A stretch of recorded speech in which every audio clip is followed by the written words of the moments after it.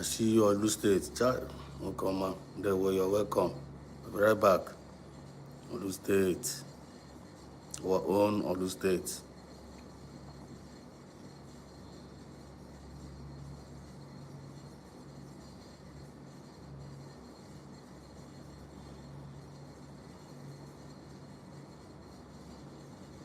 There were Olu State. Uru Chioma, Mazesedos.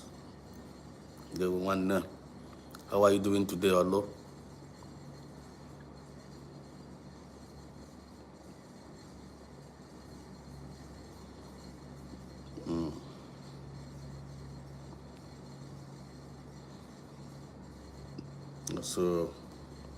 So Muchineke. There were Olu, go to my Chinketa. How are you doing? Okay. I'll be right back.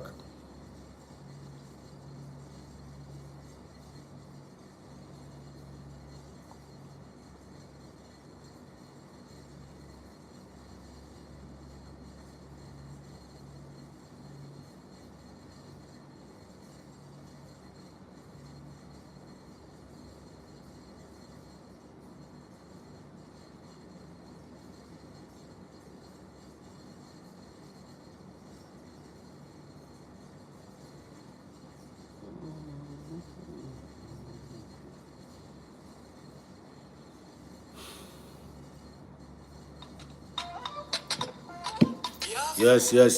Please, as you are joining in, please share. As you are joining in, share. Click the like button and share the program. Click the like button. They will know Muchuko Kabiama.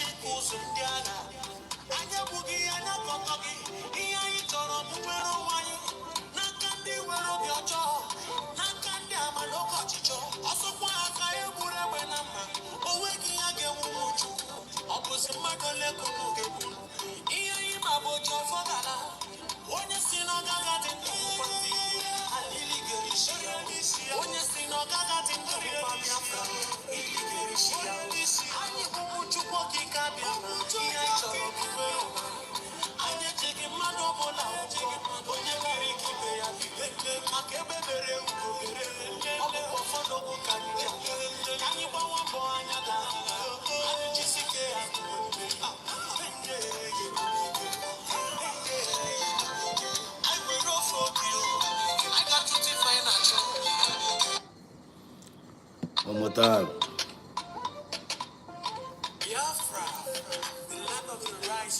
You're welcome.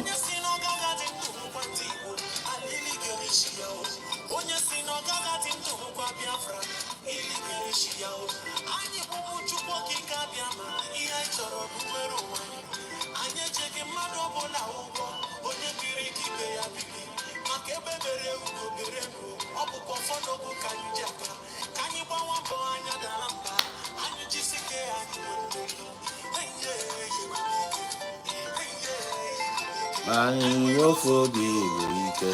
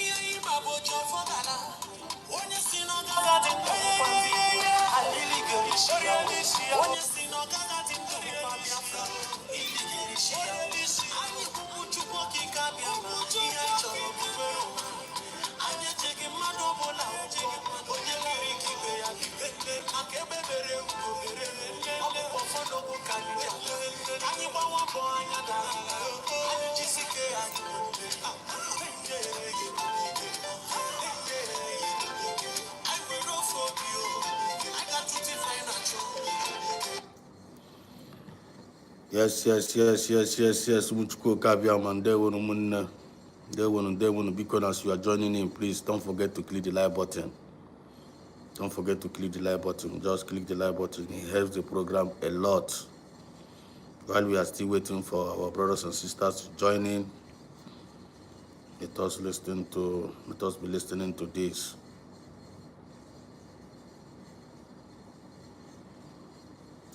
Today's our leaders' court case. Understand? Can get to go on a little bit of what is going on there before we kick the program start.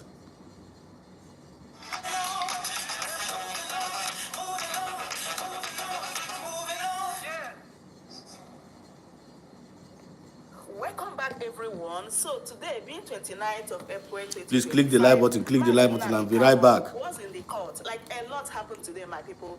The first update is that the prosecuting counsel representing the federal government has filed an ex parte application to the court to allow them to have their witnesses testify behind the screen, cancel their faces from being identified, to have witnesses' identities protected, to hide their names, age, and state of origin of the witness, to play a recorded audio as evidence. Meanwhile, the presiding judge, Justice James Omotoshe, granted the motion. Like, who does that? Have you ever seen a witness cover his face and he doesn't want to identify himself, the state of origin, his name, which means he is a ghost. A ghost is testifying against Mazi Nnamdi Kanu, right? What are they afraid of? If truly that what they want to testify against Mazi Nnamdi Kanu is true, so they're supposed to be bold enough to show their face so that Nigerians will truly know who they are, right?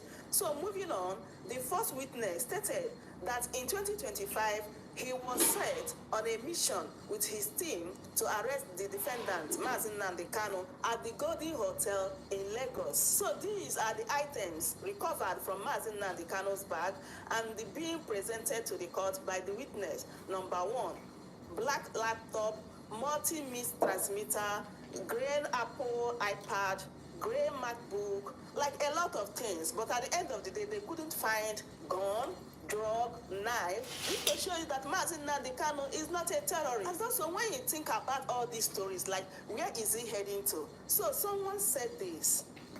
Reason why the first witness went as far as back as 2025 arrest, due to the lack of jurisdiction as to the location where the broadcast was made on their previous charges against Mazi Nnamdi Kanu. Now, they are trying to establish a proof that connects and also show that he was broadcast in Nigeria jurisdiction, hotel room in Lagos. So they can use it against him in the trial. To establish that Mazi Nnamdi Kanu made a broadcast in Nigeria and in Lagos to give the court jurisdiction to try him. Are you following? This is a tactical legal ambush from Federal Government Council, and we hope that Mazi Nnamdi Kanu's legal team are aware of this trick. And this is exactly what they are trying to achieve. So, according to the new... Yes. This is Biafran Exodus TV, bringing you the message of redemption and liberation to the hearts and the minds of our people. I bring greetings. I salute each and every one of you joining this program. All the good citizens of Biafrans all over the world, lovers of freedom, you all are highly welcome to tonight's special edition for us coming together. Right now.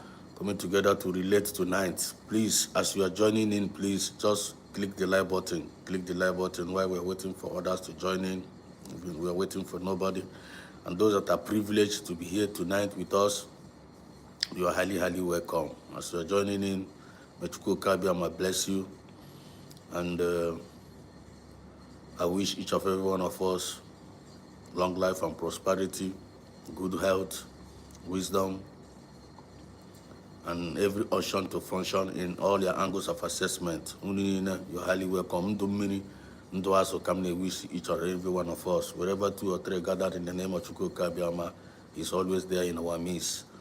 Yana Seba, Ozioma Chineke, Ozioma Mweronwe, Ozioma Udo, the Togesa Drayama, Droni Unama, your Droni Azunama.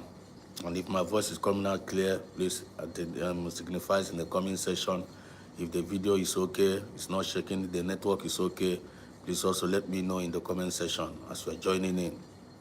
I believe I'm here representing you, and you are there representing me. And we have a government, USB government, that we are loyal to, and that's what we believe in. The people that are going to lead us to our destination under the leadership, our supreme leader, under the leadership of Mazi Nnamdi Kanu, which appeared in the court today again. Nigerian government still dragging him up and down, and he is still patiently waiting and following them up with smiles on his face, not giving up for our freedom, always resilience. Chineke now actually know what is actually happening in. For me, I so much believe that it's going to come out in a very special, in a very mighty way. Also, so Chineke na gapop try Mazi Nnamdi Kanu. With our help outside there, we doing the needful positively and also not giving up, just like he's not giving up on us. So muchukwu kabia monona batabikon, clicking the like button and share the program. Alert others. For those that are privileged to join in tonight, for those that are mandated divinely, they're going to be here tonight. And the one thing everybody may understand that now, this our channel represents the movement of the people, by the people, and for the people. So far, our people, they are receiving their message, they're receiving the message, and we are pleased how things is going, even though things is not all that easy. But with the help of Chukwu Kabiama, everything is going to be easy. You're highly, highly welcome. I see you, Fidelia Igbokwe. You're welcome to the program. I see you, Chidi Njoko. Say good evening, my dear brother.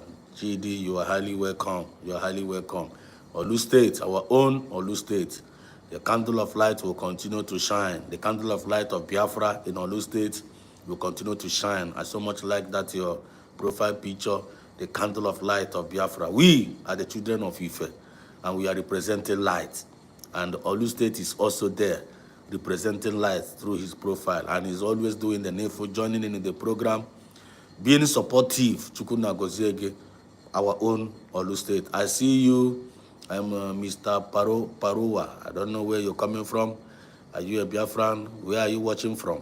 Please, as you're joining in, please greet the house and tell us where you are watching from. If this is your first time of coming across this channel, please don't forget to like the program. Don't forget to subscribe. And while you're subscribing, bear it in mind that you're subscribing to peace. Bear it in mind that you're subscribing to progress. Bear it in mind that you're subscribing to fairness, equity, and justice. And if you are with us and you agree with us and you believe in what we are doing, you believe in our mandate, you are highly, highly blessed because you are the children of light.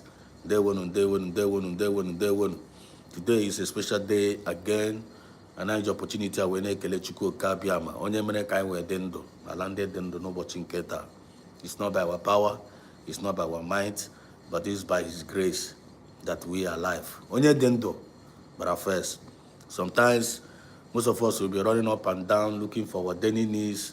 Some of us are highly ambitious in life. We want to become a billionaire, we want to become a millionaire, but one day, onye dem do na patakwa millions, onye dem do na we billionaire.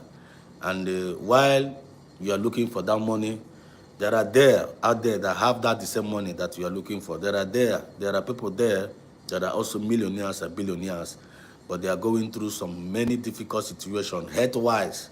Some of them, their money cannot even save them. Some of them, even when they have their millions, even when they have their billions cannot even save them. You understand what I mean? A lot of us there, we are here. Some of us are in our homes with our wife and with our children. You can go out and come back in peace. You don't have health issues. Thank your God. Thank your God. If you are healthy today and you are with your family, you can see your children and you're going up and down, coming back in peace and going back in peace. Thank God, because it's a special grace. Many people don't have that kind of grace. Many people are right now, as I speak to you, they are in the hospital, suffering. Even while with their millions and with their billions, they don't even have hope. So there are many things that you got for no wa. That now there is no condition that you find yourself in life that makes your situation the worst one. And there is no condition that you find yourself in this life you make your situation the best one. We all are limited. We all are limited. And God still remains the ultimate. Onye nwa onye na-eme ihe niile. Onye nwa ike anyị ji aga. Onye nwa onye anyị na-akpọkwu afa n'ụtụtụ n'ehihie n'abalị. Anyị ewerekwa n'abalị a na-etifekwa ya n'aka Chineke na ya sị bịa were ọnọdụ n'abalị a. Bịa were ọnọdụ ya n'abalị a because we always start with you and we always end up with you. So Chineke nna, anyị jikwa opportunity a wee na-etifekwa our supreme leader Maazị Nnamdi Kanu n'aka gị. Ịma ihe ọ na-agabiga through. Ịma ihe ọ na-agabiga through. Ịma ihe ọ na-agabiga through. Always okwu na gasị na nwatakịrị siri ike were isi wee pịa na wall. Biko ụmụnne anyị na ụmụnne anyị all over the world, we are always calling upon you, Chukwunna, ọgụ nwa onye ntụkwasịrị obi. Bịa mere onwe gị afa n'elu isi Maazị Nnamdi Kanu. Bịa kpọpụtara anyị Maazị Nnamdi Kanu, kpọpụtara anyị Samuel Ekpa. These are our two supreme leaders in Kaiwere that have labored day in and day out to make sure that we are free. And now the enemies is dragging them up and down. But at the end of the day, Chineke and I believe in Ige, and they are going to come out in a very special and in a very glorious way. Opportunity our USB government in Kenya and offer their good job, which they can never succeed. No matter how they try to bring the government down, they can never, ever succeed in their evil plans. The more they plan evil about this, our new government, the more they will continue to fail. Because we believe that this government is a divine mandate that nobody is going to stop. We commit them into your special hand, our USB government, our COS, our TPM, Dr. Ngozi Arabeze. You continue to guide her, you continue to protect her, you continue to guide all the members of the genuine members of the USB cabinet. We continue to pray for 1,000 men wisdom upon their life. And when they reach out to our people, when they talk, wisdom will emanate from their side. They will run and they will never grow weary. They will continue to stand tall in the midst of every challenges that come across. Opportunity our able men and women that are standing in the gap in the name of Biafran Liberation Army, that have devoted their life to safeguard our people, even though they are not everywhere at the same time. But God, all of them that are doing this job, guiding our bushes, guiding our places, trying to safeguard our people with a genuine mind, let the Biafran land, let the Biafran spirit continue to guide them. None of them will see evil, and none of them will be crushed. They will continue to do the needful at any given time. Chineke na ba hume dosakwa hando. Ekuko na aka ndi iro we for ha. Kama ha going to destroy all the enemies in our land. Na fatuko ka biama. Ekelege Chineke na because I am that no two find bare nkata obele find about today. What matters are arising. God, may you season our words. May you season our words with wisdom. May we season our words with encouragement. May you season our words with advice. May you season our words with a brave heart. Chineke, don't allow us to grow weary, and don't allow the devil to enter us. God, every good citizens of Biafra all over the world that are going down today, that are becoming weak, Father Lord, may you strengthen them. May you strengthen them. Always give them a sign. Always give them that spirit of bravery. Remove every spirit of fear among us. Remove every spirit of unbelief among us. Remove every spirit of weaknesses among us. Remove every spirit of envy, jealousy, hatred, and bitterness among us. May you always encompass us around with your wisdom and with your braveness and with your rightful mind. It's not everything that we know. Help us to know those ones that you want us to know. And help us to be helpful towards one another. He said, Rogaski Chidebere Odenkai, I see you. He said, amen and amen. Fidelia Ibokwe, I see you. You are welcome to the program. You're welcome. He said, Amen and Amen. Fidelia also said, Lord Jesus Christ, hear your children cry. Save us from the hands of our enemy. And God will surely save us from the hands of our enemy. Because all power belongs to Chukwu Kabiama. Then all State say Chukwu Okike Biko. There we go. So let us play this song one more time again. Then I am Papi also. There we go Chukwu Kabiama. We'll be right back.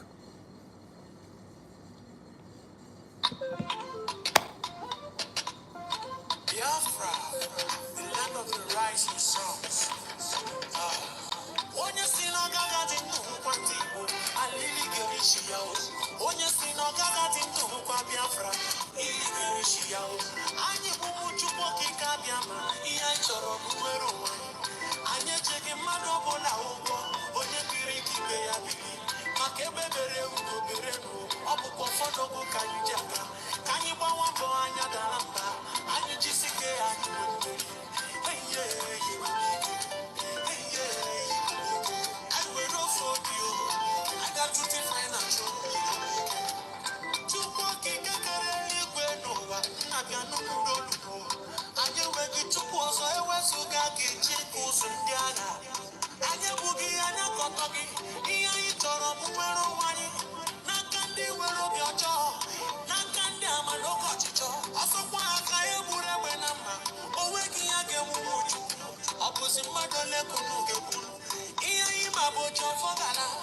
onye si n'ọgaga dị ndụ nkwa ndị Igbo, alili ga-erichi ya o. Onye si n'ọgaga dị ndụ nkwa Biafra, ili ga-erichi ya o. Anyị bụ ụmụ Chukwu okike abịa ma ihe anyị chọrọ bụ nwere onwe anyị. Anyị echeghị mmadụ ọbụla ụgwọ, onye nwere ike ibe ya biri. Maka ebe bere ugo bere n'o, ọ bụkwa ụfọdụ okwu ka anyị ji aga. Ka anyị gbawa mbọ anya dara mba, anyị jisike anyị bụ mmeri.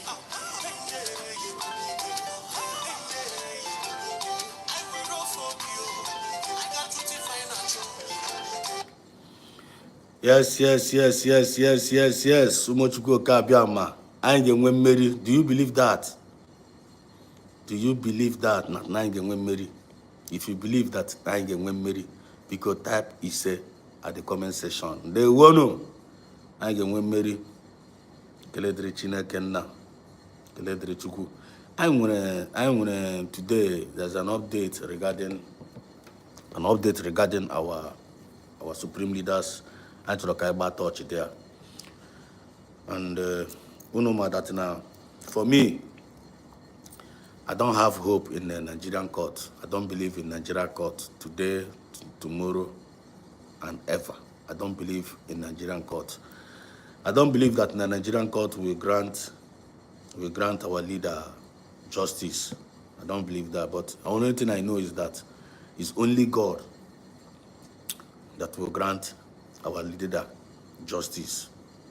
It's only God that will grant Nigeria and will grant our leader, supreme leader, Mazen Nanikalo, justice. Nigerian government, there is no justice in the system of Nigerian court. There is no justice. Anybody, if you are a Biafran and you are believing Nigerian government that they are going to free Mazen Nanikalo, you are making a very big mistake. Making a very big mistake, to be honest with you. Nigerian court, Nigerian government, they cannot grant our leader justice. Do you know what they are doing?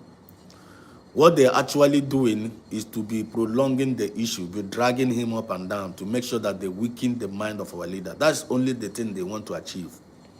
They would like to be changing things, creating one story, one thing or the other, bringing one allegation, one or the other.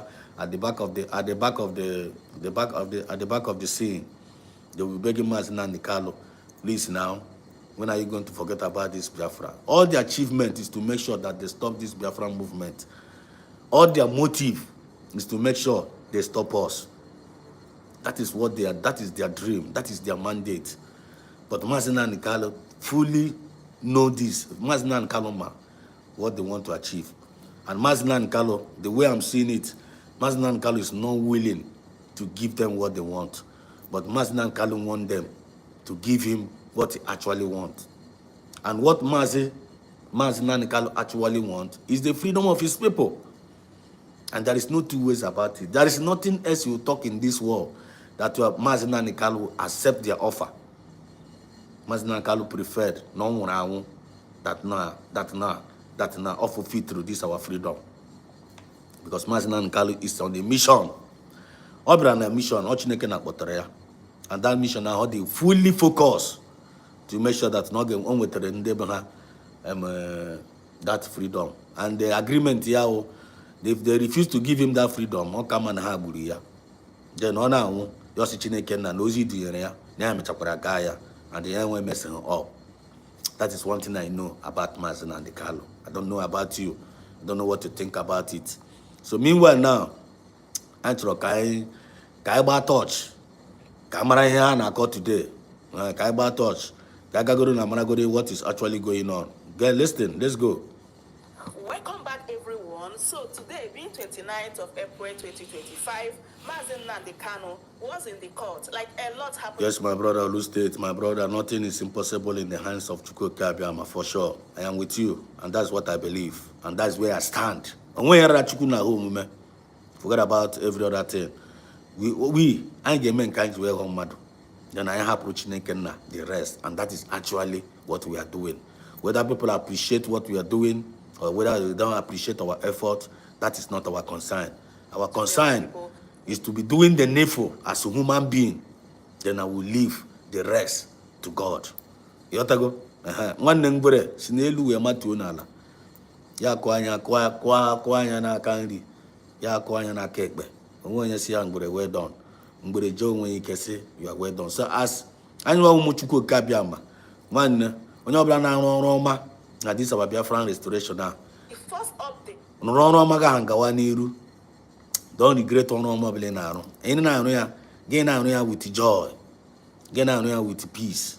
Gain out with a sincere heart. Whether people appreciate you or not, forget. As long as the conscience get okay. One Chineke na good conscience. I am the only testimony needed. Then if not the rest, you got to Chineke na gisi we the rest. All eyes will see it and I get put no name. It is that the prosecuting council representing the federal government has filed an expertise application to the court to allow them to have their witnesses testify behind the screen, cancel their faces from being identified, to have witnesses' identities protected. Welcome back, everyone. So listen now. 29th of April 29. 2025, Mazi Nnamdi Kanu was in the court. Like a lot happened today, my people. The first update is that the prosecuting council representing the federal government has filed an expertise application to the court to allow them to have their witnesses testify behind the screen, cancel their faces from being identified, to have witnesses' identities protected, to hide their names, age, and state of origin of the witness, to play a recorded audio as evidence. And I know today's update, number one, at the court today after Mazi Nnamdi Kanu. Ababa when some the witnesses they covered their face. Nigeria. Today's no. And that's I hope you guys will remember know what is going on. For almost 4 years plus now, and a big bay. Almost 4 years. And a big bay, this our leader. A better court as a grant acquitted and discharged and acquitted. They will not obey their law. They will not obey their court order. If the court didn't Mazi Nnamdi Kanu pandit. Only when you tolerate this nonsense and nobody. How can we manage the kind of leader Chineke na nyeranye? How can we manage the kind of leader Chineke na nyeranye? The kind of resilient spirit the kind of patience the kind of endurance this our leader. You as a Biafran, is there anything that you are learning from our leader? From this our leader. When I say I'm a Biafra, I'm a Biafra, oh hey Biafra. But then patient, endurance, braveness, Only one ekele mo Biafra. Biafra. For you to get patient, you not get. For you to get wisdom, that person not get. For you to get resilience, you not get. But in the end, some of them ekele mo Biafra, oh, spirit of fire, spirit of ekporo, spirit of ekwasre, spirit of blackmail, spirit of black propaganda. Then you are still attaching Biafra to your name. Chineke nagakpo such people oko. Now, this is our leader, Oberana Court today. And when they cover their face to come and testify against Yanwa, the question now, why are they covering their face? If not for, how won't dojo? Because on dojo na cover their face. On dojo na cover, all criminals na cover their face. Onye arwala, on negotiate here. Ndarwala, on negotiate here, name. Eh? Ọ dị ka ụdị mmadụ Biafra Unite o mee otu onome were ihe Biafra na-broadcast for Biafra ọ pụta ha cover their face. Ọ dị ka Chinasa Nworu is fighting for Biafra. Check his freedom fighter. Nobody knows who he is. Nobody knows who is it, but they are using the name of Biafra. They will be doing broadcasts. Nobody know their face. Then some people when they get hunted, you know how those kind of people, they are senseless. They are senseless, actually. Now, when they bring a court today, they cover their face. The question now, why are they covering their face? But only nobody be me, only nobody be me, Masna Carlo, on Obla na free here. As how witnesses, get on to. Justice James Omotoshe granted the motion. Please, you know, but click on the like button, click in the like button, please. Or less, maybe you are joining in here, you are not one of us. If you are one of us here and you are joining in, please, click on the like button. Click in the like. Only one of us, you are only not joining this program. You are not clicking the like button to help the program. Game running an enemy of progress. To be honest with you, if you are one of us and you believe in what we are doing and you are accepting our message and you know that what we are doing here is the rightful thing, and you believe in the message of redemption and liberation, and you are joining in our program, without clicking that like button to help that program for others to know what is happening. One again, to be honest with you, unless some of them are joining our enemy, because all our enemies and then I like click the like button, but they only come here to come and monitor you to know when you are going to make a mistake. Then send them, they will not carry your mistake out there and begin to criticize you and begin to gossip you and begin to blackmail you. That is what they are well known for. But if you are not our enemy and you are joining this program, one click the like button. I want you to give up again while the program proceed.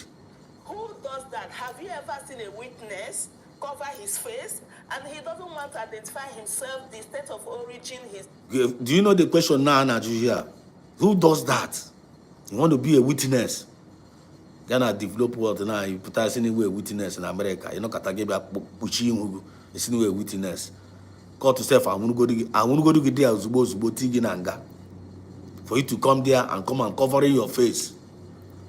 But in Nigeria, this kind of thing will be happening. At the same time, they are claiming they are practicing law, and the whole world is watching them. The whole world is watching them. Always some certain things. After this, almost some other things I get deal on. We're going to deal on America. I ain't speaking to America today. But someone kepu and the whole kepu. I get talk. We were going to talk to Trump tonight. I ain't get ground hosey. Whether Mahananuya or Nahananuya, but we are going to drop our statement. So can I go to touch na Biafran? Can I go check? And then I'm trying to talk on our land. What is happening? Even in Oyo State, a lot of things is happening. But I need tigasi yoku. I need tigasi yoku. I need one on one. Because more when you know need on, you can't one on again. You have to go. Just couldn't pay attention. I will be following it stage by stage. And then probably find on email. Go no plan when again to form. Don't allow anybody to distract you. Whenever you join our program, don't allow anything to distract you. Because anything any analysis, there's always be a word of revelation that always comes from this channel. Even while I'm the one speaking it, I'll also be receiving a word of revelation from this channel too. Name is more spiritual than physical. Anya na-abịa ebe na-abịa aka akụkọ ifo. Ọhụrụ akụkọ ifo ka anyị na-akọ. Anyị na-eme things analyze the way it's supposed to be. Ebe ọ bụla ife anyị fụrụ asị nọ na ya, anyị eme expose that lies ya and there. Gbakwa ụmụ Biafra na nke a na-awụkwa ezigbote asị. And ị ga na-confirm ya. And then it's not asị with a superior argument. We will also learn from you. Because we are building a new nation. Gakwa aka ha ọtọ. We are building a new nation. Onwe ebe onye ga na-aghọrọ ibe ya. We are building a new nation. Government can represent well as a true government. And if that government is not representing well, power belongs to the people. People are true government. And they're going to represent well. And we are building a new nation. Court Ghana run as a normal court. Again, practice justice, fairness, and equity. Or we need no. People gonna fair. Now, court. And if court is not representing well as a nice court, I could to a court. I'm not a one court. I don't know if I'm making a point here. Look, I get nothing. Which means he is a ghost. A ghost is testifying against Mazin Nnamdi Kanu, right? Anokota, I be a ghost. A ghost now testifies against Mazin Nnamdi Kanu.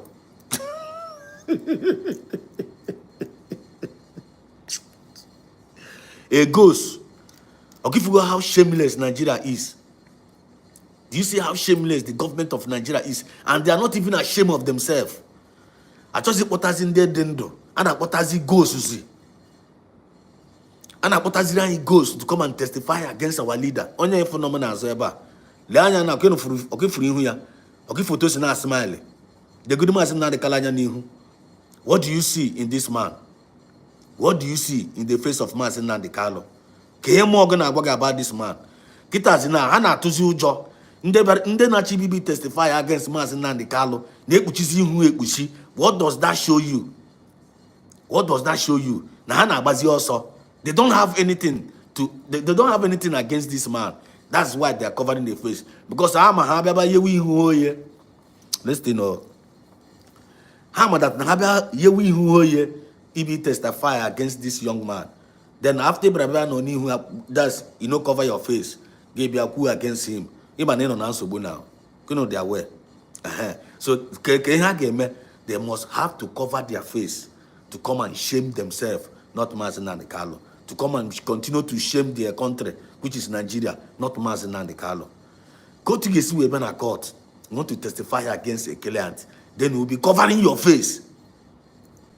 Are you not a ghost?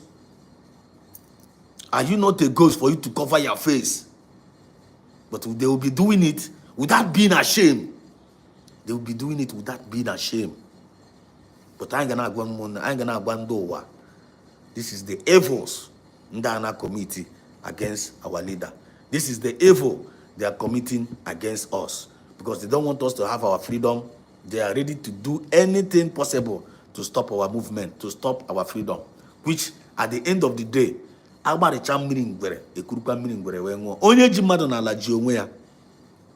more they are holding Mazin Nnamdi Kanu there, the more they are holding themselves. Nigerian government, the more you people are holding this, our leader. Bear it in mind. You are not only holding Mazin Nnamdi Kanu, you are also holding your progress. Holding Mazin Nnamdi Kanu ransom, imprisoning him. You are also imprisoning the economy of Nigeria. You are also imprisoning the growth of Nigeria. But releasing him is releasing your progress. Releasing him is releasing your peace. Releasing him is releasing your equity. Releasing him is releasing your fairness.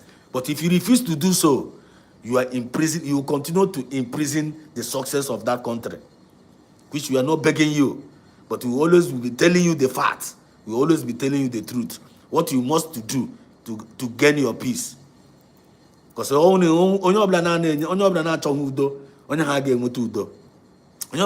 progress. Progress. What you get is what you give. You can never give what you don't have. Let's go.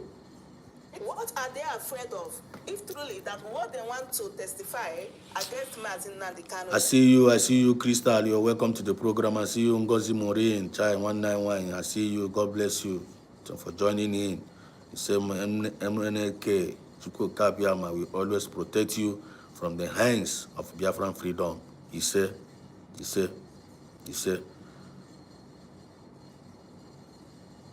is true. So they're supposed to be bold enough to show their face so that Nigeria... Crystal, are you a Biafran?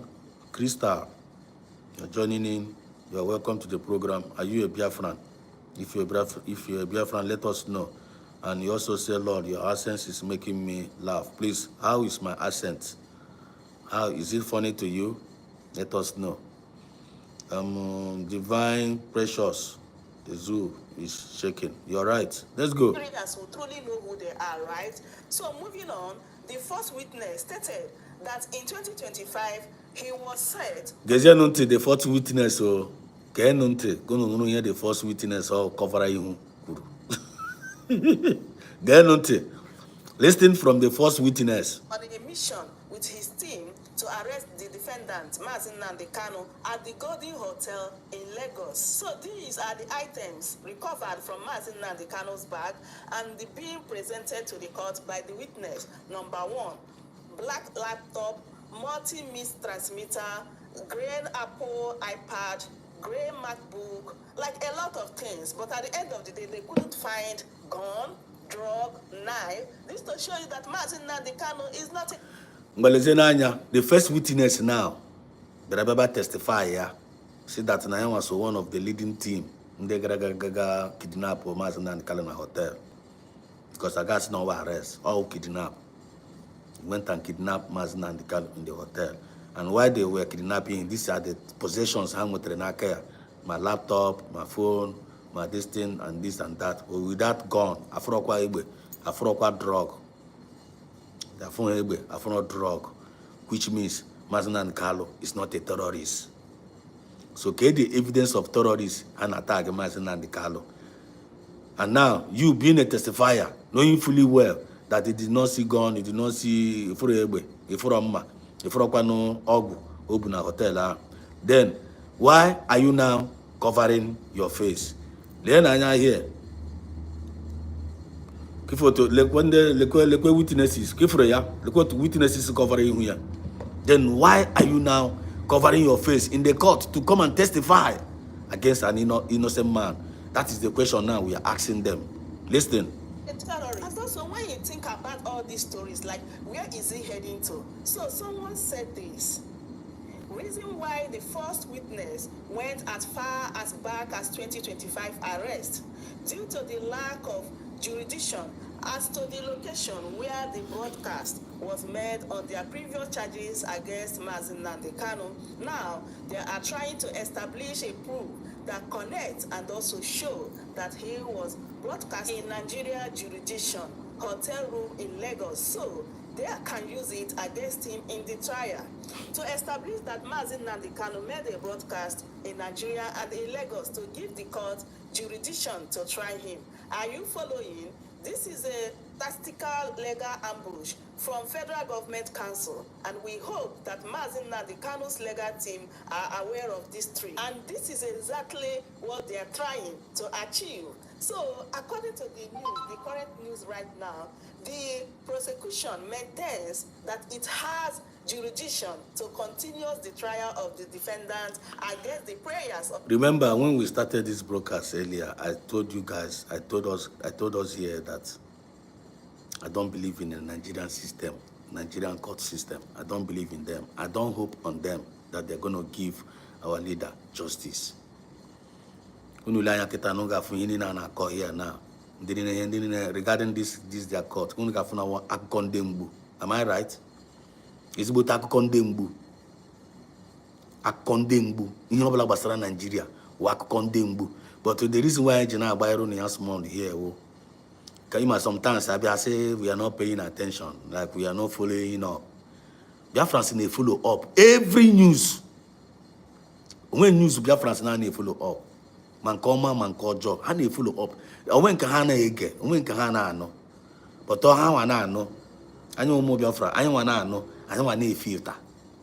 I want to know. I want a filter. I need filter. I need wearing kind get with it. Not to put kind at top.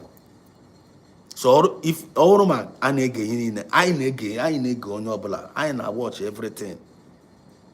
I want to watch. I am not going to wimper. Now, I'm AB Sabia. Now, I'm not going to be Naga.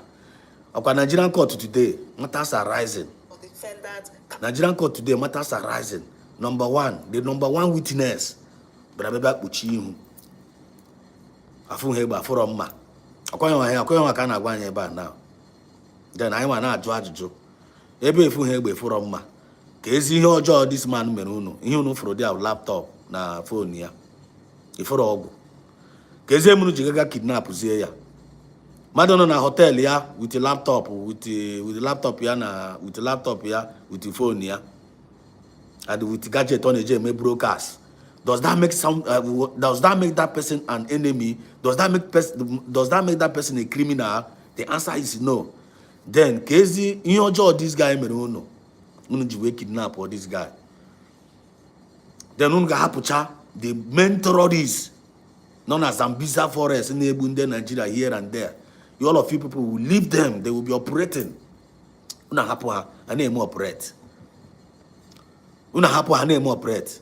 Una get kidnap una get me arrest. Then the terrorists will have a freeway offer.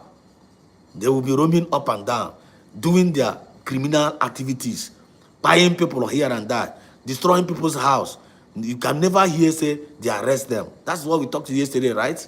They know they arrest them. They know they put them for prison. They know they go to jail.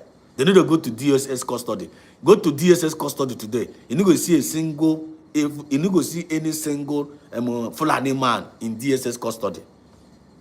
They know they for jail, but they are always at the top affairs of Nigerian politics, wearing agbada here and there, committing corruption every day of their life, looting people's money, looting people's future, selling their gases,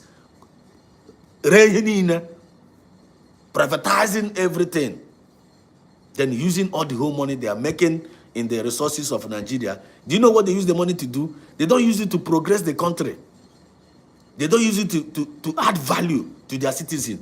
They will only use the money they are making in that nation to be arming the terrorists.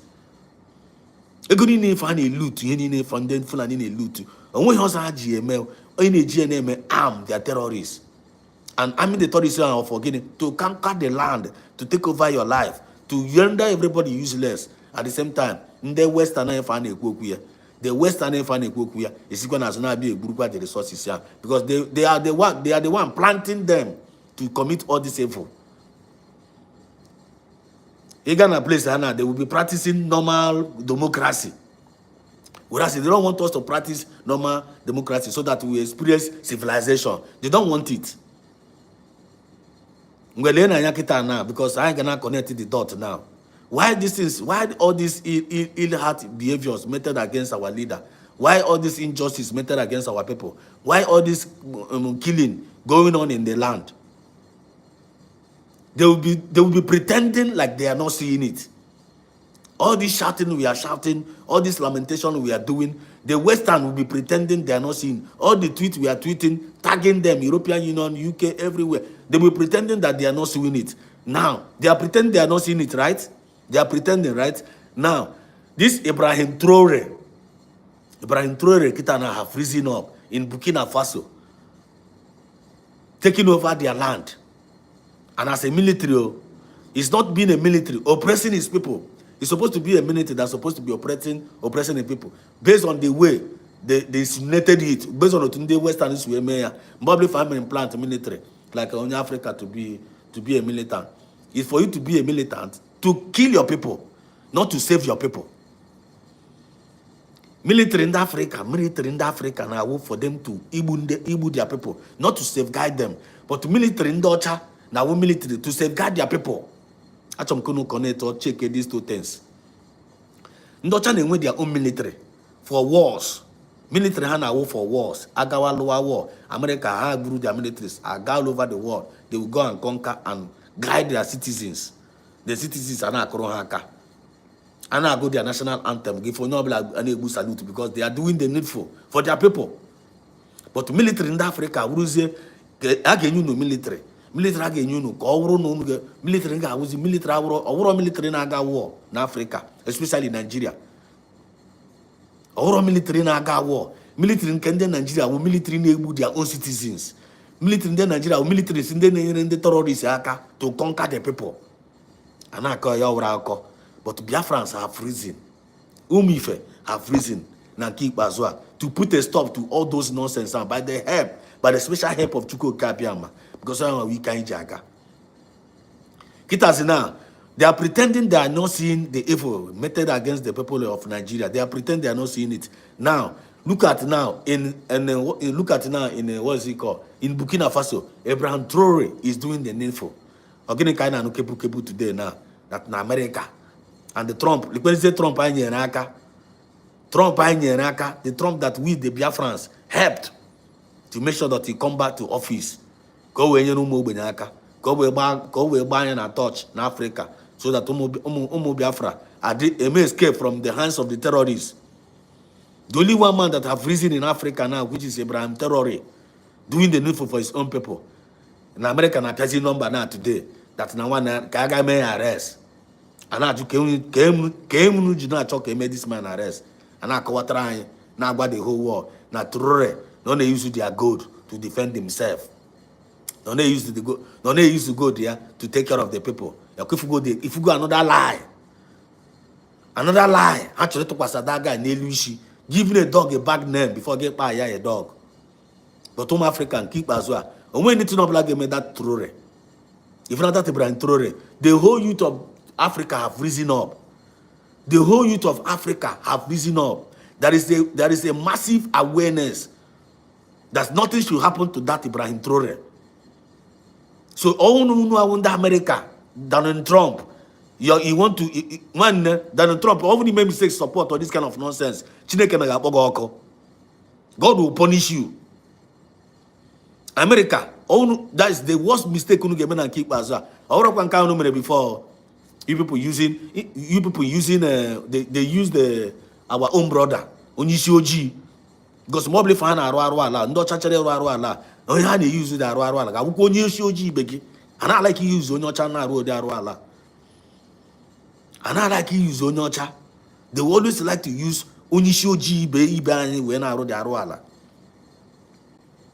Yeah?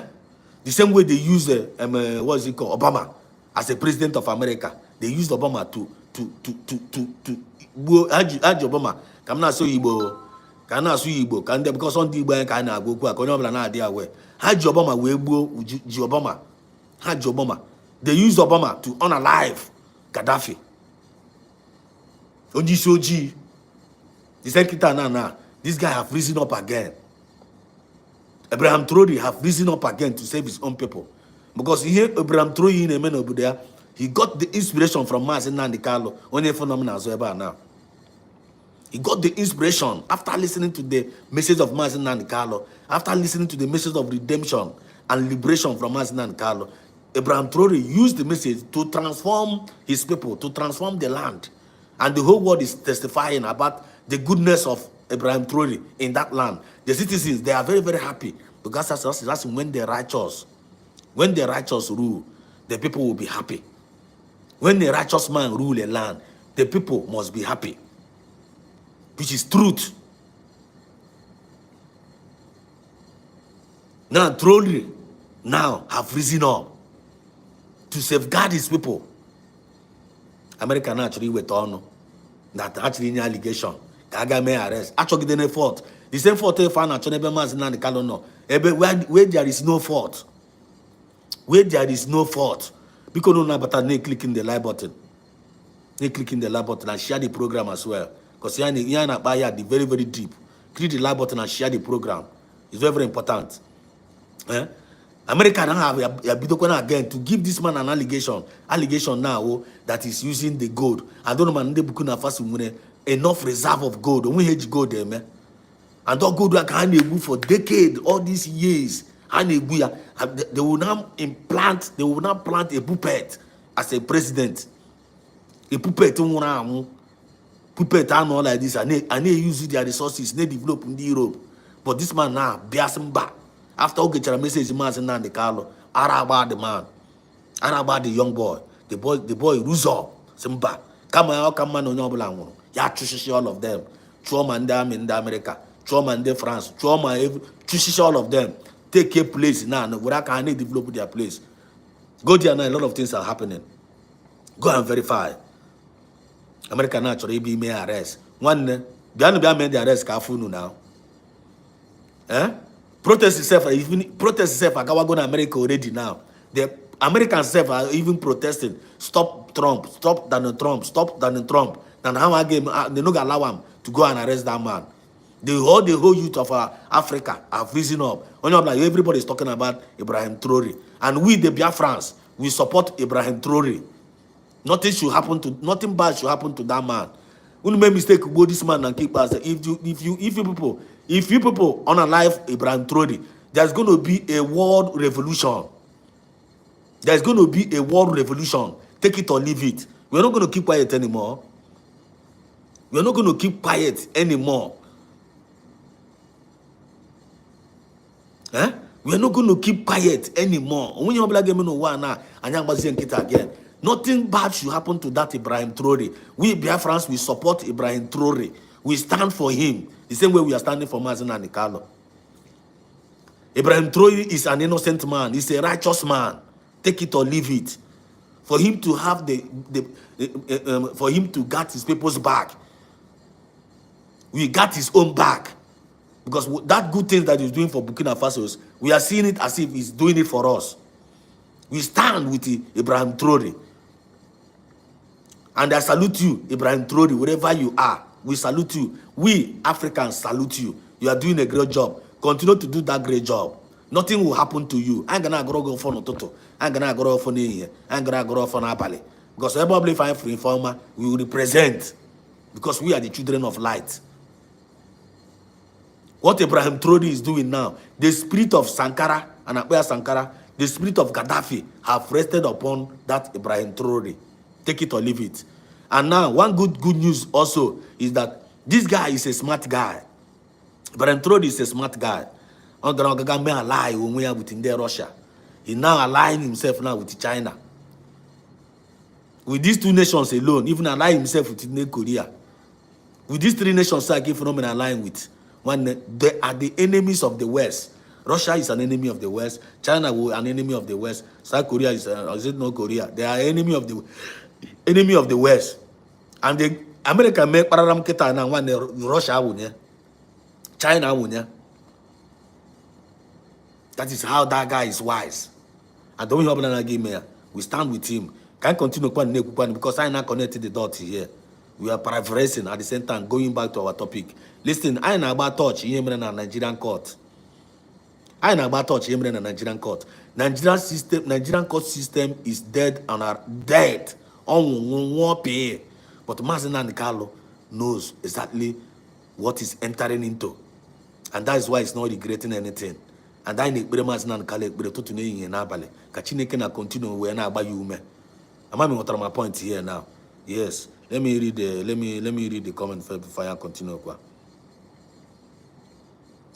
Chris Abrahamson, Biafrans, I greet you all. And you're welcome, Chris Biafranson. You're welcome to the program. Give to KK. Biafran Esidos, I love your balance. I love your balance ground. Our leader, Martin and Carlo, the leader of United States of Biafra. Airborne. They will give to KK. You're welcome to the program. Biafran son say, good evening, sir, from my side. You're welcome, you're welcome. Good afternoon, my brother, watching from Chile, South America. God bless your program. Thank you so much, Anthony Umeji. I always see you joining in. God bless you for joining the program. Divine Precious say, Traore backup is Russia. Yes, you're right. Yes, Traore backup is Russia and China. That guy is a wise guy, I'm telling you. Look at what they are doing. Very, very wicked. Ndocha and keep bazua. I got by Runu. So over time. Napalia. I got by Runu here. Traore name. We are going to play for you what Traore is doing in some of the things he's achieving. Yoji Godu have a name. And any allegation Yoji Godu and they protect to whereas the guy Godu they protected the nation. Now a lot of ore hala gold here like this. Your name may equip the whole nation. He's not using the gold for himself, but he's using the gold to serve his own people. He when Docha. So some Docha also go down in the hammer now. I talk a go down in the hammer now. You know how evil that day. She can up one by one. Dojo. the continuous the trial of the defendant against the prayers of defendant counsel, echoing that the basis of this jurisdiction on the account and the testimony of the first witness during the arrest of the IPOP leader in Lagos 2025, where he was arrested with broadcasting equipment. So, my people, I hope you guys are getting the gist right. Arrest Simon for broadcasting equipment. Okay, offense the first arrest. Broadcasting equipment. I am no Mazin and Kalu, no one way terrorists. I am no your job. Kimana how wicked this people are. Kimana how heartless this people are. Kirumana and I be able to preach message of redemption and liberation. Una take here serious. Una take here serious. Then why we are preaching that message of redemption and liberation now? Then you people, you must try to refuse to be distracted. Una reject distraction. Una reject distraction. Because now one na trying in many forms. We are fighting in many forms. Bob Griffin and I know and with redemption and liberation now. You cannot take it very serious because all the can be here. Then game avoid distractions of the fallback. You now avoid the distractions of the IPOB in Nigeria. You now avoid the distractions of the politicians. You now avoid the distractions of those swimming. Give the focus of what you are looking for. Because a man who does not know where he's coming from can never know where you are going. We know where we are coming from. We know what is bothering us. Onye issue ya ma ebe issue ya safu yofo. Onye issue ya ma ebe issue ya safu yofo. Lena ya here na kan go the four cardinal points. The four cardinal points of Mazin and the Kala onye unu ne lion na nom nazo. The four cardinal points ya.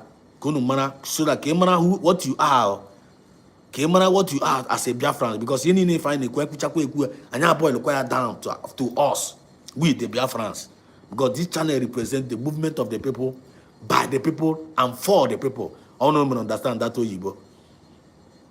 Because kita na me asuchazie English kita na akọwakwa ya n'Igbo, because sometimes English are not confusing mmadụ. Yesterday ba na ekwu because when we gwa ihe with the meaning of ekporo na English, for the kind of fun I catch with it yesterday night. A lot of people now only Monday answer on many different interpretation. Or could you over? They would to go Kabiabo. Then the four cardinal points. Listen now, Biafrans all over the world. Good citizens of Biafra all over the world. 42 is watching live now. I want you to listen. You have heard this thing before. You might have heard it before. Maybe you might have not heard it before. But now we are privileged to hear it again. And this is actually who we are. This is actually who we are. If you are not this, I'm about to read out now as a Biafrans. One, an agent of enemy. That you don't know what you are doing. This four cardinal point here now is actually who we are, and this actually what we'll be doing and where we stand. We must be fearless. We must be fearless. We must be fearless in front of our enemies. One. Are you listening to the sound of my voice as a citizen? Are you fearless in front of your enemies? Are you a fearless Biafran? One Kochidi, are you a fearless Biafran? Jacqueline Lopez, are you a fearless Biafran? Obris Dishes, are you a fearless Biafran? Ugolo Joyce D, are you a fearless Biafran? Are you fearless? Let's ask ourselves this question. Are you a fearless Biafran? Are you a coward or are you a fearless Biafran? I refuse to be a coward. Obris say yes. He's a fearless Biafran. God bless you. One call say yes. Jacqueline say yes. He's a fearless Biafran. Please, if you are hearing the sound of my voice here and you are a fearless Biafrans, when they click yes here, can buy in the spiritual realm. Can buy in the spiritual realm that you are fearless, so that every spirit of fear in you will jump out of you. Because most of us, we they claim say we be Biafrans, but we are not fearless. So if you are Biafran, you are not fearless. One they would a true Biafran. He will a fake Biafran. He will Fulani. He will one Nigeria. A real Biafran must be a fearless Biafra. Kaya Todroja itself. Ebe kai Jujaga. Masinan Kalu is a fearless Biafran. Masinan Kalu our leader. One a lion na mota lion. If you claim that we are followers of Masinan Kalu, and you are not fearless, you are not a true follower of Masinan Kalu, take it or leave it. Always take it or leave it. If you claim that you are a follower of Masinan Kalu, if you claim that you are a follower of Samonepa, you claim that you are a citizen of Biafra under the leadership of Surrogate, COS, DPM, Dr. Ngozi Arabeze, you are not fearless. One, you were a fake Biafran. You were a fake one. COS, she's a fearless citizen of Biafra. Only for your at na Finland now, I need the receipt. She stood, na declare Biafra, irrespective of any element. Gana snow, may protest. He addressed Finland government. Warfare. I am COS, Dr. Ngozi Arabeze. COS of Dr. Ngozi Arabeze. Yeah, no voice here. Fearless woman, I mean, respect here. You know, kata ibas mo hapo. You know, kata gese mo hapo. Hapo COS, you guys wogen kere. Coward human being on the other side. Gese mo happy here. Guys when they one Nigeria. Gese hapo ha. Hapo onye wo fearless citizen of Biafra. Onye wo leader wo fearless. Gese mo hapo ha. Guys we rubbish people. Chineke naga po nya hoko. Lekwe my leader here. Oya wa nominazo here. Spirit ya kamu aji aga.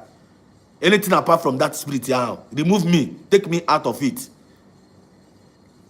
Are you a fearless citizen of Biafra? Then you ask yourself that question. If you're a fearless citizen of Biafra, one needs to name, and don't ever regret it. Listen, you must be a fearless citizen of Biafra. Take it at the back of your mind. If you're not a fearless citizen, tonight as you are listening to the voice, as you are listening to the sound of my voice, adopt spirit of be fearless in amen. Be fearless. Are you from where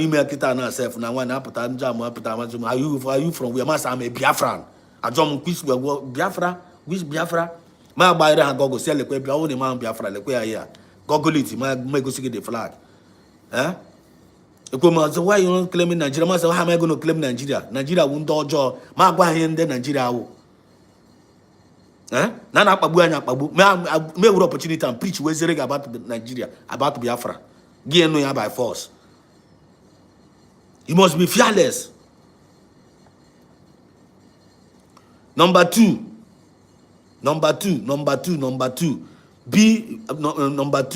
Speak truth at all times.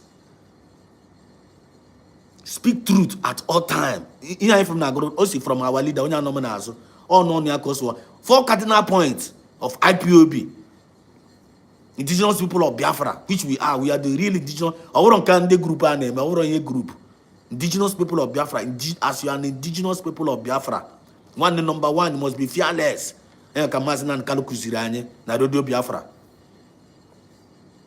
Number two, you must speak truth at all time. You must speak truth at all time. One you speak your truth today. Odo tomorrow get to Ashe. Odo one day you get speak your truth. Odo tomorrow get to Ashe. Just like one you Shocha. Just like Ogen Krehan. Just like Van Vama. Just like Sanya Brawa. Can't you see that they are not Biafrans? They are not good citizens of Biafra. Can't you see it? Atuashi today, tomorrow, Hasana Hakurezo. Atuashi, Remijusuha. Remijusuana Koeri. They are not steady. They are not constant with the truth. If you are not constant with the truth, one, you're not you are out of the race. No matter how you are pretending, you are just deceiving yourself. So better not deceive yourself. Oh. Better not deceive yourself. Because if you deceive yourself, if you think that you are deceiving people, you are actually deceiving yourself. I won't deceive you behind this Biafra movement. Yeah. Take it to if you're not this Biafra movement, I won't go deceive you behind. You can never deceive anybody. You can only succeed in deceiving yourself.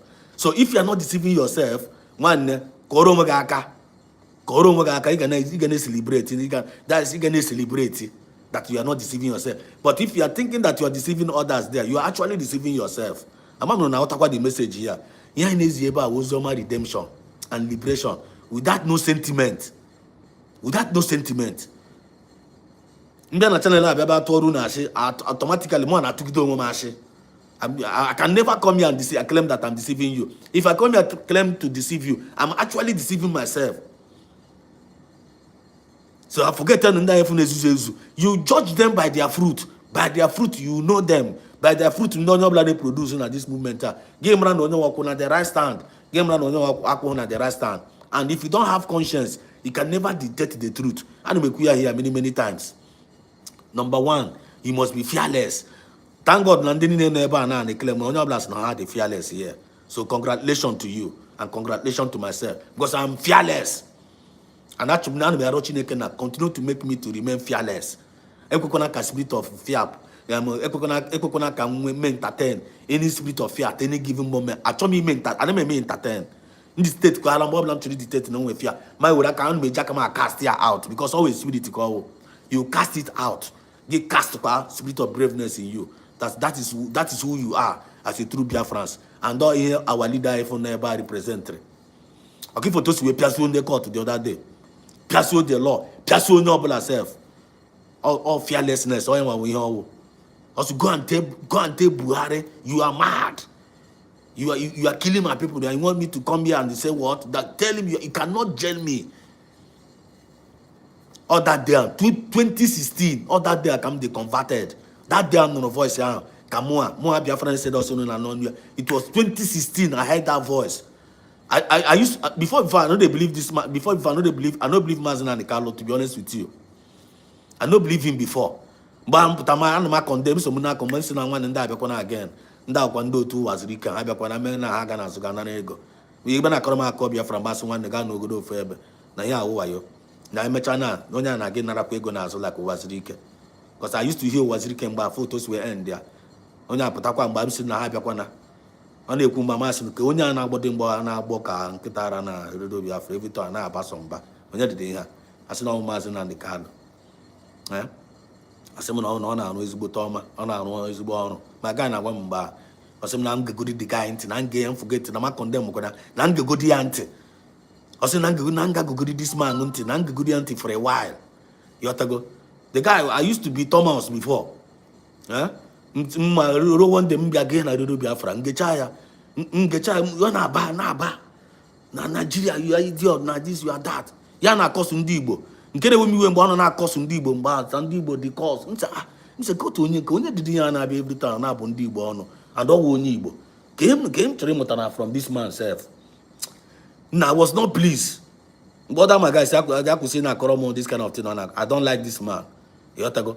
But on a very good day, I know they may go arrest. That one I may arrest. My first arrest. Yeah? You see, they may go arrest. I was talking to myself. What I was talking to myself. Now arrest this man. I get arrest. I'm genuine or fake. I don't want to waste my time to follow any fake human being, any fake ass nigga. No wama. I don't want to follow any fake ass nigga. No wama. I'm gonna make you. When if you were a fake person, I don't have anything to do with you. And if you discover me as a fake person, one baramoso, bamboo to say bafu, and I may entertain fake people. I don't like fake people. I'm allergic to fake people. So Mr. Masin and the Carlo, now this arrest I can get you a manazi without my original leader or something. Also in 2016, I never 26 December 2016. I court. Yana you have to go and tell Buhari you are mad. You cannot jail me. You are killing my people, and they want me to go and you want me to go secret trial. They cannot jail me. Now, but the lawyer that day. Now that day I was converted. That day, spirit and since that 2016 I rooted now. I've never deviated. I've never stayed in the path of unrighteousness. I've never stayed in the path of fake people. I've never been a sabo. I've never joined all the evil ones. This man, I was the one following in spirit and in truth. Even when he was kidnapped I never abandoned him. Then the same spirit and ebe Samunepa no. I saw the same spirit. That's why I'm following Samunepa. I saw the same spirit. Even when they were fighting Samunepa in that IPOB. This man no fight. This man, I see you one I see you. EJ, you're welcome. I'm still gonna come back to the comment section. I'm gonna be back. Yeah? Mr. This man no fight. This man no fight. Kita now. Man no just Samunepa muruno. This man now. When him DJ from Samunepa and the Mazin and the Carlo. Because I don't follow spirit in mother, I don't follow mother physically. I they follow your spirit. Eh? I said, no, Joe, leave him. Don't support him. Now the guy, no, he came through the back door. Mr.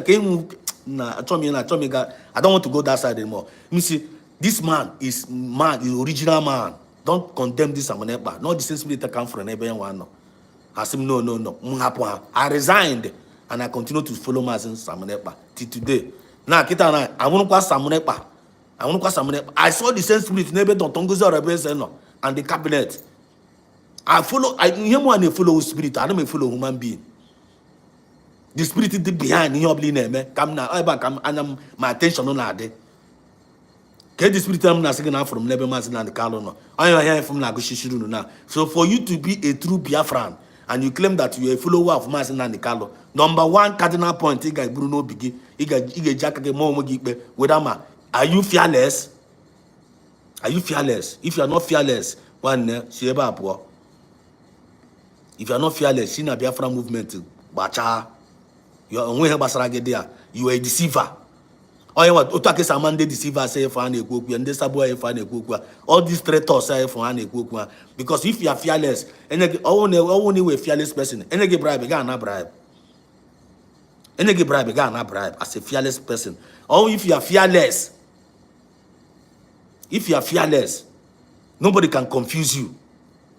Mazin Andikalu is a fearless citizen of Biafra, and that's why I'm very, very proud of him. Today, tomorrow, and ever.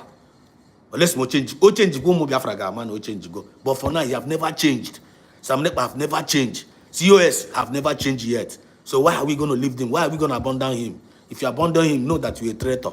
Man, something I can go at the backyard, which we are not part of.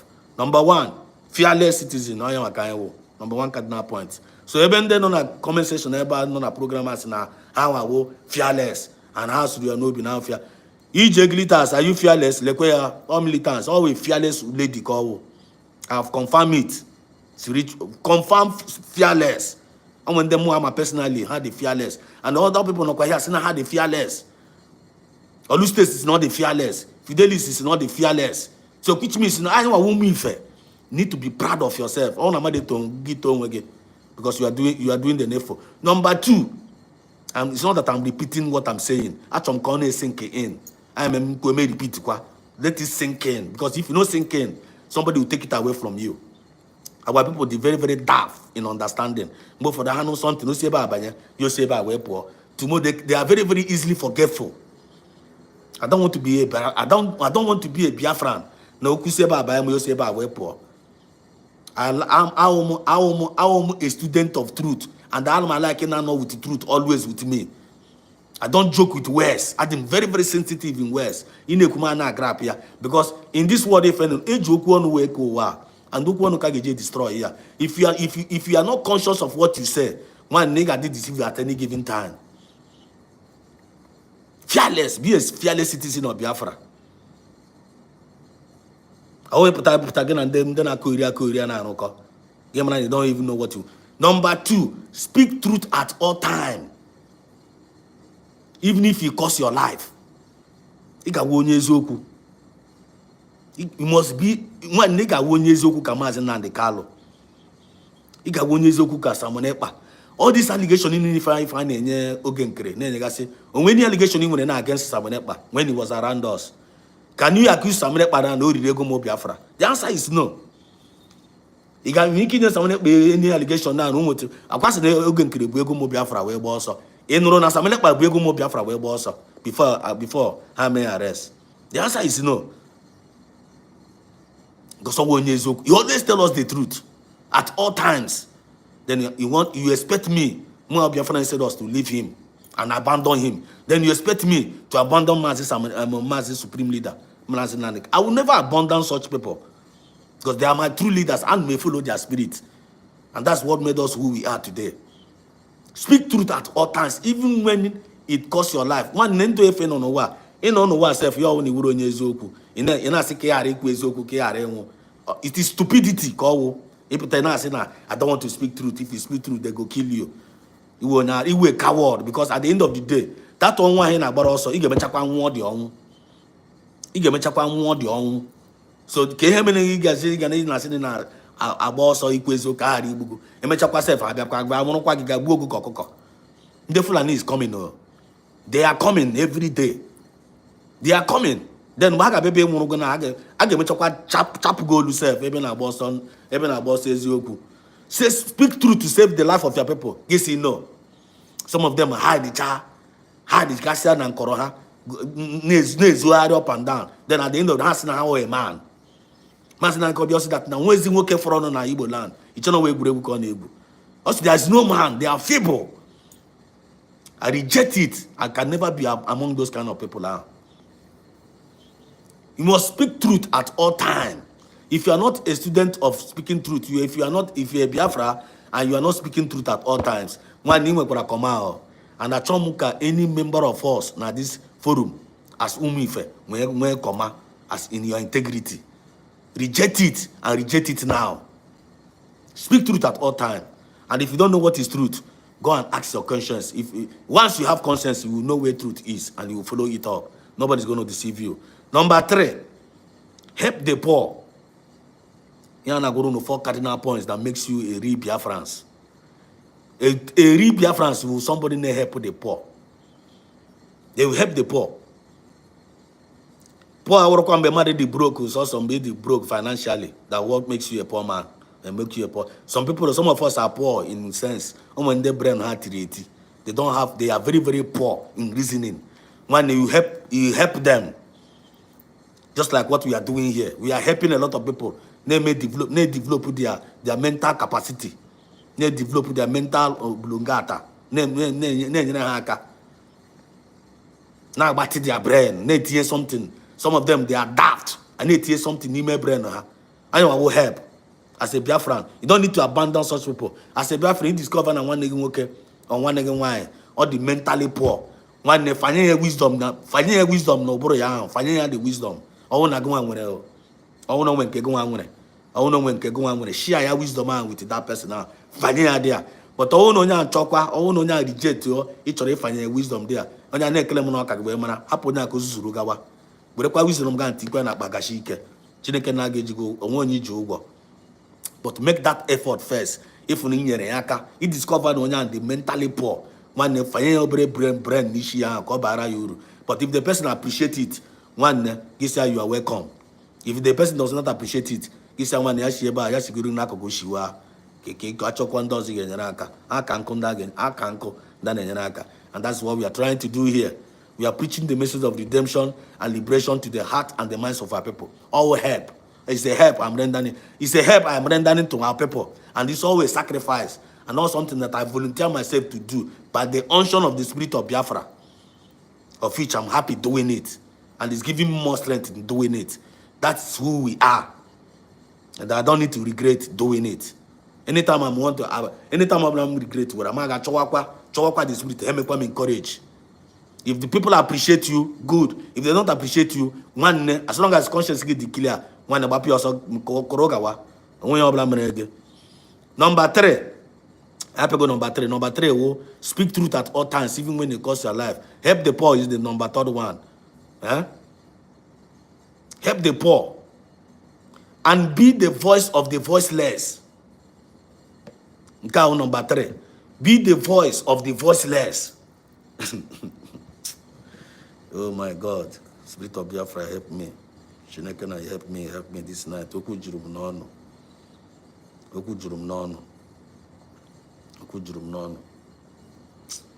How I wish I will express this thing the way the thing really comes in me. Sometimes I may feel that I may express of me.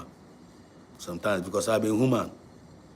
Sometimes because my spirit na carry a human. Me as being a human, sometimes more I feel that I'm more an express of man. And they feel I'm sometimes, and I feel the way that was sometimes on a man I sound aggressive, but I told me not sound aggressive. Because the same thing that happened to Mazina Nicalo when I used to listen to him that time. Now I hated him. He said when he came in every time, this guy will not walk and get every time. The same thing now happening to me. And sometimes I'm even using to judge myself the same way now. When I hate, and I'm like in a kuku. I'm surprised them with the woman now not there from non email now. I'm surprised. Now more. Who's only na bazin baneti. I won't like in a kuku, and I'm like in a gag. More potassium baneti, the same surprise than keep as well. But for the man at home, can you Tirimon or Tirimon or there? Until the thing spirit have caught them yana. Or some don't when I would not what I'm doing is the night and I continue my way. No way now I started to encourage myself. Be the voice of the voiceless. You must be a voice of the voiceless. One day, Imakomazinan Kalo was speaking for us that time. He was speaking for all of us. He was speaking for everybody. And that is what some of us are also doing now. You must be the voice of the voiceless. Our people. Our people, day in, day out. We are the ones speaking for them as children of light. We are the ones speaking for them as the children of light. We are now representing them, speaking for them as the children of light. Now comply. Now government, right? We have a government now. USB. God have made us to be privileged. And we may experience wherefore our government time being alive. Always a very great pleasure that now I'm the privilege now from Biafra. And my people have been fighting for many people fight over this thing at the end of the day. They were not able to experience Biafran government. Now here we go government. Arana Bandiro. And then they want to end us. They want to end our voice. One I will say no. They can never end this voice of freedom. They can never end our redemption. They can never end our liberation. Because Haninena knows they are in our hands. Haninena knows they are in our hands now. One because if you are not fearless, one I can get the freedom. Because we are fearless and we are courageous, they can never take it away from us. Because we got our back. We may not have all the whole money in the whole world today now. That's why can lay our hands in our resources. Because on that our resources say when I don't can our resources when I don't can our own resources just like Burkina Faso. Burkina Faso now, this Abraham Traoré metra lay in hand. The best thing that happened to him, the guy metra lay in hand na resources. I want here na hala Burkina Faso now. The guy did the resources when I pick up when I develop everywhere, here and there. America now we give in Europe now, Arab they want to bring the guy down. But again, the guy now he has laid his hand on their resources, the gold, enough gold reserve. But not trying to for all these decades of years when now has Europe. When now has Europe, they will not plant a puppet among them. The puppet as a president, put a puppet for. Oh my God, God help me. Because no wonder here in the that time when they preach here. I'm feeling the same way he's feeling now. And I don't want to react that way. Yeah? They will now be using that gold for. They'll be using the gold for. They develop Europe. Whereas the owners of that gold will be living in a perpetual poverty. Is that not witchcraft? Is that not wickedness? Is that not what we're experiencing in Nigeria? Our own resources, cage when I sign wicked. Our own resources, cage when they go day in, day out. Then they expect us to keep quiet. When they go, I say, Potonya Ubu. When they back from Gabu, yesterday. I said, if worse come worse past worse. One day, anya atenya sansane atre. If the worst, all the worst thing in game over, all under chong, all good na chineke na chozinke, every assuming, which I know that God will not allow us. God was going to fight for us. But in case now, just like the same thing now, Shadrach, Meshach, and Abednego Kuru, also that now, even though na Chineke na Abraham save one now, even though na the same God now, Abraham save one, they are not going to bow down to this oracle. Now how am I going to bow down to this arose? How am I going to bow down? Even though na God no save them, how am I going to war? One no na Chineke na chukwu din save anya. One na anya na ndị Fulani anya nkọta together. Anya eme ya sanse. Anya akwatu ode, anya akwatu and the man na kalu kuria. Us na come no, us every living soul will die. All na Biafra enwe ishi. All na Biafra mecha na every living soul no wa ga-amụ. If wars come anya akwatu ode, anya na nkọta together. Okay, can you put here at the self? Eh? We must be the voice of the voiceless as a true citizen of Biafra. So, actually, couldn't make this thing inculcate in your spirit right now. Only when we have before. When you now, when you na give up now, when you always weapon come the bunyo na abalia. Weapon, masana kalu buyeranya. Weapon come the bunyo no. When you bla brute weapon now, I want our AK-47, AK-47 of truth. You must speak truth at all time. Man, you at all time. Ibu weapon, but you no go know. Onyezoku na-ebu weapon, ibu weapon na-akpagharị. You can use truth to destroy enemies. Babu have more than AK-47. Do you believe that? Truth carry the more dangerous than AK-47. And that truth and kaiji when Babu nde Fulani. Fulani na-eji ntị anụ Biafra. Biafra na dịka Igbo Biafra dị ka ebe in the name of Jesus. A demon na-agba ọsọ. Biafra. They are spending billions of dollars to stop that name Biafra. Because that name Biafra will truth. And truth to nebu. But anyone with the weapon, I'm a Ibu. It is supposed to be a bogus Biafra, one no biggie, only one have Obi. One Obigan echo, new way Biafra, it's supposed to be proud as a Biafra. Because he put truth na bare. Omoko kanda na bare nebeka mosquito. Ogen na vam. See the way they are messing up their life. See the way when Onyisocha is messing up her life. Because they are not speaking truth at all time. Also speak truth at all time. I want equal truth today. Tomorrow get to Ash. Tomorrow equal truth. Tomorrow in come on, get away from here, my friend. I want better. If you see such people, one own account is they are the one distracting you. They are the one. Go for where you find truth and stick there. Oh my God! How I wish my neighbors had known who I'm Be the voice of the voiceless. Number 3. Then the last one. Be of good character.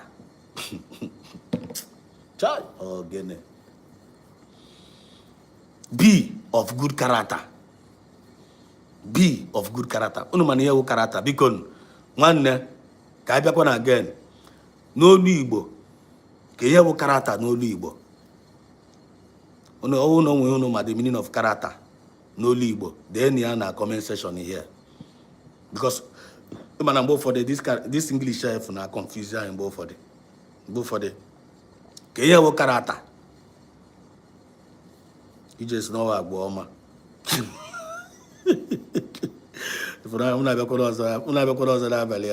You just the character Agwoma. Divine precious, you know, umume, umume, candy. Na non be prayer yesterday self. Candy, agabe chef. Kagi is not one no man.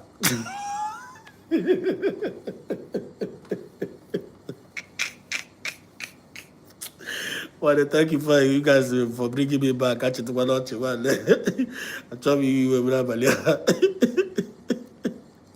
Chere, come on that because Chere, you just said this Agwoma wo character. Mba ije nwetacha ya character omume character divine precious nwetere ya omume mmadụ anya ma character but abịazị anwụ nke na-akpụzi agwa ọma omume ọma wozi good character. Am I right? Good character wo omume ọma because also be of good character, which means n'olu Igbo na-awụ onye ọbụla as a true Biafrans ị ga na-enwe omume ọma, omume ọma, agwa ọma with good character, or omume ọma with good character. That's where I'm seeing it. Agwa. Candice no agwa.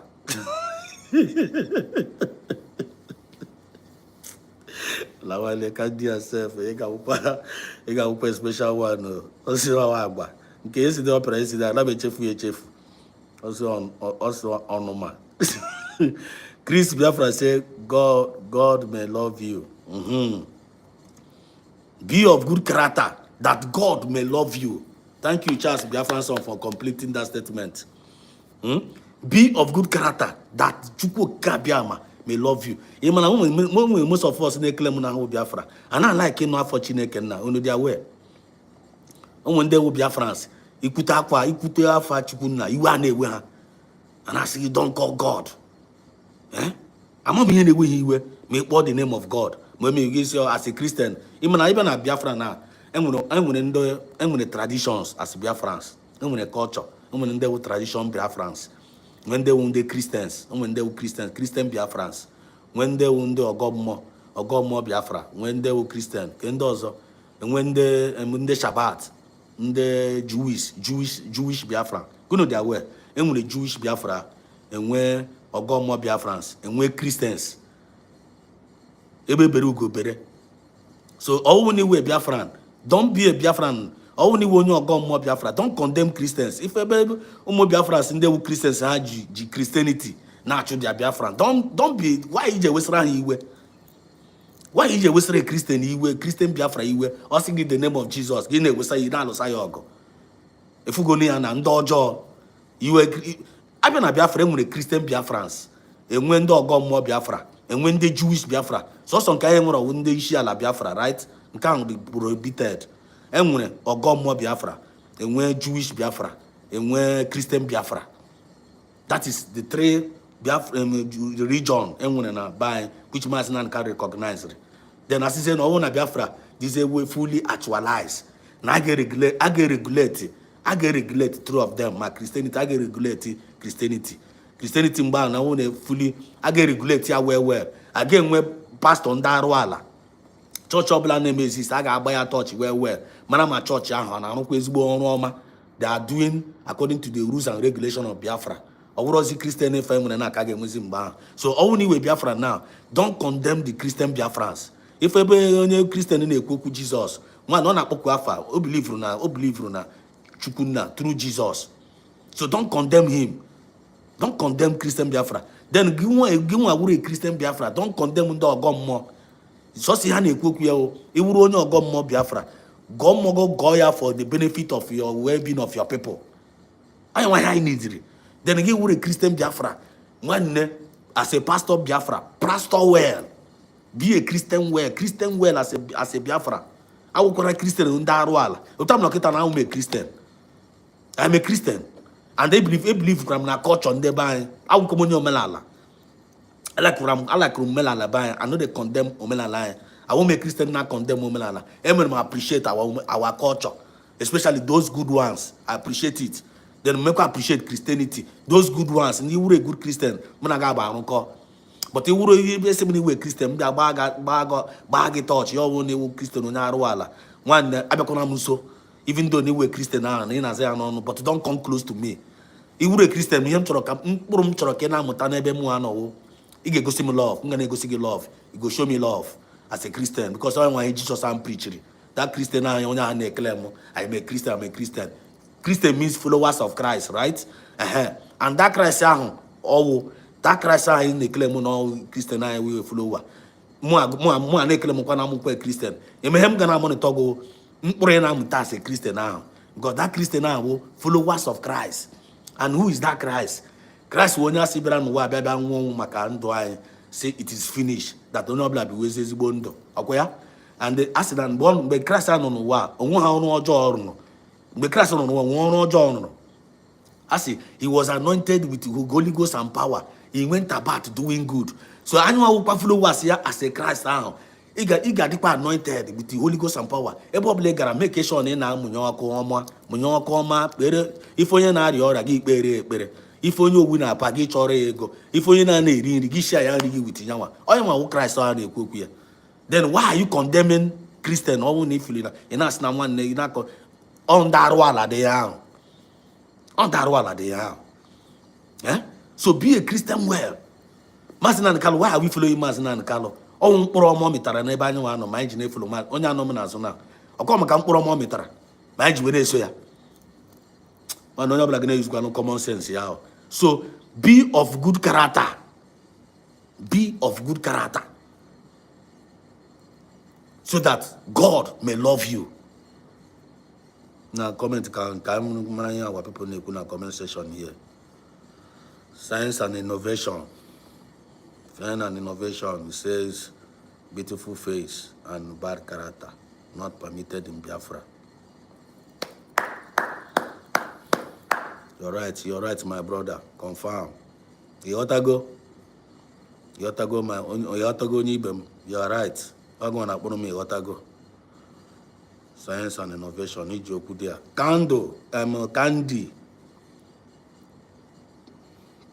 Candy Chiazo. Yeri ezi omume dịka uwe. Yiri ezi omume dịka uwe. Ha umuchukwu na akakwa akụ ihe a. Candy okwu ezigbo nwa Chineke. I like that. Yiri ezi omume dịka uwe. Nwanne onye ọbụla ga-eyi ezi omume dịka uwe. That is what is expected of us. That is what is expected. Otu amụ na apịa unu nọmba here na am I disposing them? Unu disposing na monitor me. You're supposed to be monitoring me spiritually and physically. Mara ma ya am na-ekwu onye ọnụ akparama agwa ọnụ kwa me na na me egos ya na me egos tap kwa na me put you up there. No na afukwa in me. Otu akesa ama the thing. Ọnwụ na mmadụ na-asị gị na ọwụ onye ọma na ọwụ onye ọma na ọwụ onye ọma n'ọnụ. Abeze na akparama agwa. Ị na-afụsi akparama agwa ọma n'ebe onye ahụ nọ. If you go to a fake person, how a fake person now? So we are different. We are ambassadors of peace. We are ambassadors of peace. We are ambassadors of unity. We are ambassadors of progress. We are ambassadors of equity and justice and fairness. But when you find a peace, get panty. When you find that peace, you find in Nigeria peace all this while. Allow us to go. Allow us to go. No point I know today. Allow us to develop the whole Nigeria. Allow us to be of good citizen. Allow us to make things to happen. We are no more with them. Now they are losing. They are losing millions of billions every day, and they don't want to give up. The more they are holding Maazị Nnamdi Kanu media, the more they are holding themselves. All the very, very simple. Because only Jimada na alaji onwe ya. So, we have made up our mind that ezi omume dịka uwe. Thank you so much for that word. So, science and innovation say no beautiful face and bad character. Yes, you're right. EJ, can say now wow for you people. Okay. On a one again, what is the meaning of character? Chris Biafra son said, this is how it is, bro. Fidele Ibokwe, Umume, I got it now. EJ got it, but he went to China. It's in a character war. EJ, you said that character war. Kenya is as a rimba. It's in a character war. Agwoma. Karata wo agwa. Karata wo umume. Yotago. Agwoma wo good character. Agwoma wo good character. Yotago. So you are close to the answer. Yotago, you want to try, but you want to pray in a way. It's all right. Let's continue the program. Chris Biafra said, or ihe ogbo nwanne yiri ezi omume dịka uwe. I love that. It's all right. We move. So I'm going to finish here. I'm going to get but I'm some topics into the country here. I treat go. I deliver gum this message. I deliver gum this message now. The 4 cardinal points of what makes you a true citizen of Biafra, and yet define where. So number 1, I repeat again. I repeat again. I got my teaching now. Be fearless. Speak the truth. Number 1, be fearless. And then we go establish, right? We have established that one. We are not fearless. We are fearless. So if you are a coward, as from today, stop being a coward. If you're a coward, you are not a true citizen. You are not a true follower of Mazi Nnamdi Kanu. You are a fake Biafra. Speak the truth at all time, even if it costs your life. I am number 2. Always. You always speak truth. Always. Ekwukwana ka mmadụ nana gị truth n'oge n'ahụ. Mgbe ọbụla truth gbara gị ọsọ, chọwakwa ya ebe ọ nọ ga tụtụtakwa ya tikwe ya n'akpa kụrụ ya n'aka. Ọ dị very, very important. Number 3, help the poor. Help the poor. You must help the poor and be the voice of the voiceless. You must be somebody that will always help the poor. And I made you guys to understand that na poor avron by some who na pamad financially. Or when some of us need the mentally poor, you need to equip them with your wisdom. Yotago, Mopande Tireti, when Dagro Nago, Ija may Biafra Nagro Nago, when you're on eri, share your food with that person. You know that now when they give Biafra on a hospital, go and visit that person in the hospital. Then you will not go more, go offer. You were a Christian. Pray in the name of Jesus for that person to be healed and activate your faith in that prayer. And in the Bebra with Toby Ocha, and then they pretend to be doing good with a wrong intention. If you are such a Biafran, disease from it. Abakona be mering one negi homa with a wrong intention. Abakona be mering one negi, metering one negi homa, guinea mespet, can one nega, Nabarata Shwazi Gike. In my own, some of the Biafrans, and I'm mering one negi homa. Yotago, Ebrugna, don't be a such Biafran. You are privileged of doing it, and let it be to God's own glory. And don't expect that person in your man. Kobia was a servant because he made your man. And I'm a cocoa de account, and the higher disposition of code de account. Many mad in your man with a good intention.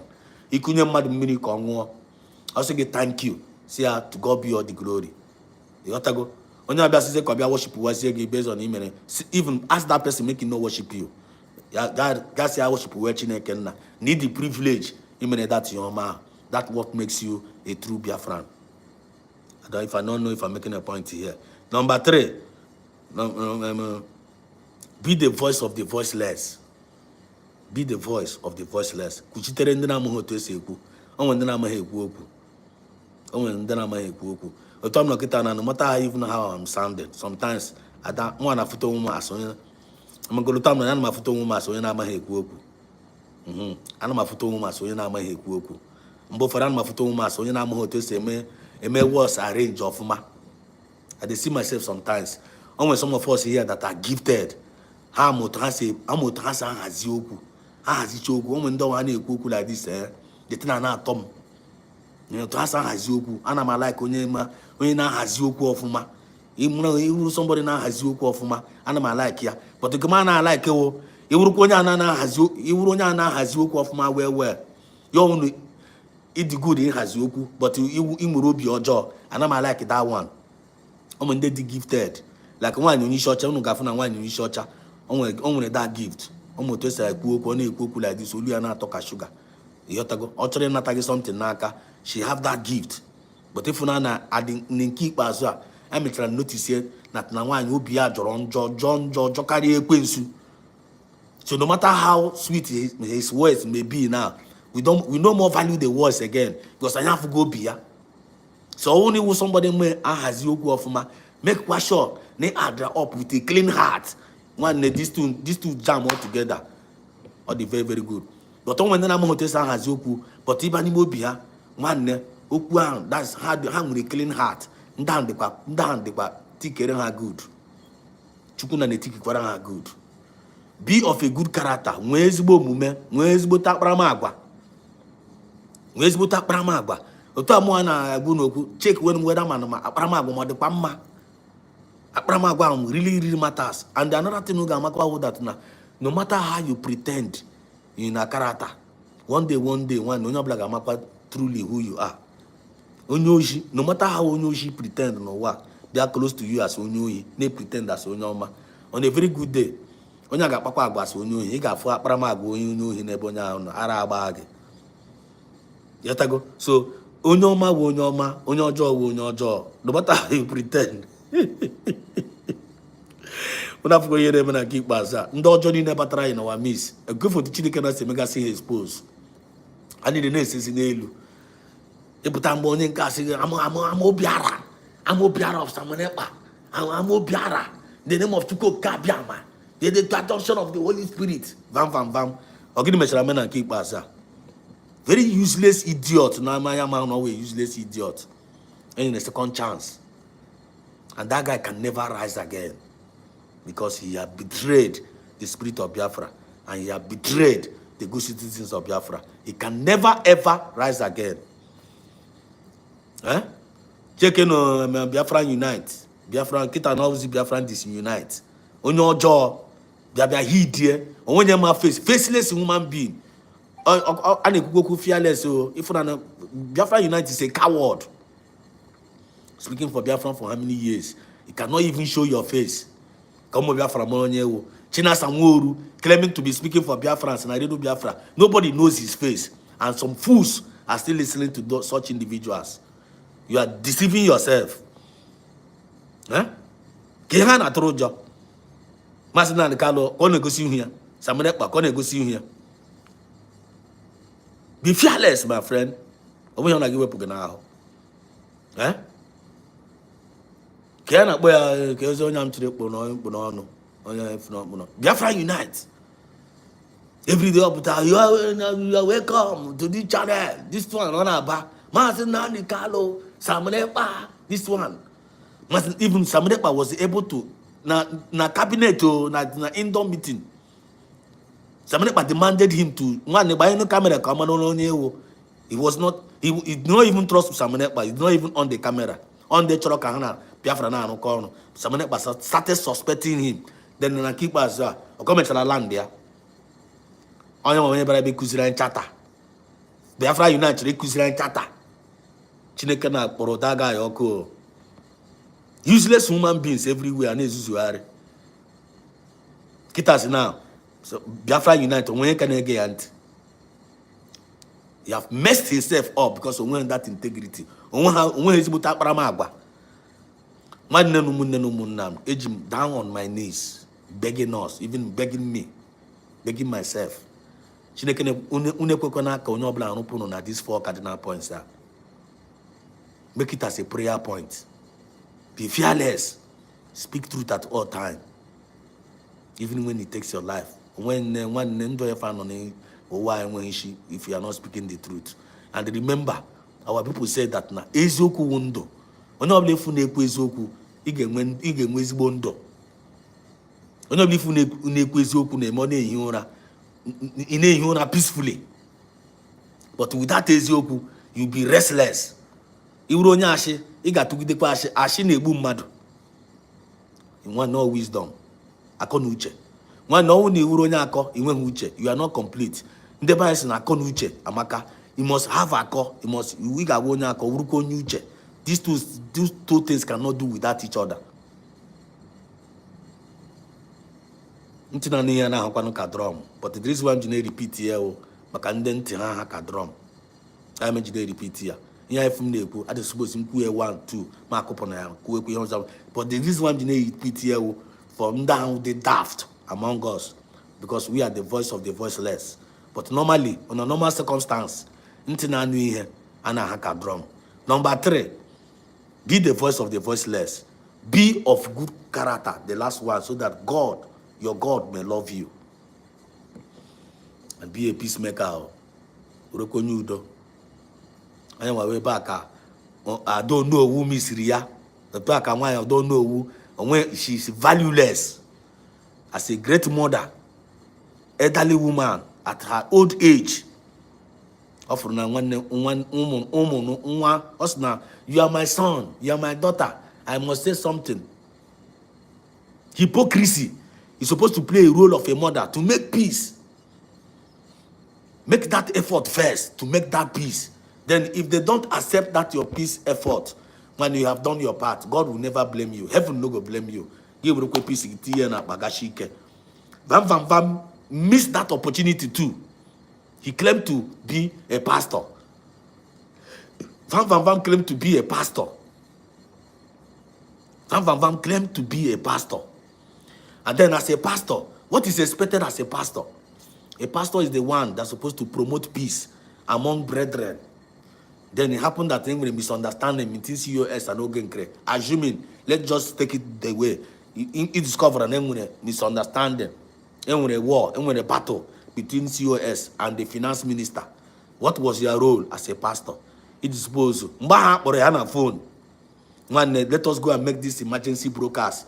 That emergency broadcast I for I'm taking you guys back memory lane. But if I as a pastor, go and make this broadcast now. What is it all about? What is, because I want an emergency? What is it all about? Or you say, but I believe all this was you say. Then all go to you say, you want foolishly. She obeyed them and on the camera.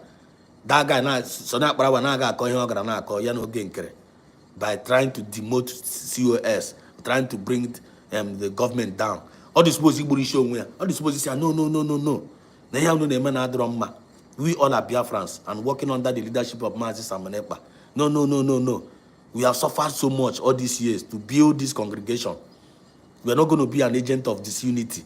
All you dispose he play role, all dispose he play. But he supported evil. He sided them and started criticizing Biafran government. That guy was a fake person. I don't need to go to I don't need to go to any Dibia. I don't need anybody to tell me no on the wrong side. That is when I started hated him. And I called his attention. I tried to call his attention. Because I want to background. I want to God does not make us know that we are fools. They were representing us then. It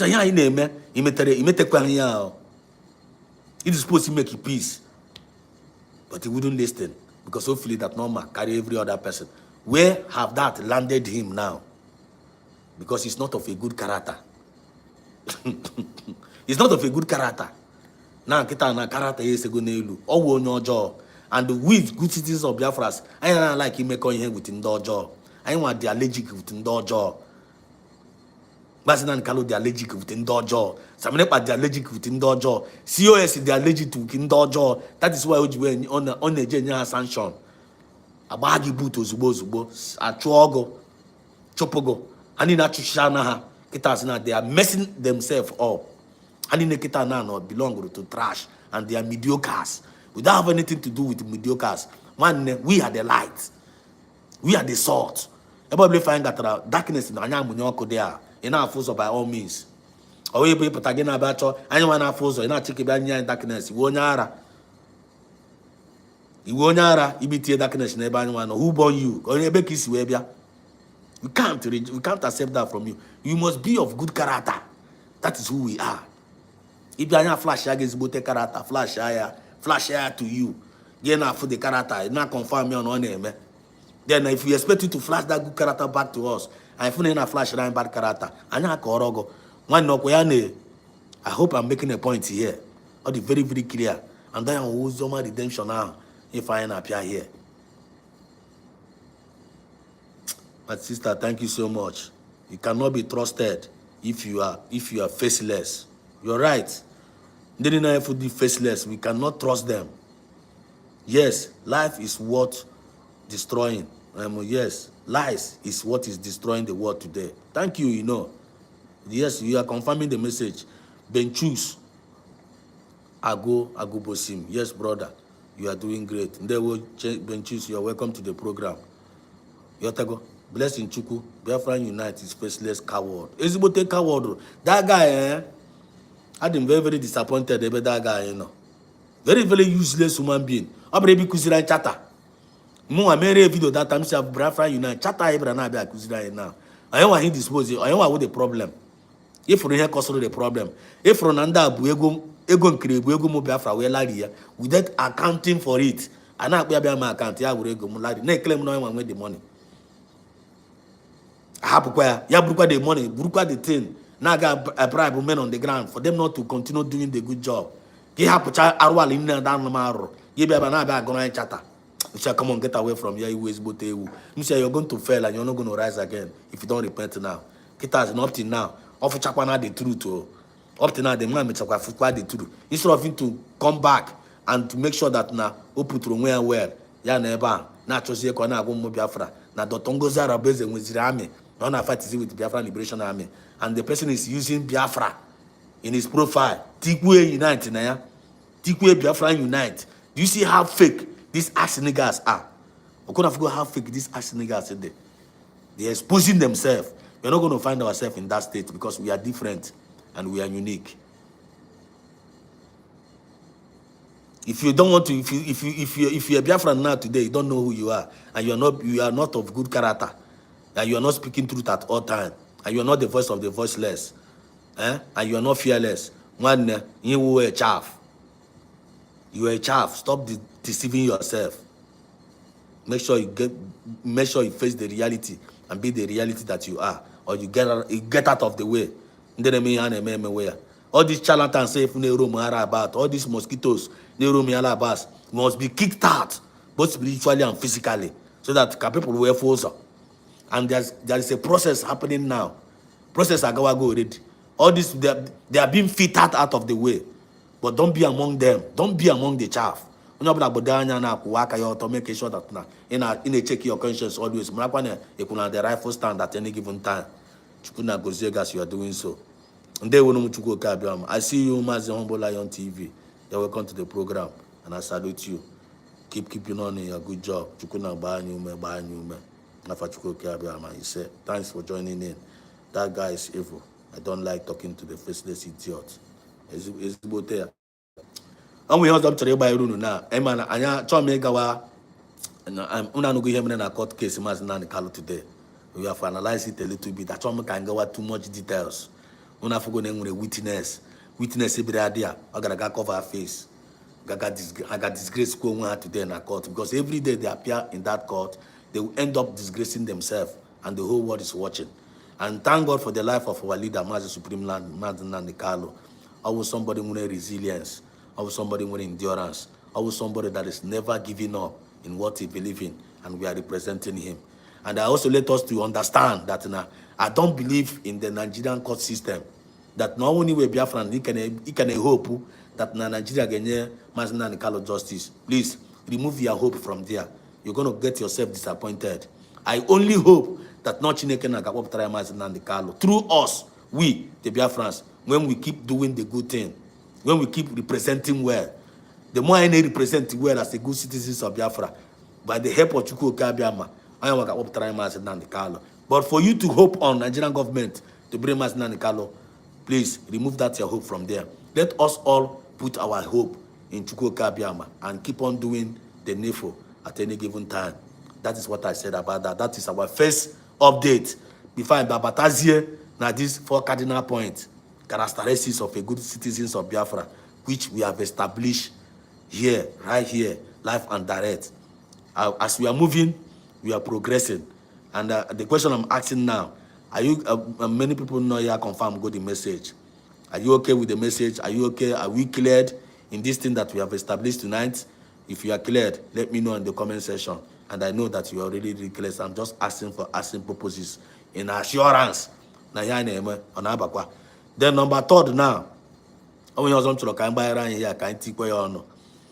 also go about facing reality. I'm facing reality. Now, what is happening in Oyo State under security alert. So that kind of require link require up to our own people. I'm gonna buy a touch. So going on to here, going on there, going for what is happening in Oyo State right now in the zoo, Nigeria. Hang on a little bit.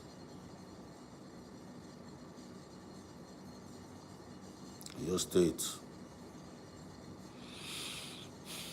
And we remember we talked about Traore, what is happening in Traore. In America, Toribia mess up. American government want to mess themselves up. And I pray, let them not mess themselves up. Let them leave that Ibrahim Traore aka. If they are planning to arrest him, Chineke na ga-akpọ ha ọkụ. Trump, ọ na Trump and ezuzu na nke ikpeazụ after all the whole sacrifice Africans played, he make sure all that back to office. Ọ bụrụ na ihe ọ chọrọ iji ịkwụ anya ụgwọ to allow themselves to be used. Ha gakwana side ahụ because ọkụ dị over. African youth have woken up. They will never allow anything to happen to that Ibrahim Traore. They're not going to allow that shit to happen. So we must continue to pray that Ibrahim Traore, nothing ever will happen to him. We are not going to allow the Western to persecute that guy or to remove him or eliminate him. And if they make that effort, again, a world heavyweight revolution. And the West, I am cut together. Or they grow too much. I am here in Africa. Allow us to be. Can develop Africa. Unojo. Chineke na ga one by one. Then I na ka ga na Oyo State.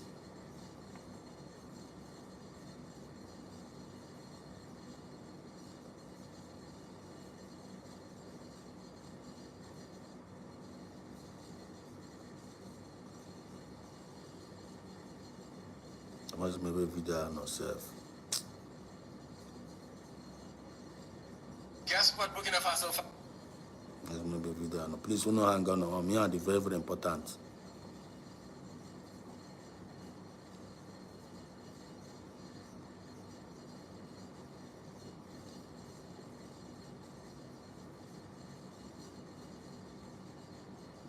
Hang on, please.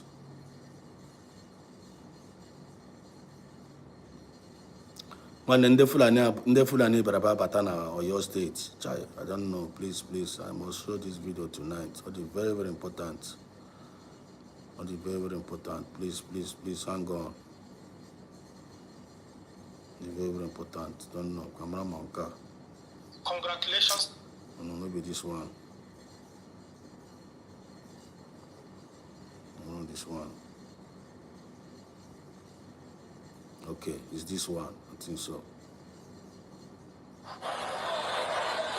Yeah. The Boko Haram are now in Oyo. Some of them were caught. Look at their machines. And their guns were hidden under this truck. They escaped. But they've been caught, according to the report, between Express towards Ilora. So we have to be security conscious now. In fact, these days, all the trucks that pass through Express have to be thoroughly checked. They use it as hideouts, where most of their guns and other ammunitions were being hid. Look at this one too. God knows what is hidden under this now. So we have to be security conscious. This lobby was how I saw it with my eye today.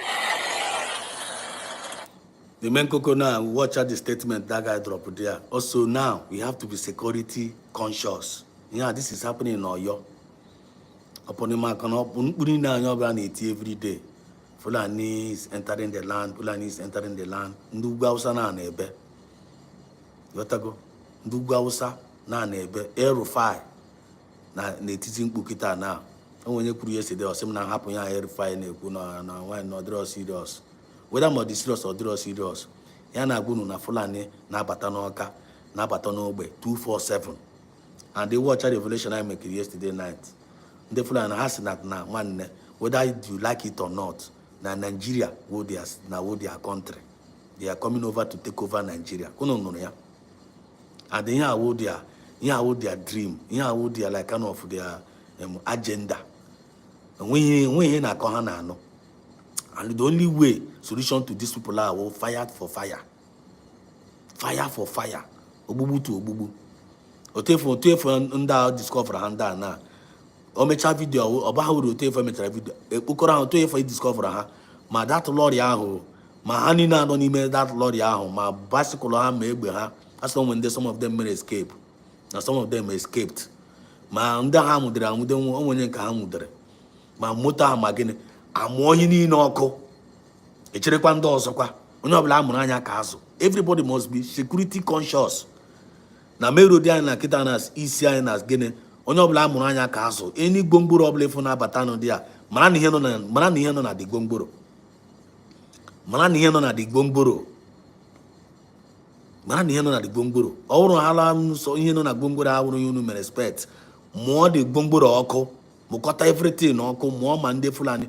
Mukata na oko because if you allow them, if you make mistake to allow these people among you, which means ijakagi moro allow you welcome them in your midst. Everybody must be security conscious na keep as well. As a bonye be gonna watch it. So all neighbor blame fine be. I watch here. Enemies will troop in now. They must troop in. Everybody must be security conscious. I am from Aludo State. I go in the street and that's the reason why I'm sounding this alarm every day. If that you got from a conscious mood, the ocha. Yeah, name na my state truck on name other states. I from name other states. Konola fatigasia the community. These people are coming. Masina the Carlo Free are very, very clear. Don't play with that prophecy. They are coming. Listen here. Just like James Bond film, when Abatako engaged them with guns before they were caught, they were scattered because some of them escaped with their guns. So it's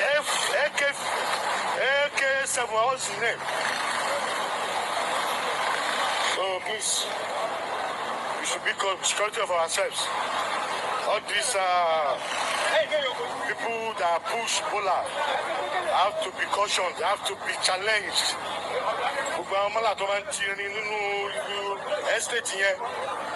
They are only there to survey.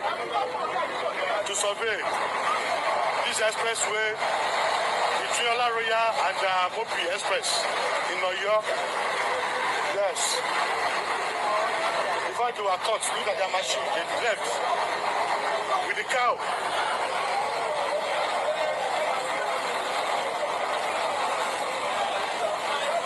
These trucks were forced to stop. Look at the tire. See that? You see that?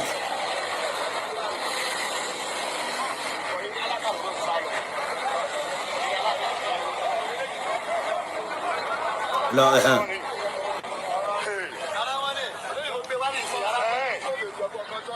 Eban come to Rokonofo. Give you a flash on your hand with the okay. That's Obrenwa on Kajishika flash on your Yajishika with the main people boo AK-47. The guy in a corner handing them up China anymore.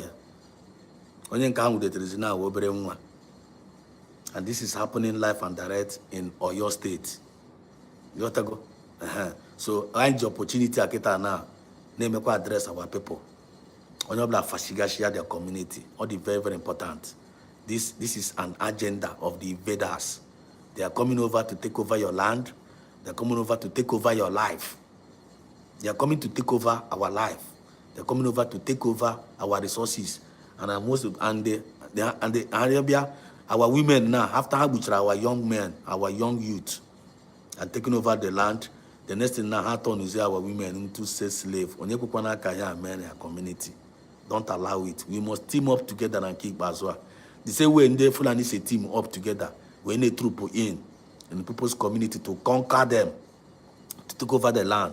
When Mbiarambia ga carrying them on Obodo, Owaro that an Mbiarambia Gabia no piande no Obodo. If you people allow that to happen, that makes that community coward.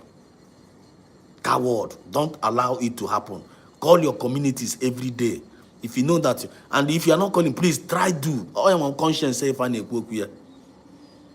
I also see in a send they go in a send they go where go that paras menka riendi. Call them and ask them why you are sending that money to them to buy food or not. Ask them how is the security going in your land. Ask them about your bushes. Ask them whether Mandefula no. John had that juju. John had that juju.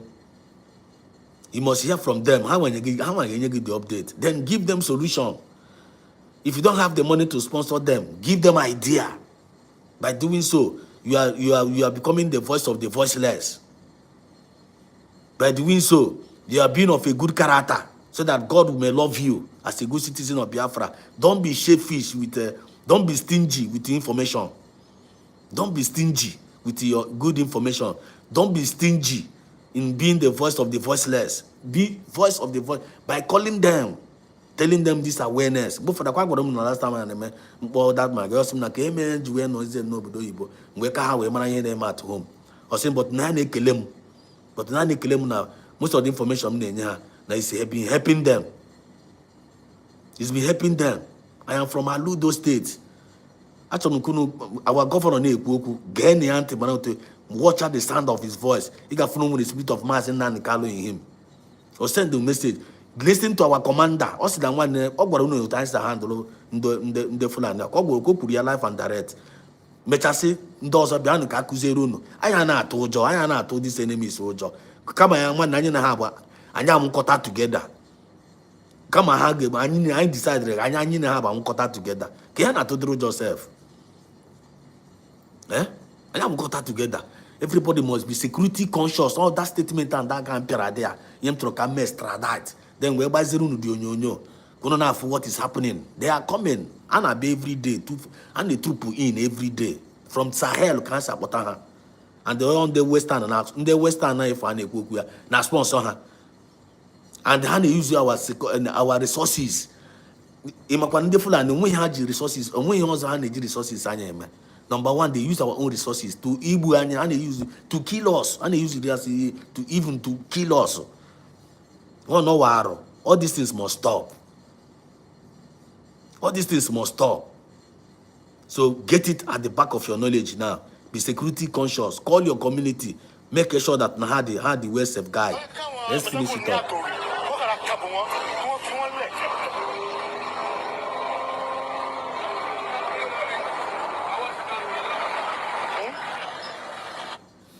So that is it on a security aspect, security alert. And actually communicated this message in a very good faith. Don't forget. When no one you are not been calling your community, begin to call them now.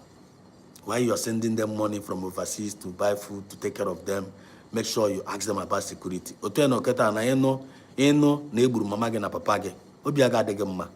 Asoye na we okay pay no go asekwana because na egbu ndị ọzọ file na orute beside gị relax o nwanne ka anyị wuru n'ụtụtụ a na-achọta ewu ojii call them because enu na egburu nwanne gị kịta number 1 ị ga-ebido gbagharịwakwa olili ha maybe ego ga-eji wee na-akwụ ụgwọ ego ga-eji wee kwụ ụgwọ ụlọ na asonye n'obodo oyibo or maybe ego chọrọ iji wee rụọ project gị ga-were na-aga akwa ozu. It will not make sense.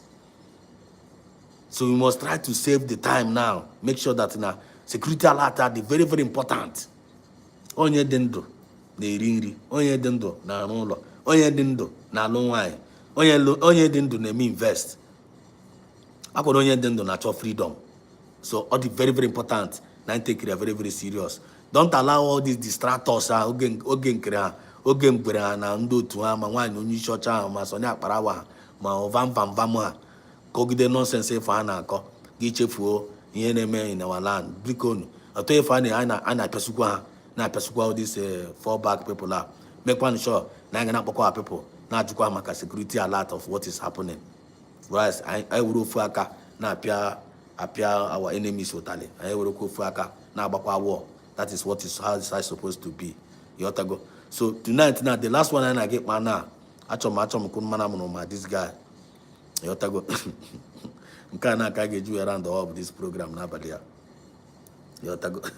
When you pay attention, this one the very organic.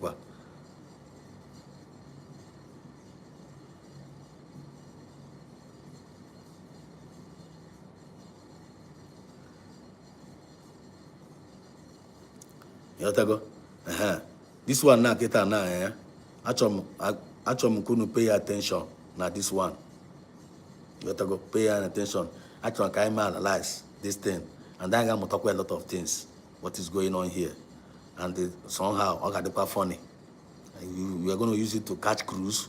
At the same time, we're going to learn one or two things from it. Then the kind will connect to our dot. Now here now. so that onye ọbụla wee gbado anya chere ebe ka m ga-afụzi that guy now because no ekweli wee just hang on. Nwanne n'okunu m onye this guy o.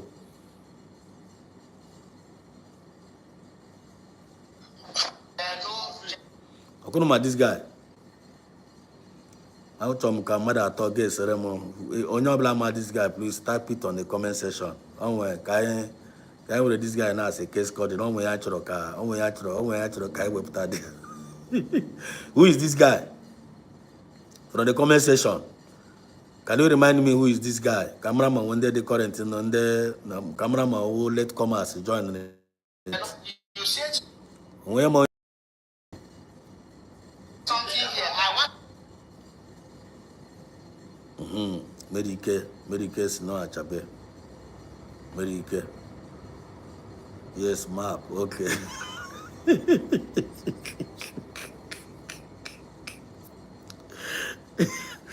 Mano, when you make guess now, when you make guess, the guy never boy yo. When you make guess now, okay, let me not ask you guys what to guess. Let me read comment section first. Medicare say yes, his map. Blessing know him, yes, his map. Flow, know his map. Now is the time all Biafrans be in unity and agree to secure Biafran land. Very, very important. Thank you, my sister Medicare. Blessing Chukwu say, Mazi said us, I trust people of that area. Aludo. Thanks for the confirmation. Blessing Chukwu. Humble Lion say, Mazi, code is too much here.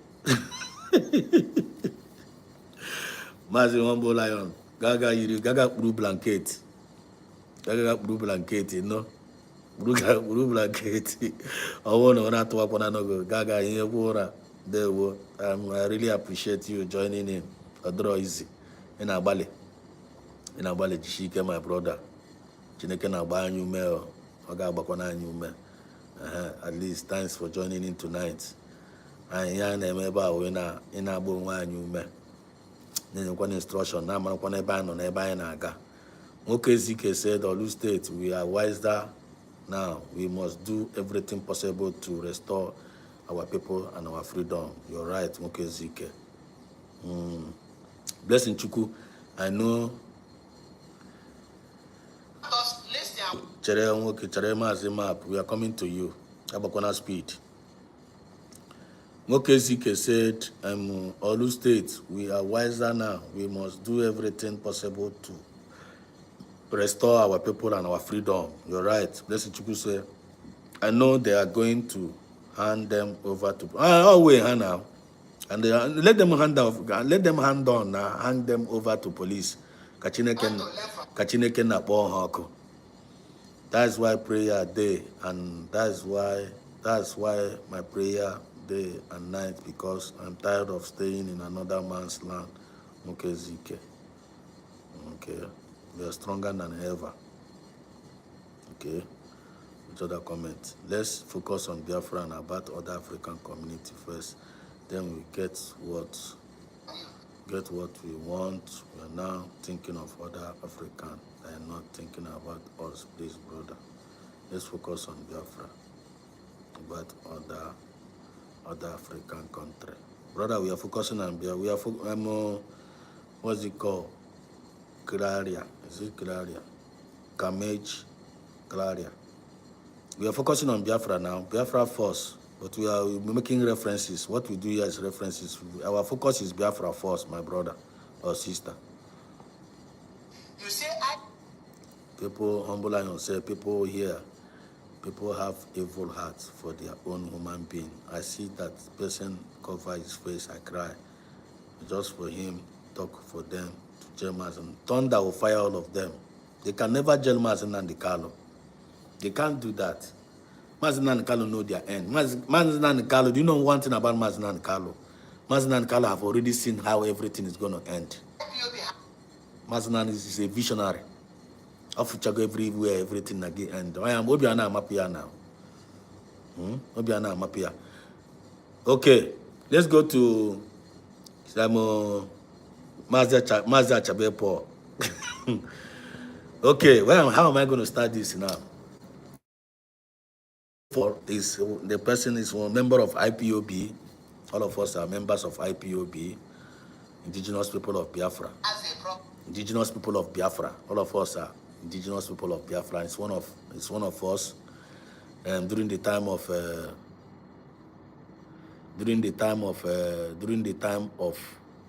Mazin and Kalu, when he was around with us, under one umbrella, IPOB, one family, all over the world, one family. Mazin and Kalu was able to achieve that.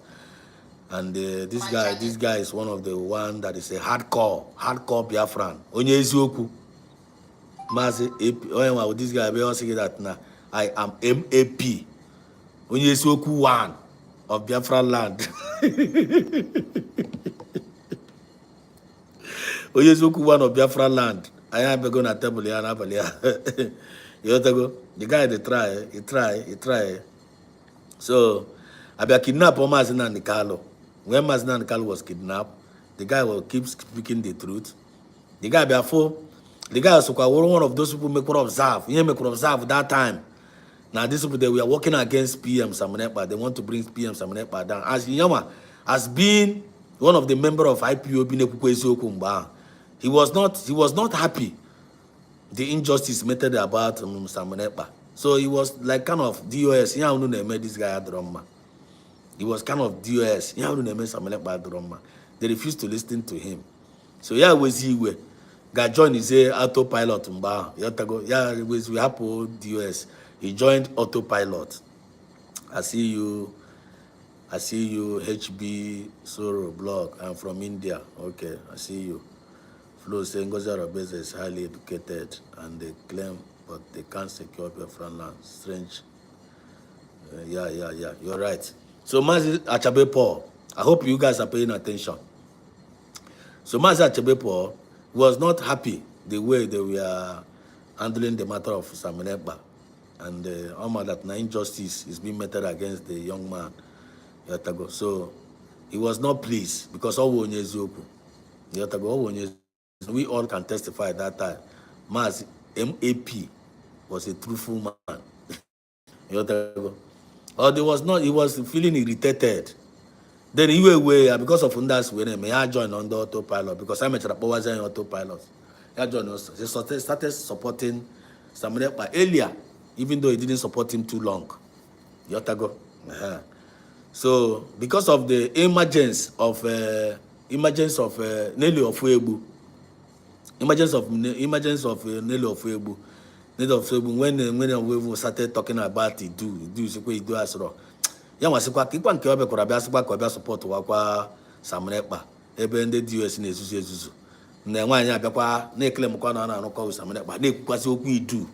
Nick was Okuna Biafra or was always he do. You will quite the guy. You will wear the map is map. So map where super from autopilot where Pokwa. We join Latch back to DOS. I hope you guys are following up the story. Map where super from autopilot.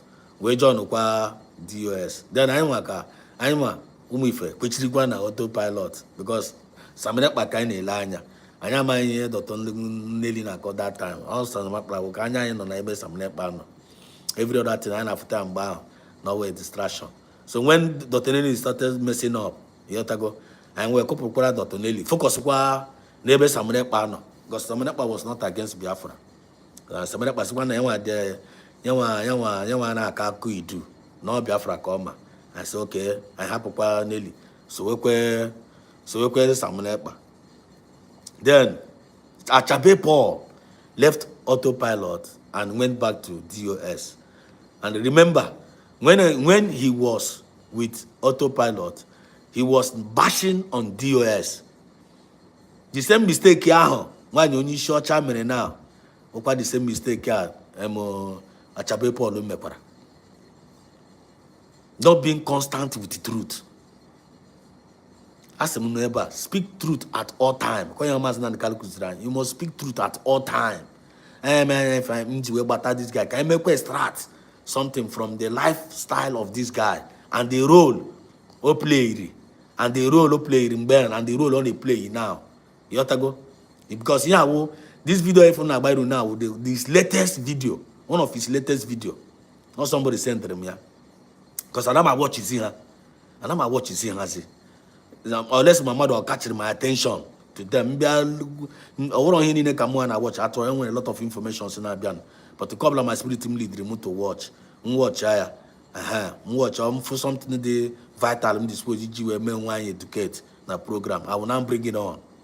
And I may bring it on to go away gossip. I don't bring it on to be a gossip. I don't bring on go something a saga. Because I know about saga na this channel. I am against saga. But I always make reference. I always tell people who this person is and what this person is trying to be or what this person is acting. Then can we here? Then can we add one up knowledge in I hope I'm getting myself clear here. And don't get me get them twisted. I always try to make common sense according to my own little way of grace. And I don't claim to be perfect. And I'm also optimistic. Actually, I'm open up in learning new things. And I'm like kind of, you can ask me a question and you have a right to correct me. Probably from Namne the red. You ought to go. Yeah, God bless you. God bless you, Fidela Ibokwe. Yeah, you are paying attention. So this guy Achabe Paul. The same mistake here when you shocha not being constant with truth. All realize that Nasamunepa is the one following Mazin Nandi Carlos spiritually and physically, standing on the truth.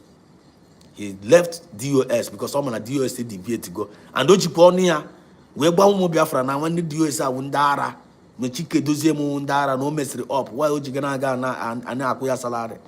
Why Chinas and Woruji when we see our people? He was bashing them, telling Biafra the truth about the evil in the DOS they made that time, because of Dr. Nelly. Don't equal Idu. Mama because I hope you guys can remember. Now one live program like that. Now see some allow Dr. Nelly. Now call trash for now call. Samanepa was trying to educate him. He was bashing on Samanepa like Odro, the guy who no respect. The guy who of a good character. Character the questionable. But on the Pukwezioku, but on the character or jaw. Eba come to couldn't pay attention. Couldn't have him see when up. The guy will not Pukwezioku, but on the character or jaw. When a good character. Here I will say, be of a good character, so that your God may love you. Some of us are doing good in this Biafran restoration with a wrong intention. Chinekene Pupanamo. Come make good in this Biafran, and make we as a prayer point. And make we as a prayer point. Chinekene Kona come now na this Biafran movement with a wrong intention or with a bad intention or with a selfish intention. No. You all we need na this Biafran struggle. You now with a selfish interest on. With a selfish intention, you ended up deceiving people, but you ended up deceiving that people the same way, but also deceiving yourself. You know, no man at this Biafran struggle. Make sure then with a good intention. I know that what makes you a good person. Moving forward. Yes, my sister. He's not civil. That is the best way to qualify him. Exactly. Thanks for helping me in that. The guy is not civil. The guy had raw civil. I'm telling you. So this guy now, because of Dr.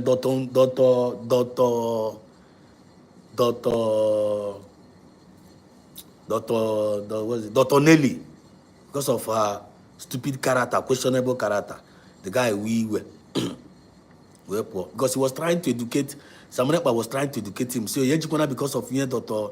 Zuzu, Dr. Nelly Neme, you should pay attention to what he's trying to say. Yeah, do not. The man was saying, no one not trying to when you go. Now I got a program now. No one not trying to pay attention to and he continue messing up. Samunepa will remove the program. I want here we were out. This guy will see where large pass here. Na DOS. The same thing now when you short mekora. ebe ọ na-agbakashi ọnụ with cabinet, na-agbakashi ọnụ with COS, na-agbakashi ọnụ na onye na-ana anụ onye na-ana ekwe ekwe. Ọ na-ekele m kọnụ nwe eziokwu ebe ọ na-agbakashi ọnụ ka ebe ọ gbakashiri ọnụ achụọ ya na cabinet for the fact na atụziri na cabinet mee expel ya werezi iwe gbakwuruzie oge nkere ha. He went back to her vomit for the fact that natural this guy this eziokwu bụ ndụ a na MAP onye na-adịrọ civil because of na Samunekpa chụpụrụ ya na program ya. Ọkwa ha na chụpụrụ ya na autopilot a chụpụrụ ya na program ya because ọ na-agbakasị ọnụ ya wezi iwe lachikwazie back to na DOS sizi ebe a na-afayazi Samunekpa na-akpọ ya all manners of name na kpọcha ya nwa mechara nye Samunekpa afa na gumi of you do. This guy did a lot of things against Samunekpa. This guy says all manners of evil against Samunekpa. On a very good day, I got the government I got Chanda. He said all manners of evil against Igbo brother ya in the name of Komekide Samunekpa. The same thing now for one you church and Mekwana to COS because of natural Yana cabinet. He started calling COS all manners of evil name. You are terrorists, you are Fulani, you are this, you are that. You are stupid. Now our COS stupid woman. And then we are keeping record. Now, Anna Machozi, after Ogaraga no with the camp with the COS now and them DOS now Paris Samunekpa. For years, for good 3 years, this guy was hammering on Samunekpa. Now Koya manners of name. Anyuma Kuchirikwa, now hammer upon them. We are Anyuma Kuchirikwa, now hammer upon them. The same COS Garagana got Savumba na Piasu Samunekpa. The same COS Mecharabaya boot. The same DOS Mecharabaya boot. Buy the idiot boot. That idiot for na Samunekpa. That Gumia for na but that terrorist the same DOS Mecharabaya this guy boot. I Mecharabaya boot. Ikengi Iruago mene this boy 30. Kana Ikengi Iruago. How many this boy? 30. Up to today, Obi na about this guy 247. Actually, because of he came now. This guy now fight quasi against DOS day in day out now.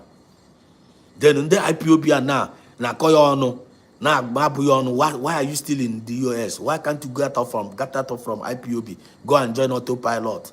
Pukwana from DOS. Kitana, you cannot even come back to. You cannot because I'm not buying autopilot. I have to go from that level. I know it's in a government now.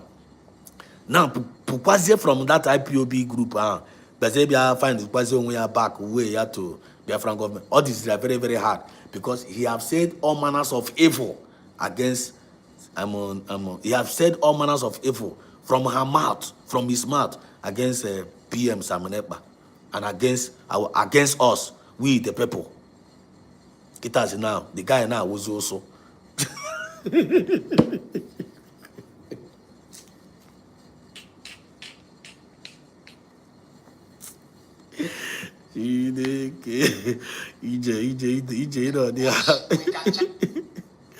Kita na go this way mana bem chere land. EJ go this way mana bem chere land. Kita na the guy bechara na was also. Anu elu owurozi, anu ala owurozi. Onozi in the dark. Onozi every day na bozi kan kita. So actually by you no drama mere all because a day ago cover this program somebody said there to me. I was trying to say actually much. So some of us we got talk much because someone anyam Nigeria after things. Maybe anyam after things may be different from your own eyes. You talk about point.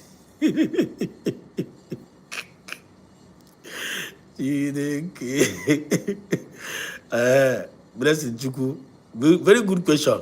Where was Adado Aranjo when we fought DOS and Dr. Nelly? You see, but to be honest, I suffered. John when you church. If some of us, this woman Adado Aranjo, where again? Where are we before? On a join under languages media. Also, where are we? Ebe ka one of my humble lion ebe ka no before. Banana about war. This guy and we have been there. I want today guy put I not there since I follow up events, even right from Mazen and the car, even right from time. We have been there. Not because that we are not speaking, we didn't come out to be speaking, does not mean that we are not been there. I bara war, man, Twitter, banded US war, bar war. You three good long years. Thank you, my brother, my sister, blessing Chuku, mama, we work why. Thank you for remembering us. Ebe ka no mba, ebe ka nwa you short channel. Mba bara the war. Imakona war, I mechara ba war with the Dr. Nelly, ba with the DOS. We know, I would say kita. I'm not surprised I put on them and say now, why you short channel? Why you short channel too small now? Why you short or kwa ije no ofen kupu? Why you short one ofen kupu?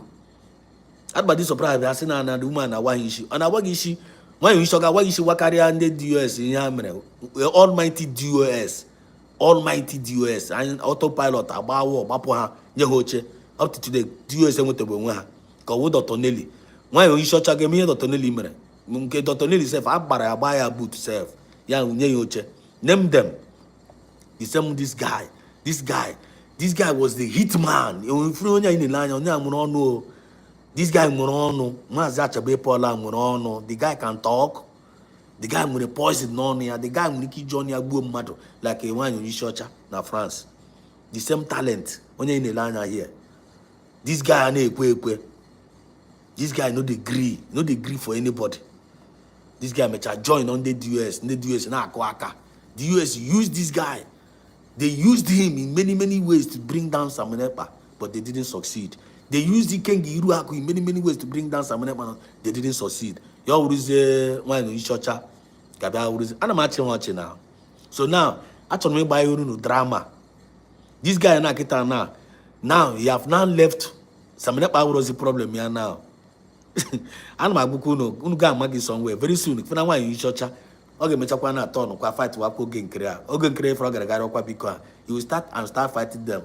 Then oga say ko bia this time around he's not coming back with the government. When home na job ya go.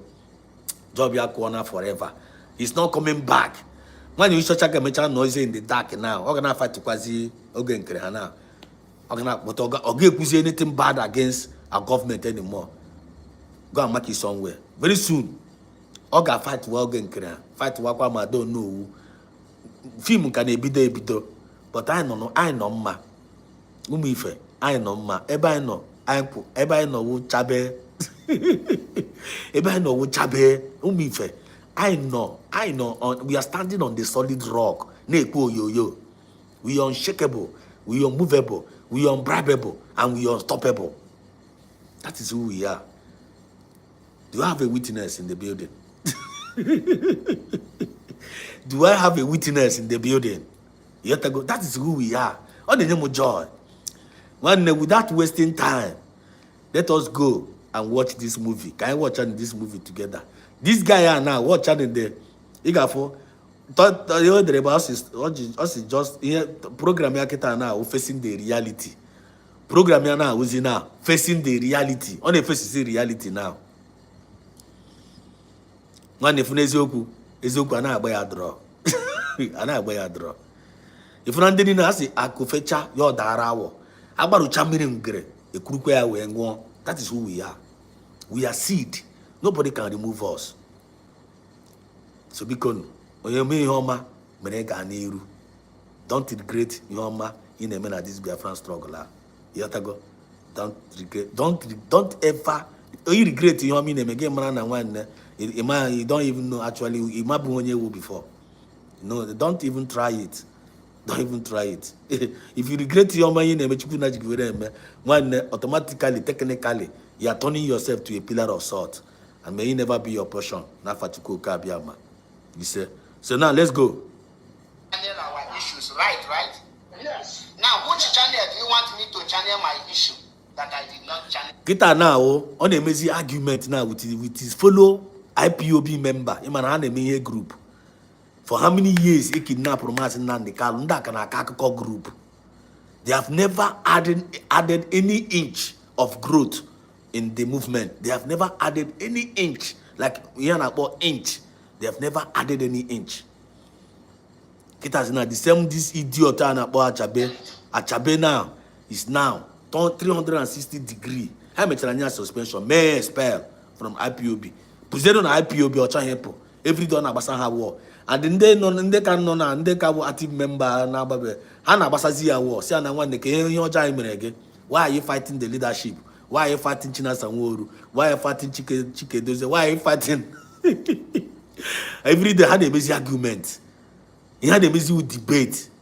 Ya ọ na-emezi educate, ọ na-emezi ha educate na ọ na-ajụzi ndị IPOB be ya na o nwere ike ịgwa ha achievement of ndị DOS since eji kidnap Maazị Nnamdi Kanu. The guy kọrọ agbago, the guy kọrọ agbatuo, ya nwere achizi ha ọchị. Drama, awụ obere drama. Onye ebekwe ka onye nke asikwa na so anybody working with Ebube Agụ cannot give us Biafra. Ebekwe ka onye nke asikwa. Was no flow.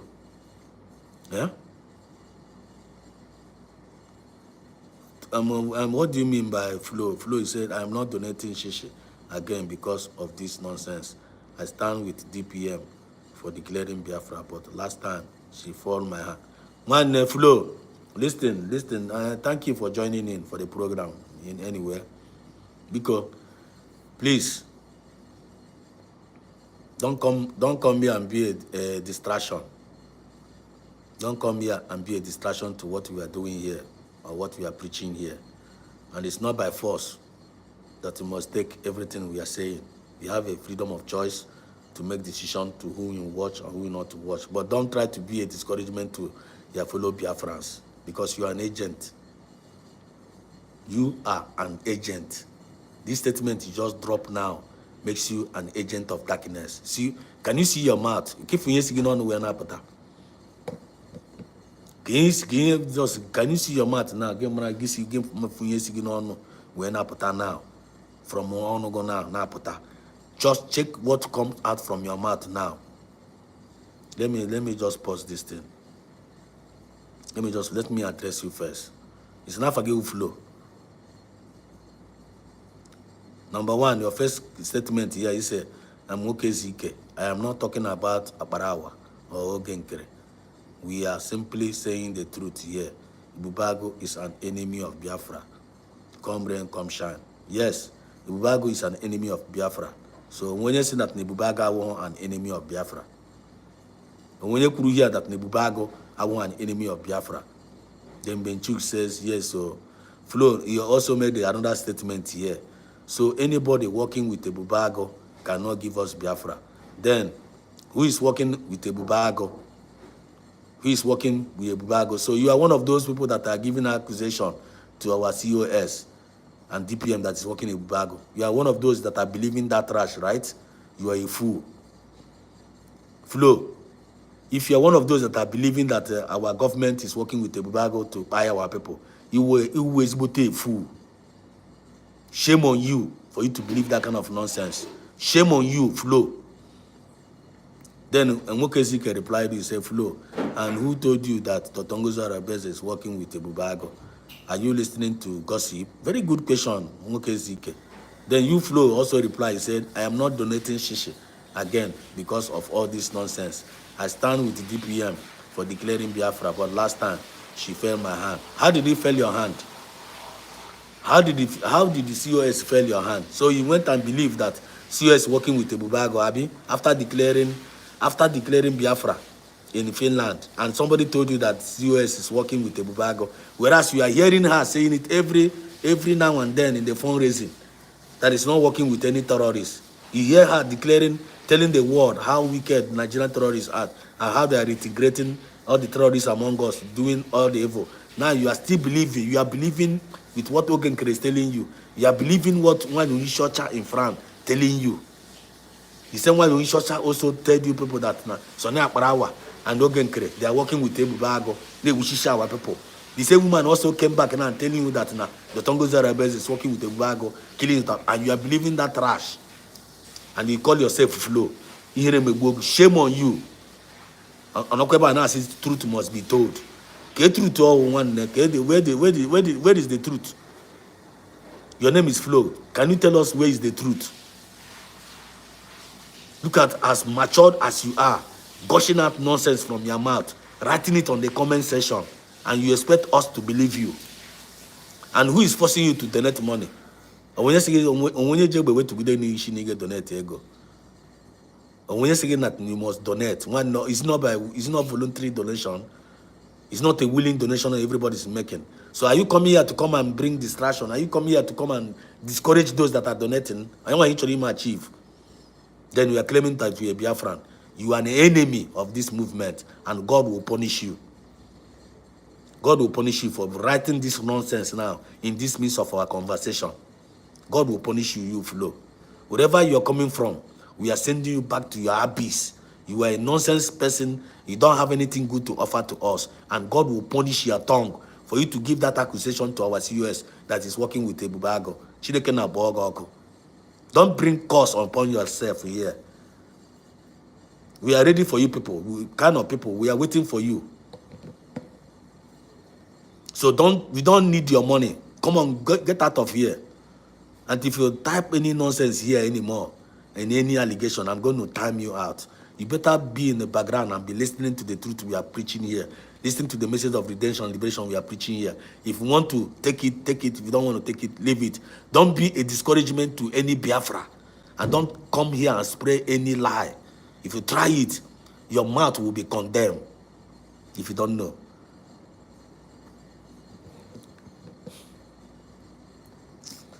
Thank you, my sister. DJ Glitters, keep flowing, you will soon overflow. Okay, ZK, flow.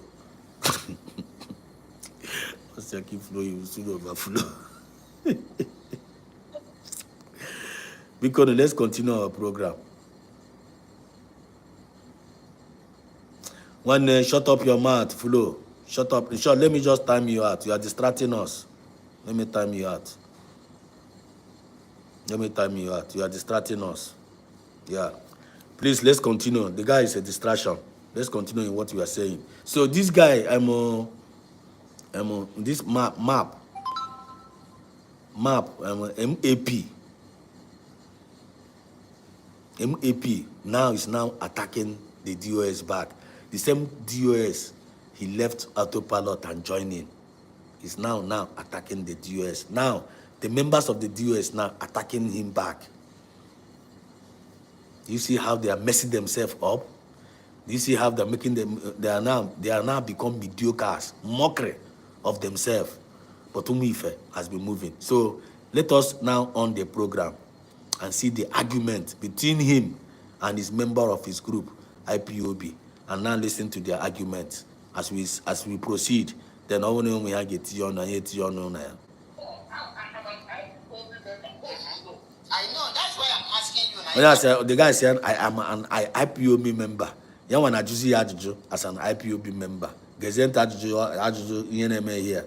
And the discussion I got on when you give ya. Discussion I got you got from when you not talk on Hibe and Eku. When you are even today, so just watch out. I'm not IPOB member, I will not ask you which channel. Can you tell me the channel? That is, I'm not asking. You stated it at the area of, you said you went to... When the voice on I put off ma. If the voice coming out clear, let me know. Your coordinator and everything. Even up to the extent that he had to give you access to the European rep and all those stuff. After European rep, they have said that they are going down. After that, okay. Now, I'm going to say, pause it there. One of them put it on the Cello, you can keep people Mazi, we are in a public domain. That I'm going to say here. After Abayimu swept that issue on the carpet, IMAP called Tony Zurumike, who happened to be the IPOB resolving committee chairman and the deputy directorate of state, and they complained the same issue to him. And please don't forget, the purpose I'm playing this thing, what we do is more spiritual than physical. In the camps of our enemies, this is what we'll be expecting. You see this drama now that is happening here. In the camps of our enemies, this is what we'll be expecting. They will be arguing among themselves. They will be quarreling among themselves. Whereas we, the children of light that we have been fighting, will be moving ahead. So this is why I'm playing this thing now, for you to see what is happening in the camps of our enemy, then you need to be joyful that we are not in this state now. Okay, it's not happening in our midst, right? It's not happening in our midst. We are well defined and well cleared. We don't argue among ourselves. We are brilliant, we are peaceful, and we are progressive. But those that are claiming that they are the one doing it right, they are the one doing it nicely, they are the one in the rifle stand, they are the one now that they are arguing among themselves. And that is what is happening in the camps of our enemy.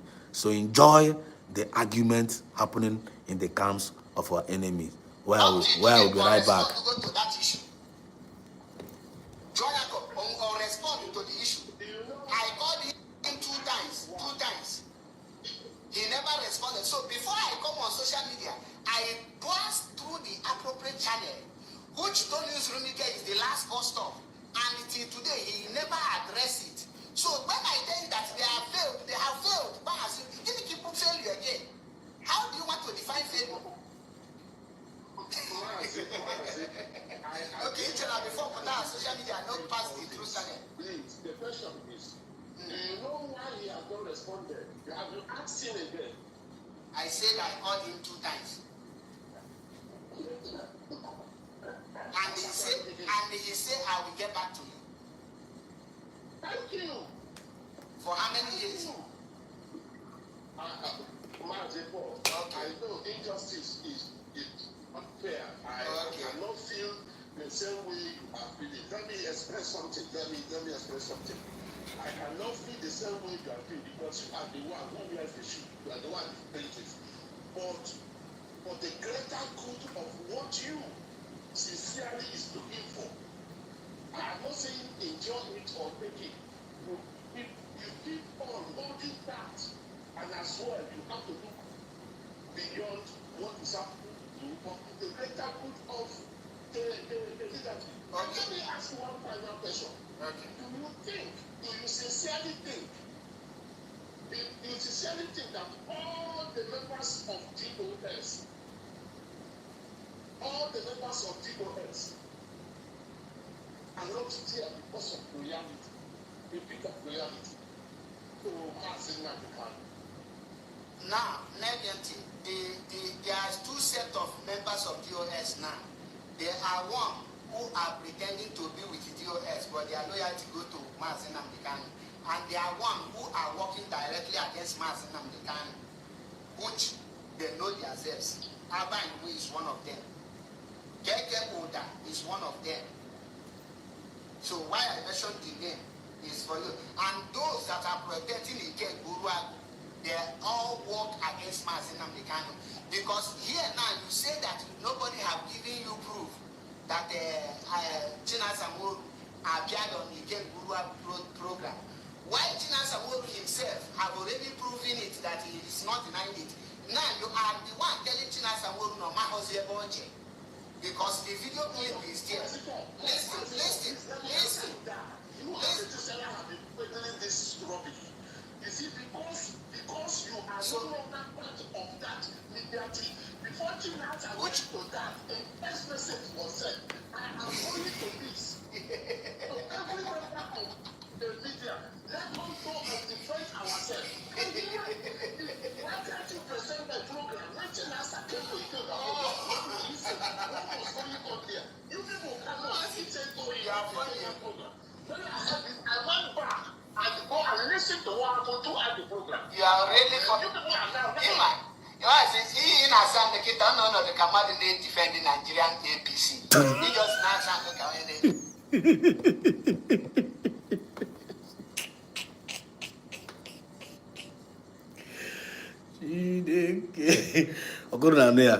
Good for number the guy put there. Good for touch that you on a member your chill. He's not laughing at his own member.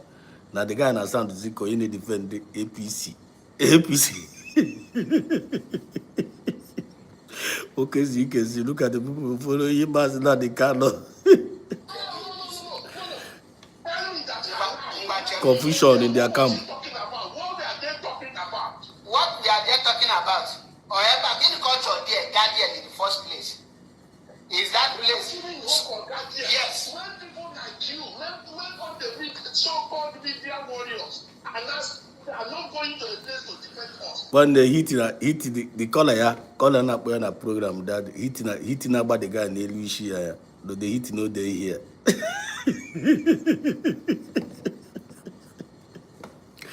Whenever you are trying to defend evil, when the hit gonna bag air, I go for the hit is about the guy in the I go for the kind of hitting about why you short Chanishi. Why you short Chana every day? Even a fight that don't go Zarabeze. Vam Vamua. So that parawa. I go for to okay credit.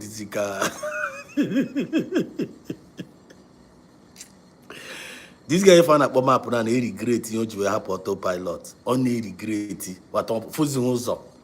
The guy Fuzo talking we like about to the government of Fuzi. The guy go where. Yeah, the guy prayer point this guy in busy now moto. On target we boy as and one neabia. All the go late. The guy now was also Kitas but him like go the way ya now kita now. I be was an independent man. Go. Now fire Z down this Ivria. Now fire Z down this Ivria. Now Rosie Nimo be organized a child. How I wish I would have another opportunity to be linked up to Samunepa again. Kitas the members ya boy na ekutoku Samunepa. Your Pasuha. Also, you people have been talking make also for 3 good years. Also, what have you people achieved by calling that Ekperima? But on our Gunezo, on our Puzo, as in this way fight here. Listen, let us enjoy the movie. Now you come again. That is a result because General Samoru was there. Gentina, you can hear now. Notice, I want you to pay attention now. He's talking, and the guy is talking at the same time. Now, who is listening to each other? When 2 people are talking at the same time, nobody's talking. Now he's talking.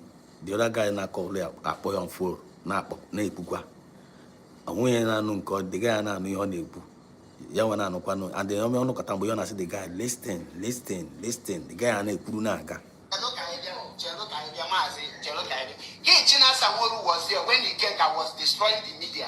Had the Gega not destroyed the media could have been there. But because the media is no longer there, it's now fall on General Samoru to go there. The question I ask you again, you can deny whatever you want to do. Yeah? And meanwhile, this special announcement. Meanwhile now, anya run chakwana, anya pass go message tonight because ogologo kwana do no come with it. And until I knew na haka drum. Here find a position kita now. Why not in conclusion? Just for us to learn 1 or 2 things extra. Then all when you're not in our miss if you then maybe in our like the akoka because some of us ntiha umuyenda and I like here. So imukwarike bacha now get bacha ka watch while that is actually watch or only actually the time you can go and sleep. But I want to continue like I am a program. This is not our major program today. You watch at the title of our program. You gotta know what we're talking about. Now, what shall you say? What are you seeing? What are you saying now? You have to go. And you could go that one. And you go express ourselves today.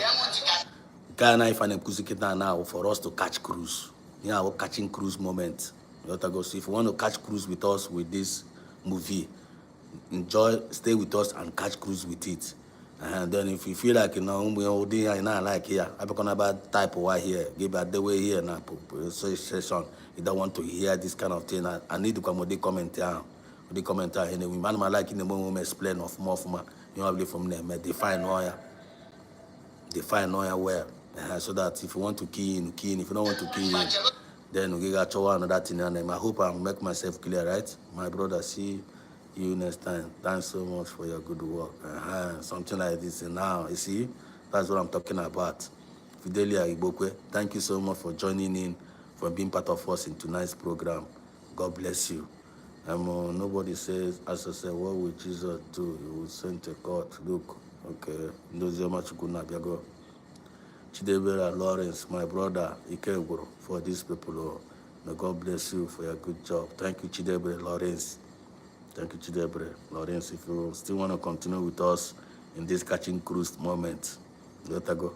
Enjoy the cruise. But if you don't want to catch cruise with us, no wahala. This is the catching cruise moment. But session na catch a touch a motor. And I like to catch cruise with the enemies of Biafra. They like to catch cruise with them. I want to session I can on email. Ngozi Morin says, "Why in Socha be hidden of the Kama." You're right. You're right, Ngozi. You're right. You're right. Let's go.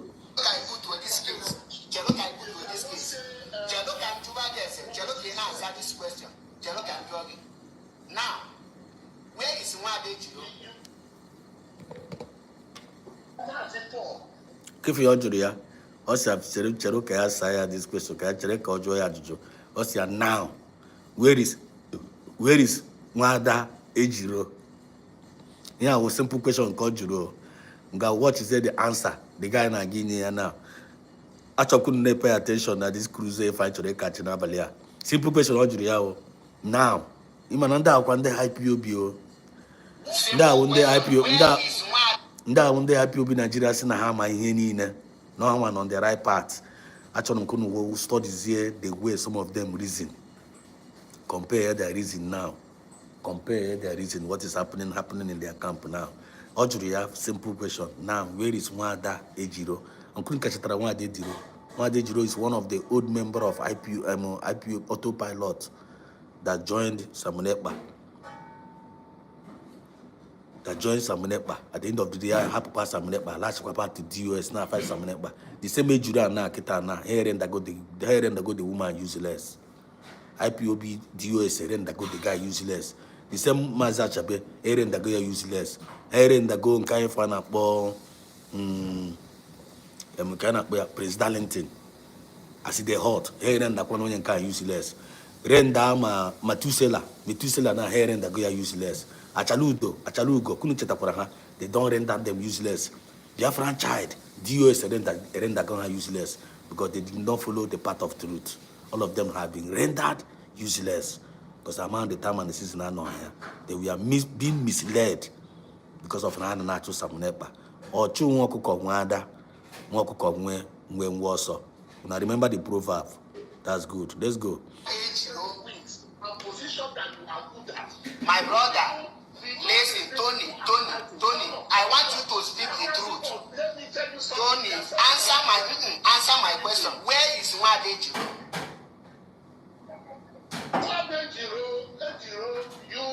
Matusela, the last I saw was fighting in TikTok. That's the last I can say. Okay, listen. Can you listen to yourself? Now, I ask you now, where is Mwadejiro? Your answer is Paul Metusela. Mwadejiro is fighting in TikTok, right? And you? He's fighting in TikTok. That is where Mwadejiro is, right? You see why I tell you that you cannot defend DOS without sounding stupid. You see it. That is Mwadejiro. You say Paul Metusela and Mwadejiro is fighting in TikTok. You see how stupid you sound. Sorry to use the word. Now. I see you, Mazi, Frank. Okay, you are welcome to the program. You came late. We have already passed our message, but welcome. You're still welcome anywhere. Thank you for joining the greetings, Chedubia France. Mazi Frank is greeting all Bria France. They were Mazi, okay. You're welcome. You're welcome. You're welcome.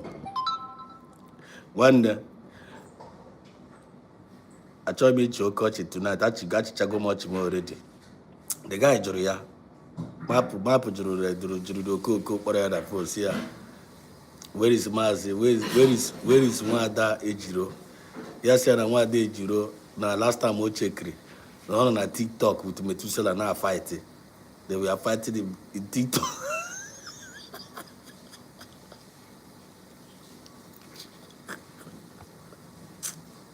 The guy was saying, see the reason why I tell you, whenever you are trying to defend the US, you'll be standing stupid. But check is only Arabia, that kind of thing. So which means that time all these years on they defended the US in the name of not fighting Samunekpa. He was also sounding stupid. We couldn't figure out our judgment now. he was also sounding stupid while he was defending DOS. Anya mechara clear ya. Mana dok ni beribe kono na ya.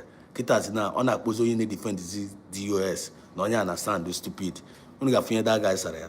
Fighting for Biafra in TikTok, fighting for Biafra and the region in TikTok, not fighting. Please, get me right. Now, my brother, Nwade Jiro is no longer speaking about Biafra IPOB. And the reason is because of Abanimu. Okay.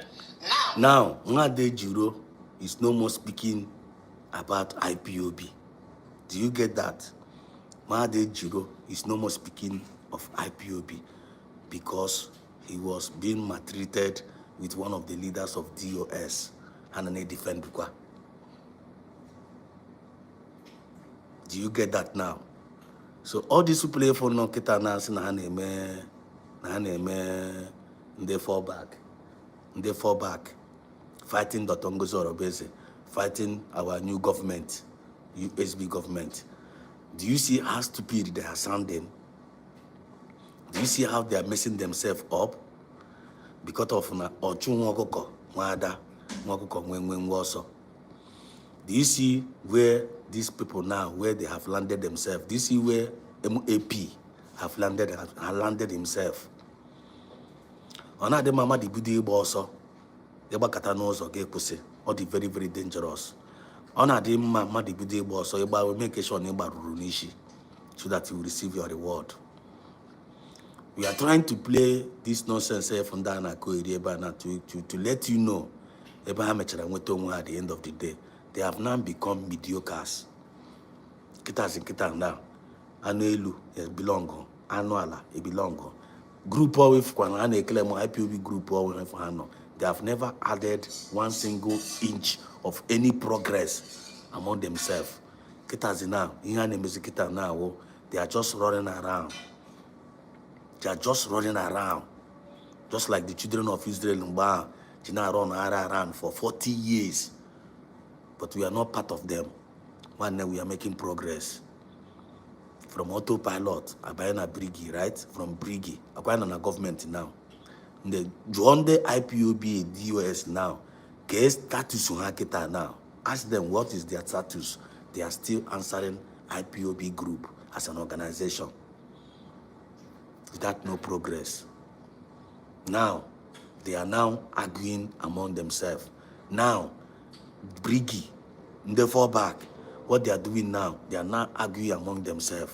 Yana Rosikita now forgiveness, forgiveness, forgive you, and I go forgive you. I am now called their car. I am now on a government. 30th of this May, I give me pay our embassy.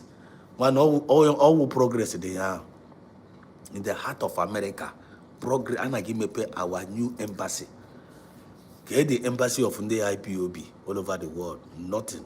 Okay, embassy in the Brigi, in the now we they do and well, nothing. But they are busy criticizing themselves. They are busy blackmailing themselves. They are busy propagating evil news. Like I used to support Dr. Ngozi Orobeze. I helped him to declare in Finland, but now no more support. I know they contribution. When you contribute, everything we are doing is a voluntary something. And anything you are doing it, if it is not voluntarily, when you go and ask yourself a question. And while we are doing that voluntary offer, don't regret any good work we are doing.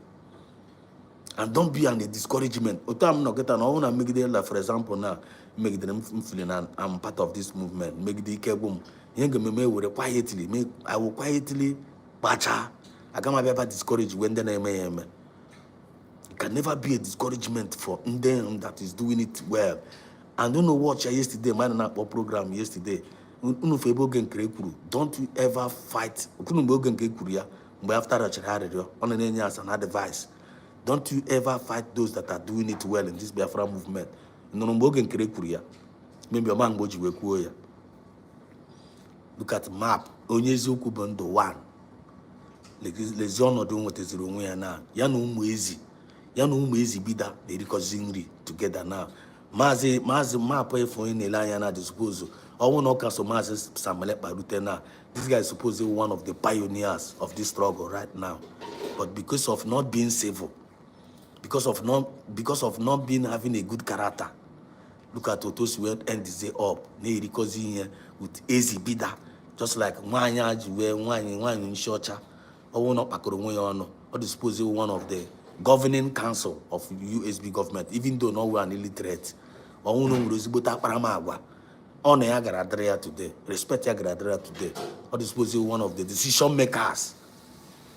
But because of mediocrity, because of not being civil, because of not being respectful for herself, when you use your channel and recording with Ezibida, now associating with Ezibida, may he never be your portion in the mighty name of Chuko Gabiama.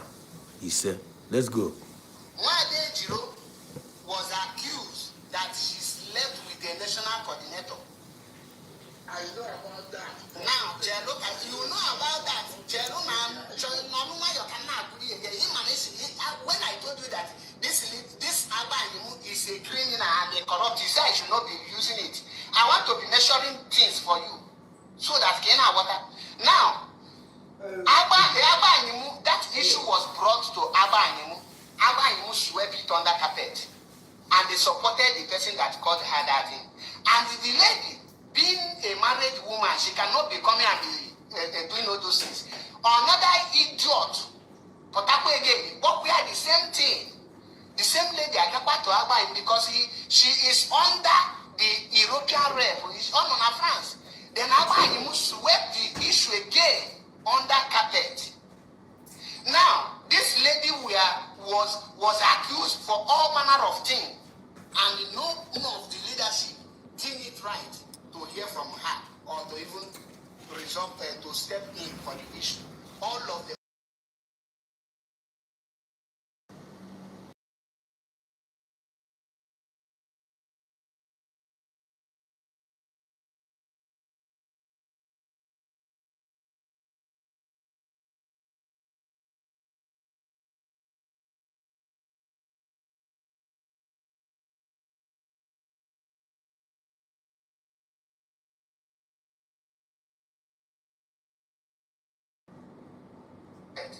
And her mother died.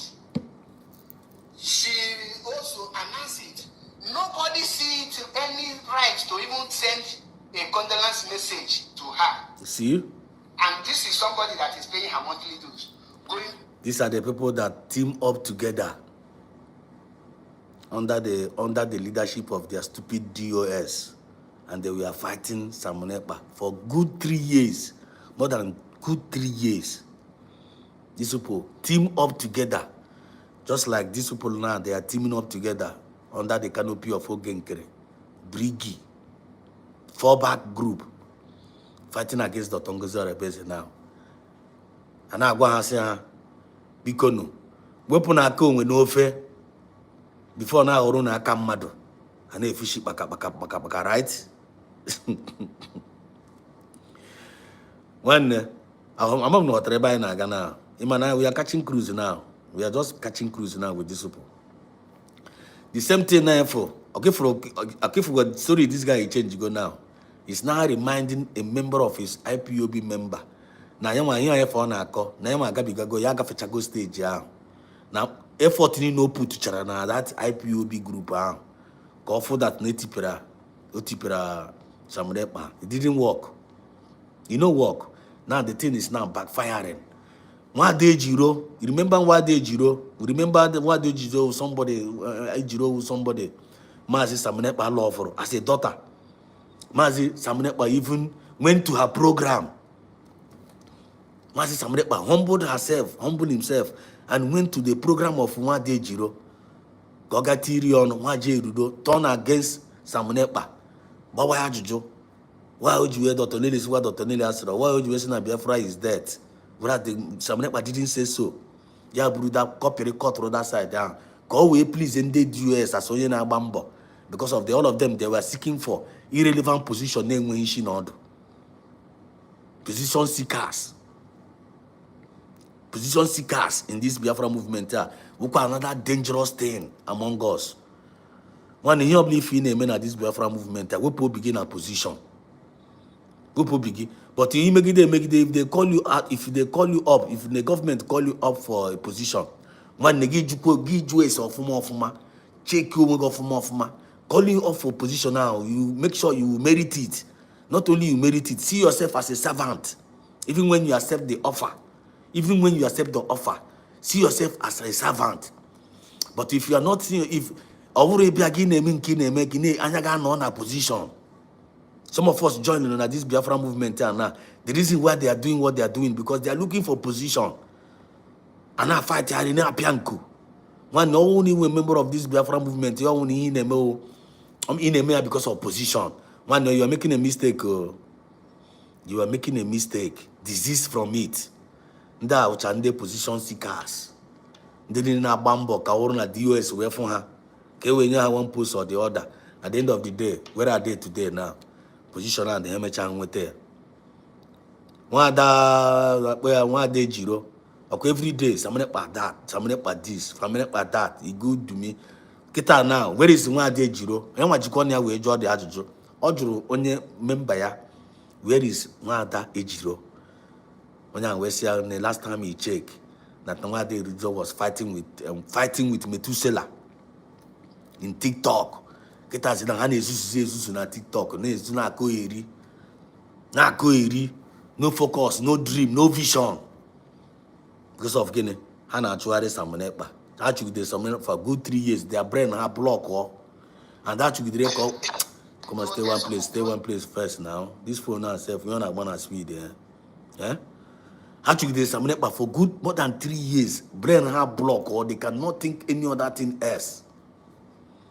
They cannot think any other thing else. More every day, by camera, Samanepa this, experiment that. I make the thing now where was the mediocres. Kita now this game make the anya phone here. Anya fogo MAP. Achabe anya phone here. On a chisi hochi.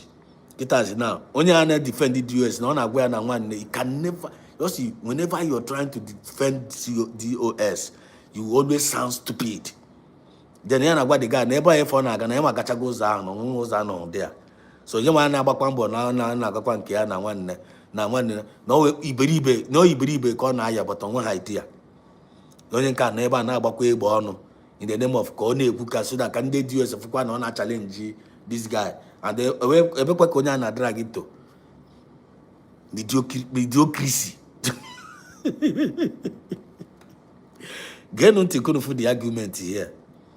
You watch ya. This guy na watch kita na. I give credit to Maza Chabe Paulo based on gara here because you want sound to a little bit sensitive of somebody but all this are very late kita na to return back to the normal situation or dispose because John will put her on and she can never rise again. He will remain and also till Biafra day perfected. Doing everything. And she suffered it all alone. And she come back. The same Abba who contacted the national coordinator and they asked him if Ejiro is no longer paying monthly dues, remove him and let us call his name, her name on the radio Biafra. And I know. And when the lady had these things, he said, upon I lost my mother, I am just coming back. What these people is after is money. You see? And she just left. Inside. You see? Mazi, if you are fighting to live, the person now entered inside a fighting as in Samanepa or defend this on DOS somehow. Do you get the point now? Get another job and I get you the guy. If Nigeria, because of injustice, marginalization, and the corruption, why are you protecting the same person that is practicing injustice, marginalization, and corruption? Why, Mazi? Why are you this evil? Because with protecting Abayim, you are evil. Nobody can defend Abayim that is not evil. Now, where is church money today? He's no longer talking because of the same Iken Guru. So let us assume that Church money is not true. It's not true. Because of Iken Guru today, Wanda Chalugo my problem. Cello. Methuselah and others have refused to learn from judgment. We person like me cannot harbor evil. I cannot associate with evil. IPOB is built on 4 cardinal points. Number 1, be fearless. If we are now, just get panty now. It's not coming out from his mouth now. The same thing I even preached here earlier. Getting until now. The guy now, since he's coming back. This guy now, since Yakita now is coming back. He want to return back to the normal senses of the messages of Mazina and Nicalo. What Mazina and Nicalo stood by. What Samaneba also came up and stood by it. The same truth. Kita now, but now, you want to go from there. You want to accuse the IPOB group. Now you have for Hani Zuzuna and have to go on track. You can never say you are coming out from Nigeria because Nigeria was bringing marginalization to us, bringing destruction to us, bringing corruption to us, and we rejected it and we are condemning it as the indigenous people of Biafra. Then at the end of the day, the same thing I find about Nigeria or the same thing I can do IPOB Brazil MSC. Then at the same time I claim no one IPOB. Now he's trying to educate one of the members of IPOB group, which all part of. Listen. Number 2, say the truth, even if it will cost your life. Number 3, help the poor and be the voice of the voiceless. Number 4, be of a good character. Now, how can you speak truth if you are supporting evil? You cannot speak the truth. The reason why you don't see any evil. How can you speak truth if you are supporting evil? It is not possible. I'm a truth. I speak truth. Remove Jews. Then remove Jews and they speaking truth. Remove Jews. I'm a speaking truth. I'm a seer of the seer. How can you speak truth when you are supporting evil? For remove Jews to come and say no one support is your genkre. If you go near the truth and warner. For one you church na France, he put you see after knowing fully well Arwala, Osipia no we put a Yabomo Biafra Arwala Nina, Ogen Kere committee na this Biafra movement by Ibu guy we ladia. Yenina, which we me and you and I know. Even COS no way up to now, Ogen Kere the bonk bequayao.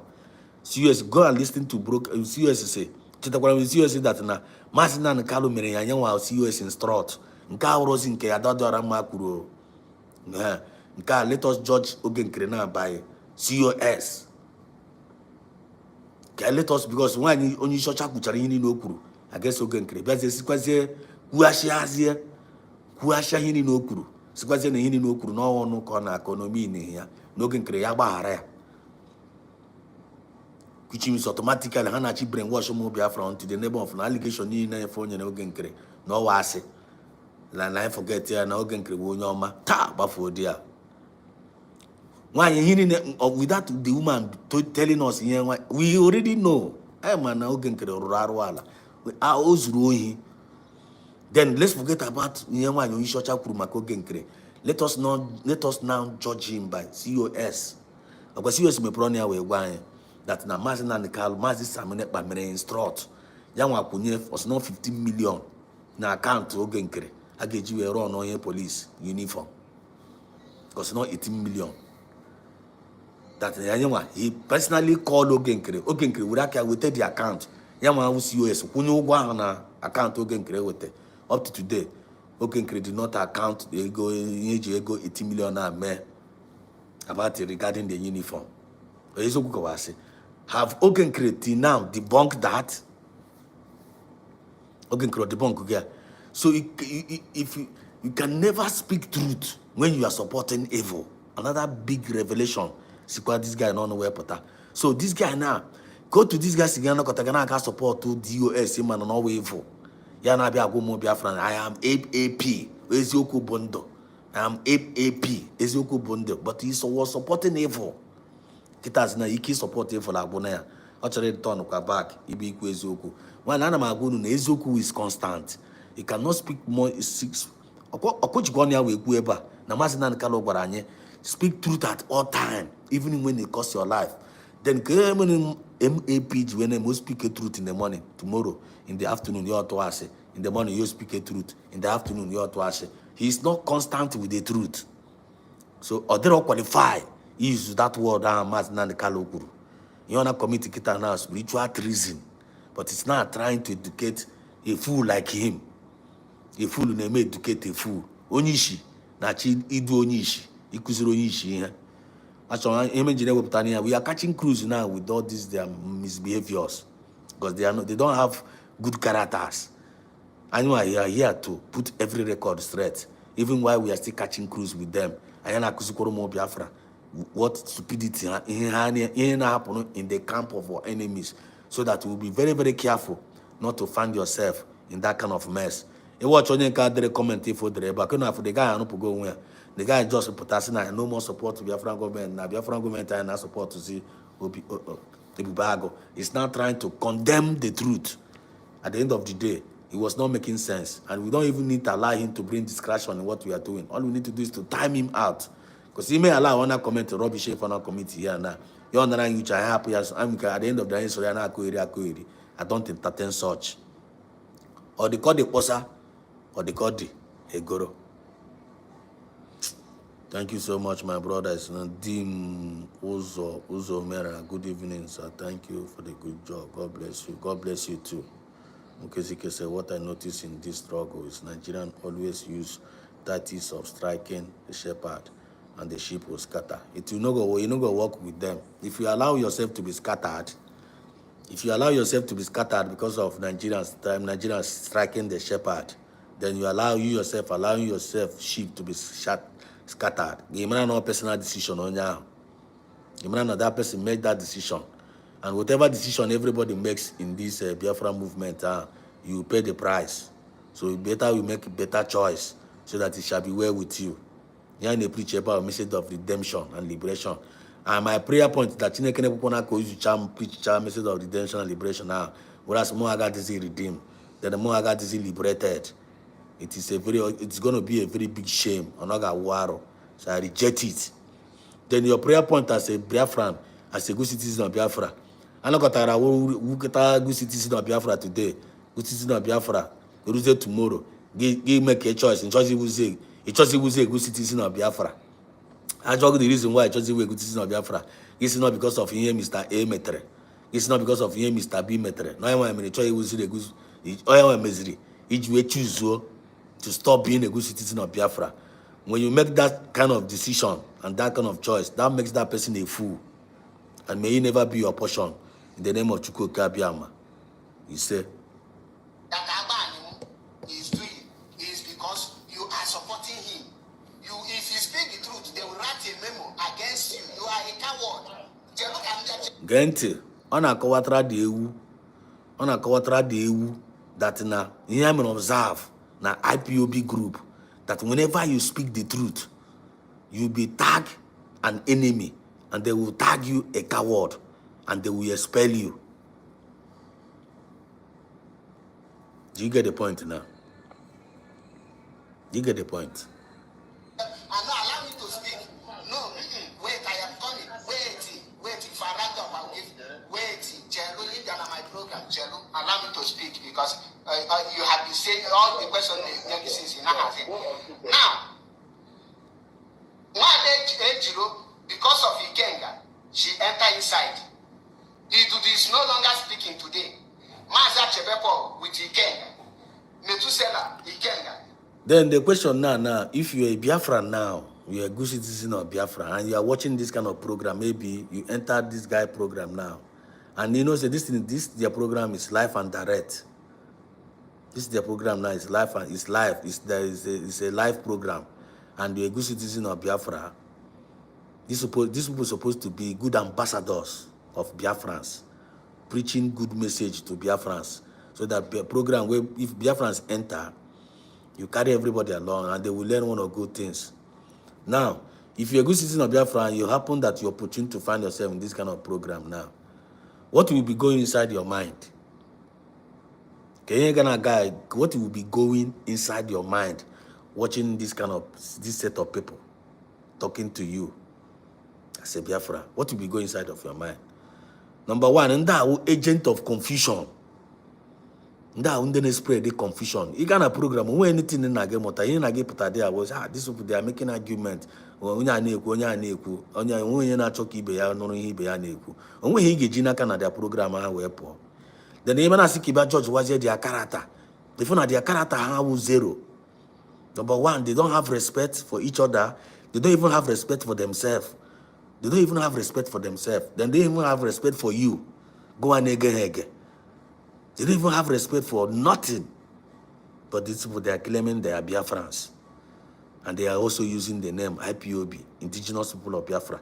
And these the same mediocres are also claiming they are followers of Mazi Nnamdi Kanu. And as the followers of Mazi Nnamdi Kanu, Aparama going for Hana, but when Mazi Nnamdi Kanu na Bana. Then Kehana Muta from Mazi Nnamdi Kanu, at the end of the day, they didn't learn anything from Mazi Nnamdi Kanu. That's why when I say no, they very, very careful. The kind of voices you know, the kind of people you people are following. Because some channel lawyer guy get your hand, get that no kukwe. Even if mistaken, get that no kukwe forever. Ha nana guche. Ha kunyegin puro now. They will put in you seed of discord, seed of discomfort, seed of disgrace, seed of heartbreak, and seed of bitterness. Ha kunyegi ani mege. Ye potazisi na program ha info potana again na Paris as onyara. Ndị niile na-aga na program nwaanyị n'isi ọcha onweghị ọma ị ga-eji ebe a wee pụta na nke ikpeazụ a ihe ọ ga-akụnye gị n'ahụ ogodo nọmba 1 high BP kụnye gị distraction kụnye gị madness n'ahụ kụnye gị mediocre n'ahụ kụnye gị destruction n'ahụ isi na program apụta sef even ịnụ ebe a na-ekwukwu Biafra iwu nke some of them iwe wewezie gị like that kind of that guy si na ọwụ flow. If you go na why you church deceive go that soul. O deceive go ya. The guy just iwe na akpagharịzi na. Onwe ihe o jizi n'aka. Anara go ya the freedom. Anara go ya amamihe. Anara go ya everything because of your gara no. I mean we soon that na. Anya emechakwa na program anyị watch my announcement here. I'm saying na ya pastor goes your mind because you don't believe in the man like in define there well. To the little knowledge of my ability. I like it define your way. I don't like it the confusion niche. I don't like the team more confusion niche. I know they like put confusion for people's brain. And the more I like when you team confusion niche or they call the posa or they call the guru. I mean you able to make an announcement. I hear me chapana program for the day. For those that are joining late. Now no to catch cruise with this set of mediocres. So I come like when play here. Maybe God now why are you playing this kind of nonsense or something like that? And I'm like here because I know what I'm doing. I am in gymnastics. So no black chocolate catch the flow with the catch cruise with these people. You can still hang around with us. But all of my program, I am a program, so that all know when we are just trying to catch cruise with this set of videocast. And even while we are catching cruise, we still be learning something from them. I don't know if I don't know. They feel me, right? Are you feeling me? Do you have a witness? They will know. So let us continue. Okay, Zike said, jobless people with zero character, following Mazi Nnamdi Kanu. See, MAP is like weather. Tomorrow it will change.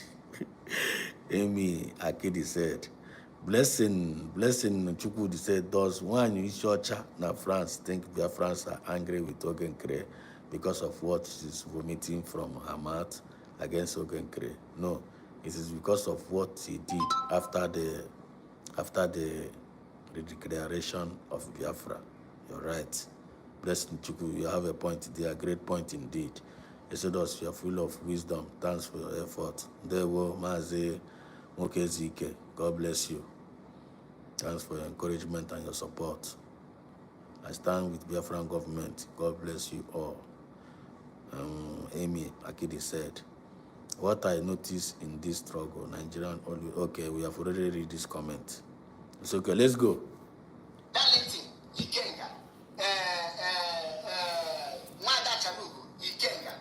Now, Biafran child, we're quite the same issue with Ikenga, and the whole leadership protected this Ikenga upon the evidence. Even Biafran child, when Ikenga, politicians, they go with evidence. but they sidelined it and protected the king. And I know. This is a word coming from their franchise. And I know. Now, all of the their franchise, and the Chinas and the Azayoba continue protecting him. Therefore, that protect him. Now, I forward a voice record to Italian National Coordinator here. Oh. Olu the voice record forward what to Ikenga. That is another criminality. Now, when I say that these people are evil, let me be proving it to you. And I know now, MAP is now calling DOS evil. When I say these people are evil, the same. Oh my God! Do you get the point now? Mazi MAP now is now calling DOS evil. DOS was stood for them for more than 3 years fighting Samonepa. And now MAP eba pota eba no na o nda na izugwa go nda na izugo ya na efishi baka. That time I remember I no got time mba na moko kata the thing no ekwu modidi. Because I so much love this guy then. I so much love him. I was one of his ardent follower. Because he was Biafra na eri muri n'obi. Ana ma probably na akuru ekwe Biafra. Ana ma no there na ege ntị. I need the freedom of our people. Mgbe ọbụla dire ya nsi anwa nne chai ụkọ na onye eziokwu esokwa na ndị a na DOS ụzọ anọrọ dị a na ndị ahụ ndị ọjọọ ya na-efishi kpaka. Ya nwa na-asị m na why m ji na-eso maazị Samuel na ndị maazị Samuel na ụrọ dị wee not DOS wee nsa no. The same thing with Ikenga. At the end of the day, Ikenga tipia go all of them. Ikenga mechara gosi ha that na while he was Ikenga and a spy, Nigerian agent in the name of using Ifeanyi Ejiofor, Ikenga Iruago, an eye of Nigeria in IPOB. And name IPOB. Amanda no woman didn't so name IPOB mba obi ha di ocha. Because you want to say you watch this guy in a fan about MAP. All freedom fighter. Or join the program on IPOB to be corrupt. Or join the go with Biafra. But at the end of the day, he was deceived by DOS. He was deceived by them. But he had them surprised. We'll go to see where we're not sensitive. Or my here will sign. But mad on them here. Here we came in us. That's this guy more than somebody the wise. Came in so this is wise enough to know that Nanda I delay go. And the bar on a DOS without Amazon Hapro. Get us now. You want Agbazi one of his member na DOS wave. And only wasn't that he were why would you opposite DOS in Canada worship? Why would you not put with DOS and almighty DOS evil? You want dribbled enough. Now pursue. Get us now, this guy now hand the trust is here. And I just trying to see where TP at this guy. But lucky enough, this guy now on Europe. I got this easily TP like that. You want ever now bossing hike. Now bo hike. Our enemies will always end up in destroying themselves instead of destroying us. Because do you know the reason why? As long as you are standing on the path of truth, which is this Biafran government, which is a divine mandate, nothing can bring this government down because always divine mandate. And don't you believe for this divine mandate here, what kind of government here now? Give allow your mind give corrupt. The spirit of Biafra will expose that person and disgrace that person, and at the end of the day, destroy that person. So may you never be an agent of destruction, or agent of distraction, or agent of confusion in this our Biafra movement. What you are trying to do, you are trying to destroy yourself. I'm gonna make a way. Na kuyako gene. Na rokwani chineke na ka anyimani a chineke na use when use ka ari ngoto nwan na that state, because oga was something got something palatable to you. Onye black waka yoto. They don't for forging of signature and this thing. And the current Italian National Coordinator get over that. Forged the signature of DOS and they used the name of DOS and Azayoba to suspend Maza Chedepo. And I contacted Azayoba. Azayoba said he is not aware. I contacted Mazio Former. Or Former said he is not aware. I contacted Tony Rumike, who happened to be the deputy. He said that they are not aware of it. And they called Gege, asked Gege, did you suspend Achebepo using the name of DOS? He said yes, that he think that he insulted Azayoba. And Azayoba asked him, where is the proof? Onwelo proof. Then what Azayoba did is, okay, Maza Achebepo, now that have happened like this, he is your superior. Tender apology to him, let everything go in. Mazi, with such evil judgment, not that the idiot to deny it, they see evidence, everything. As I say, I should apologize for the use their name, forging their name to suspend me here. And that Chike is suspending another person. Mazi, is that justice? Is that right? This is how you say things is not right, but I don't have all the details. Azayoba no there, Azayoba there now, Azayoba there. I think Azayoba, why I mentioned their name is for you to call them and confirm. Now the voice record, the KGWM video, the voice record. What is Mazi Achebe trying to establish here now with one of his members there now after the kidnap of Mazi and the Carlo, that IPOB.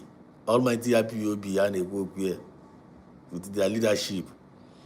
That now here they may operate leadership of corruption and injustice against their followers, and they can never be part of it anymore. When I forget establishment here, I am my own at talk or watra onyana na call na program here. You're talking about point. That is in for the table now. Kadaga we water that IPOB DOSF for us get na how they go corrupt. Now the leadership had they corrupt. Now this supposing associate. Now I see about Potawa. Now I go through that process already for now. Onwe no there. And this guy found a quick remember Banana where I say one never and goes that drawer. Yeah, they fish baka. The same person that corner, the same thing na corner no kwebonya no na. Now I go za no za drawer. Na Potawa, onye causa on no na call, never fish baka.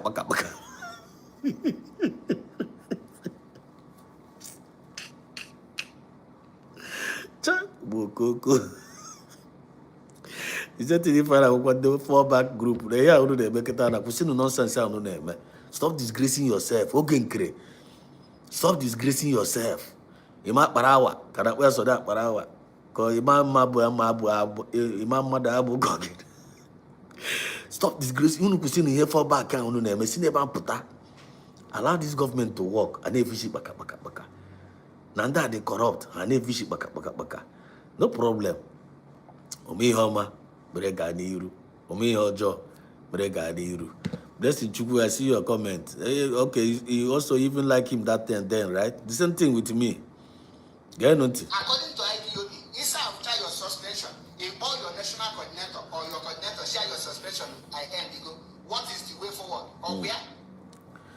Because you're not joining this program, and they clicking on the like button, they clicking the like button, because they clicking the like button.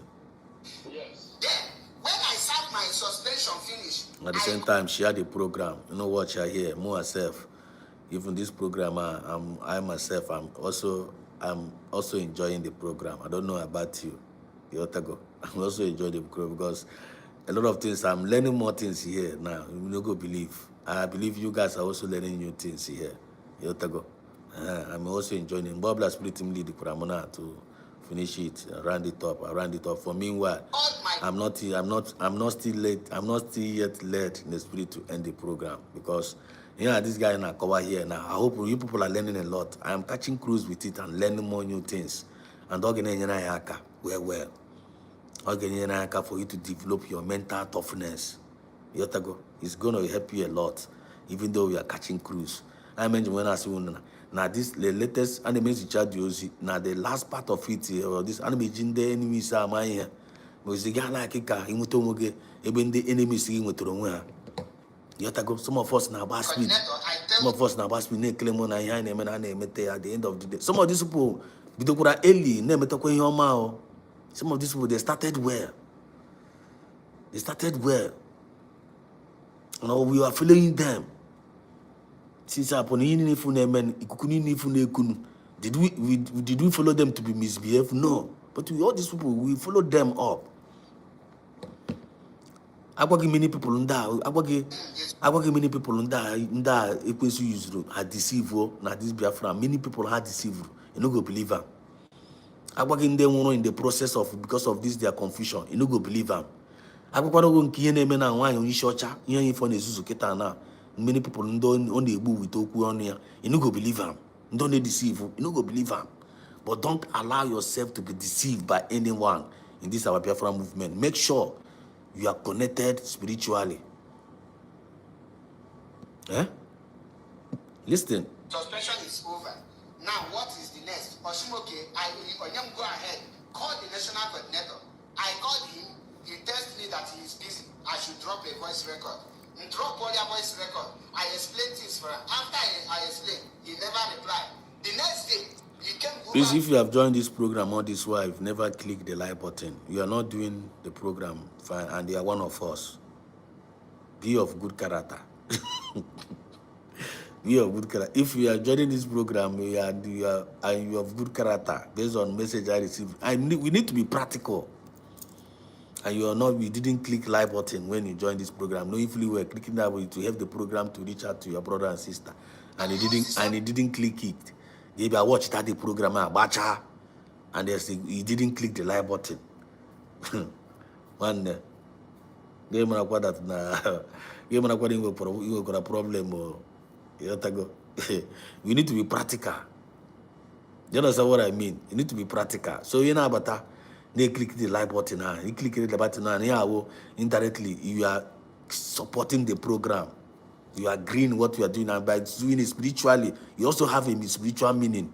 That clicking the like button now, you are putting your own signature in the program that in here name not the okay. The same it will also pass a very signal to another person. So whenever you are entering, I watch any of my brothers, any of our colleague program. Before the first thing, before maybe the maybe or click it because I'm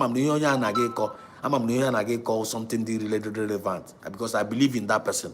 Maybe or click a like button say before watch was it the program. Sometimes my like button.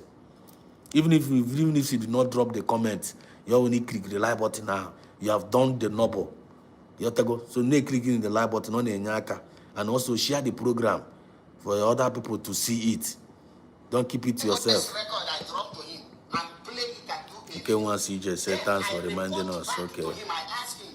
He never responded. I called Azayo back again, the deputy European rep, and said, look at what this man did. He called Keke, Keke, we have a meeting. He asked Keke in my front, did you do it? Keke said yes, he do it on the order of Abanimu, who happened to be European rep. And Azayo told me, Mama Nugonia and Abanimu, go ahead. Now, if the European rep can give such go ahead and such attack come to me, why do you expect me to see him as a good person? So, edging my own, when I judge is in doors on a young report, Irania, then what is in chaos in a judge is in doors on a near report. Do you hear that? Yeah, when they have team up together, they gathered against Samonepa, conspired against him, saying all manners of evil, writing all manners of letters against him, sending it to European Union, sending it to Finland government. They even went ahead and went to Finland. Remember, they even went ahead and went to Finland to go and do protests against Samonepa. These people did all this evil. Now, what is happening today? What is happening? They are now fighting among themselves. They are now fighting among themselves. And the same thing is going to rock the fallback people very, very soon. If you have already started, though, they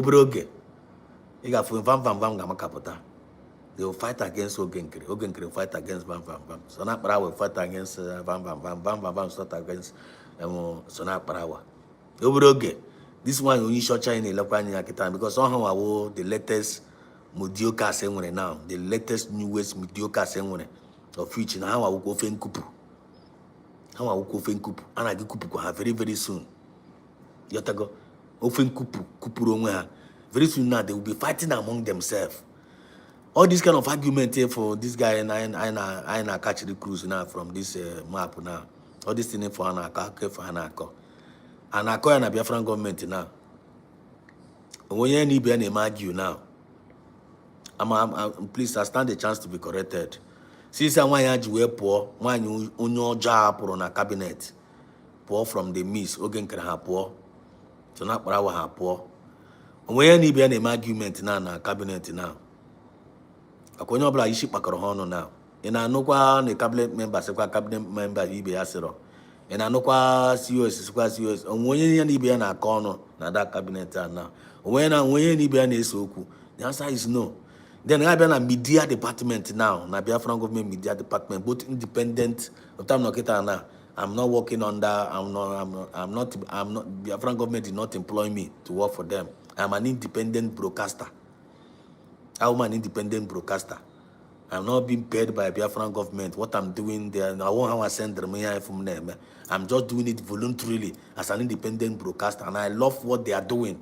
And my spirit is connected in what they are doing, and I appreciate what they are doing. On my own side, I'm sacrificing from my own quota to assist in what they are doing independently.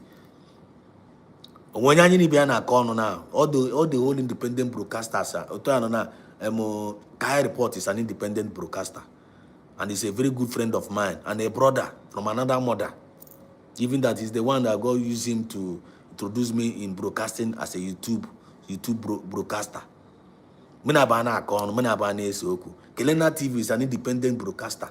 I don't have issue with Kelena TV. He's doing his job independently, spreading the good job, and I appreciate him. And I'm a Tiri and you're a Tiri mania. Go 247. Go 247 may be working. It's under government. Oh no, it's directly one of the cabinet member. If you don't have issue with you, go 247. I am my name is Suim. I them against them. They one against me, doing a marvelous job. Marvelous Arinze, Anine no Chako, Drake, name them, Nikki, Agnes, Anine, they are doing a great job. When you have focus, when you have face relay, yeah, away in the TD Bayana, when you are corner, matured, reasonable. Always look at Munna. Because that's not the spirit of Biafra is not an author of confusion. Then even a Christianity, as in the Holy Spirit is not an author of confusion. Or an author of confusion. So, Bible, if you know, you know when they will take confusion on our midst. Those are the enemies. Those are the enemy of the group or enemy of the organization. I suppose the organization, everything and I we are seriously where now, and when misunderstanding, I saw toya within themselves. When you put away in order, about also. But don't if you know you know every time if you know in the organization or group or a member of your family, every time also someone going to no problem. One now. You must deal away with such individuals and cast them out like demons, so that suffer not a witch to live. But if I need to go Fulani, and I'm going to Fulani na Batoka, and then announcement every day. If I get GCK jam on your Fulani, Mudeta no bege, Dani Funa as no in the dinta. Give with the Tande Fulani yes man, and with the this terrorist no bege. You know, Katage Gabecha video. You may chat the video, Giga, when the Fulana, Giga ponye the police. Chineke na akpọ Yotago. You know, I miss Yakitana. Check here, akụkọ onye na corner argument on make we want. Is it happening in our government now? The answer is no.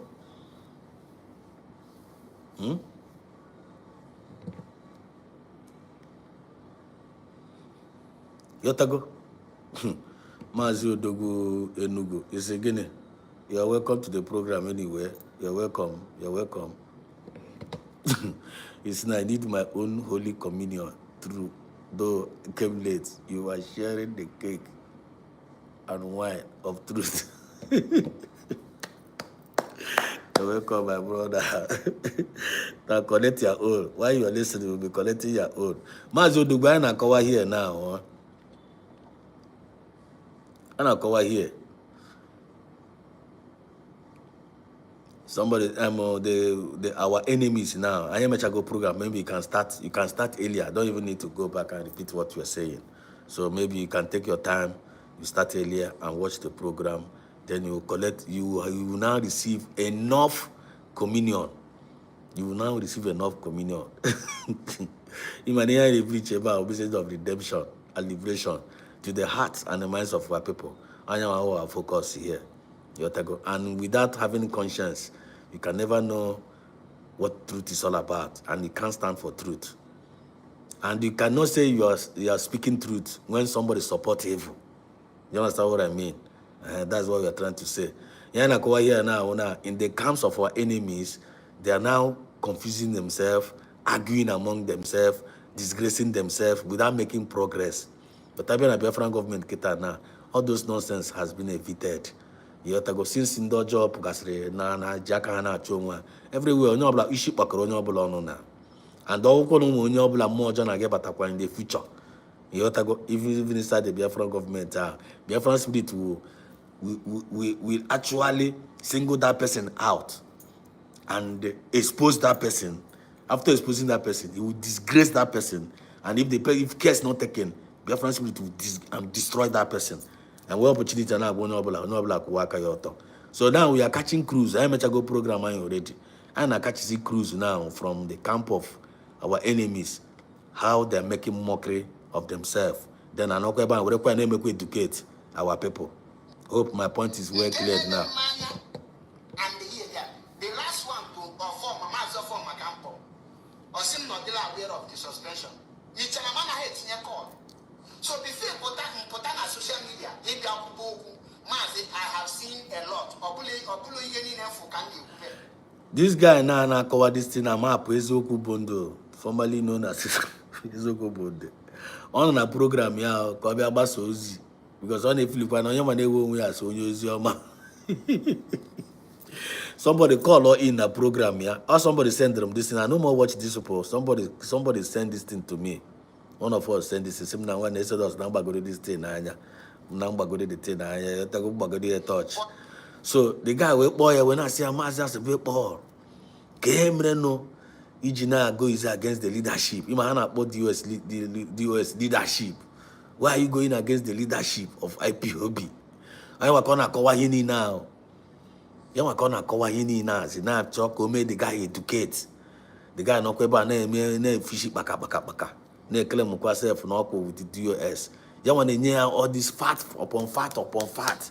What makes the DOS criminals? What makes DOS evil? Based on his own observation, with facts and figures. But this guy forgot that no man boy Barbajon and the DOS now fight against our leader, PM Samanepa. Now, karma is real. Now the guy is now facing reality. Be right back. Passing the same evil allegation and evil illegal suspension, because somebody must speak out for it to stop. Till today, he gave Guru Abu, nobody cautioned him and nobody give him suspension. Not for calling Methuselah's wife anything, not for abusing Biafran child wife. He did all these things. While he was a member of IPOB. He never did it. Yes. Why did the leadership protect him? Listen to them to say there should be a disclaimer of I don't know this. He had made his own disclaimer publicly. So why did you people go to Finland? Why did you people go to Finland to It was suspended on one. Okay. All these activities. Since you know this, now, why did you people go to Finland to protest? And I know I do the guy. When I do the guy, how many we got Finland Ghana game a protest? Do you hear the question? He's asking one of his members, how many we gonna on our challenges in Azi. Abaru Chamingre, and get Michaka Kuru Miringre, Akufacha or Darawa. Okay, for now, this enemy say for ne beareka mosquitoes now, natural inquiry on Hoku. Natural can have team up. We prove with the government, can we waiting high natural. And we feeding our bamba. Ne de all manners of letters, ne de ke make this and maneba. All of them, I need to chala where's the meaning. Go and mark it somewhere. On your black badanya, Moranya Kazo. Let's go. Listen, Mazi, Ikenga have resigned. Ikenga have not resigned. Ikenga is coming out today and be holding program telling you that he still communicate with China Samoro and the Abanimu and Chelu. And so Ikenga speaks from both sides of his mouth. When he was in IPOB, Ikenga will talk the ones we know, the ones we don't know. I am on them. Now, okay, we can't get on IPOB. We can't get Chelo can talk again. Chelo can Yet to come out. Chelo, you can't get potential, just that most of half of you can't get 2021. Many of you are fully negative. Chelo can talk. One conclusion for today. I couldn't forget that now they are running crazy, right? Our enemies are running crazy. They are arguing among themselves. They are no more focused. They are distracted. They are no more representing Mazina and Nikalo. Mazina and Nikalo is no more representing them. They don't know what this Biafra movement stands for. But they are still claiming they are Biafrans. These are agents of distraction. Don't allow yourself to be distracted with this kind of agent. You understand what I mean? That is the message. Making sure that now I remain in focus. That is very, very important. And make sure that now any angle of labor blame regarding this Biafra movement here, contribute your own quota positively to God's own glory. And leave the rest to God. I'm going to approach the rest. That is our message. Yotago. I have an opportunity when I joining at this program today, from beginning to the end. I really appreciate each of every one of you giving in your ear and all your wonderful comments, the ones that prayed in the comment section, the one that encouraged. I really, really appreciate each and every one of you. Odogu Enugu, thank you for joining in. Okenwasi, Amy, Agedi, Blessing Chuku, the people that stood fast, the Oke, Ezike, Amy, Akede, Blessing Chuku. I salute each of every one of you. DM, Zoemena, Chudebome Emmanuel, Blessing Chuku, Ngozi Maureen, Ngozi, welcome, Chidebere Lawrence, name them, many of you. From Frank Okoye, thanks for joining in. Thank you so much.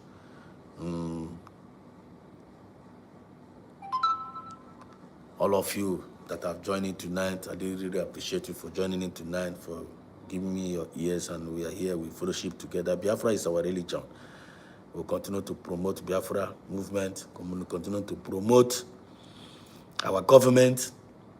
Chineke continue now by our COS women, our DPM, the Tongoza President, and all the genuine members of the cabinet. Mazina Nikalo, we salute you. Let me put you back. Mazina Nikalo, I salute you. My supreme leader, I salute you. Your smile will remain forever. No enemy is going to bring you down.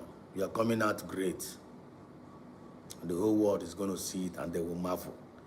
PM Samunepa Samuel, I salute you. I need to go very, very soon. We are not giving up. We will remain unshakable by the special grace of God. We're going to remain unmovable by the special grace of God. We're going to remain unbribable and also unstoppable. And most importantly, we will always remain fearless. We will speak truth at all times, even when it costs our death.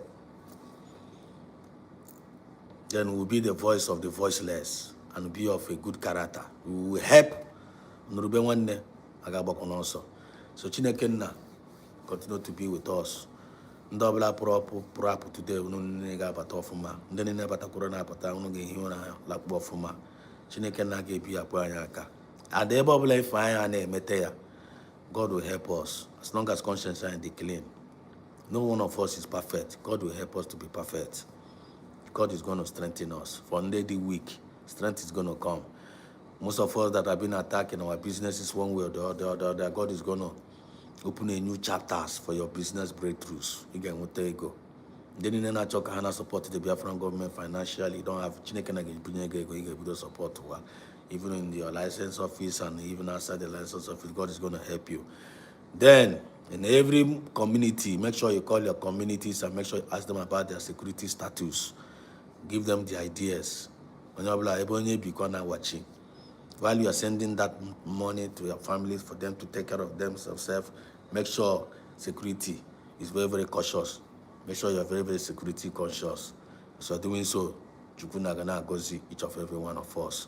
So this is Biafran Exodus TV, always bringing you the message of redemption. If this is your first time or coming across this channel, please always like the videos, share the program, and subscribe. And while you're subscribing, make sure you click that button there, that's a bell, so that anytime I'll be fine free for I'm gonna upload any video and come up live, you'll be the first to partake, to be the member, or like kind of joining in the program. And whenever you're watching all our videos, make sure you listen, not listen with your ear, listen with your brain. You understand? And pray over it. And gonna make one shot, gonna in the day in day out, just the same way I am putting in your prayers. So I'm gonna man or to man abare. Ocho nwakoko nwa ada nwakoko nwe ọsọ ndo mmiri ndo azụ ka na-ewishi each of everyone. Anyị ga-adị ka echi, because echi a na-agwụ agwụ. Obere egbu anyị ga-egbu onwe ha. Ebe ebere ugo bere kesi ibe ebere na gwukwa ya. Obere nga anyị abịagbu n'anya, mụ na gị la mgbugbu agapụ ya n'azụ. Onye si na ọ ga-adịrị anyị mma, ọ ga-adịrị ya mma. Onye sikwa na ọ ga-adịrị anyị mma, ọ ga-adịrị onye ahụ mma.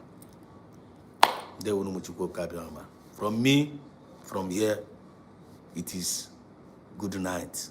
God bless, and I love you all.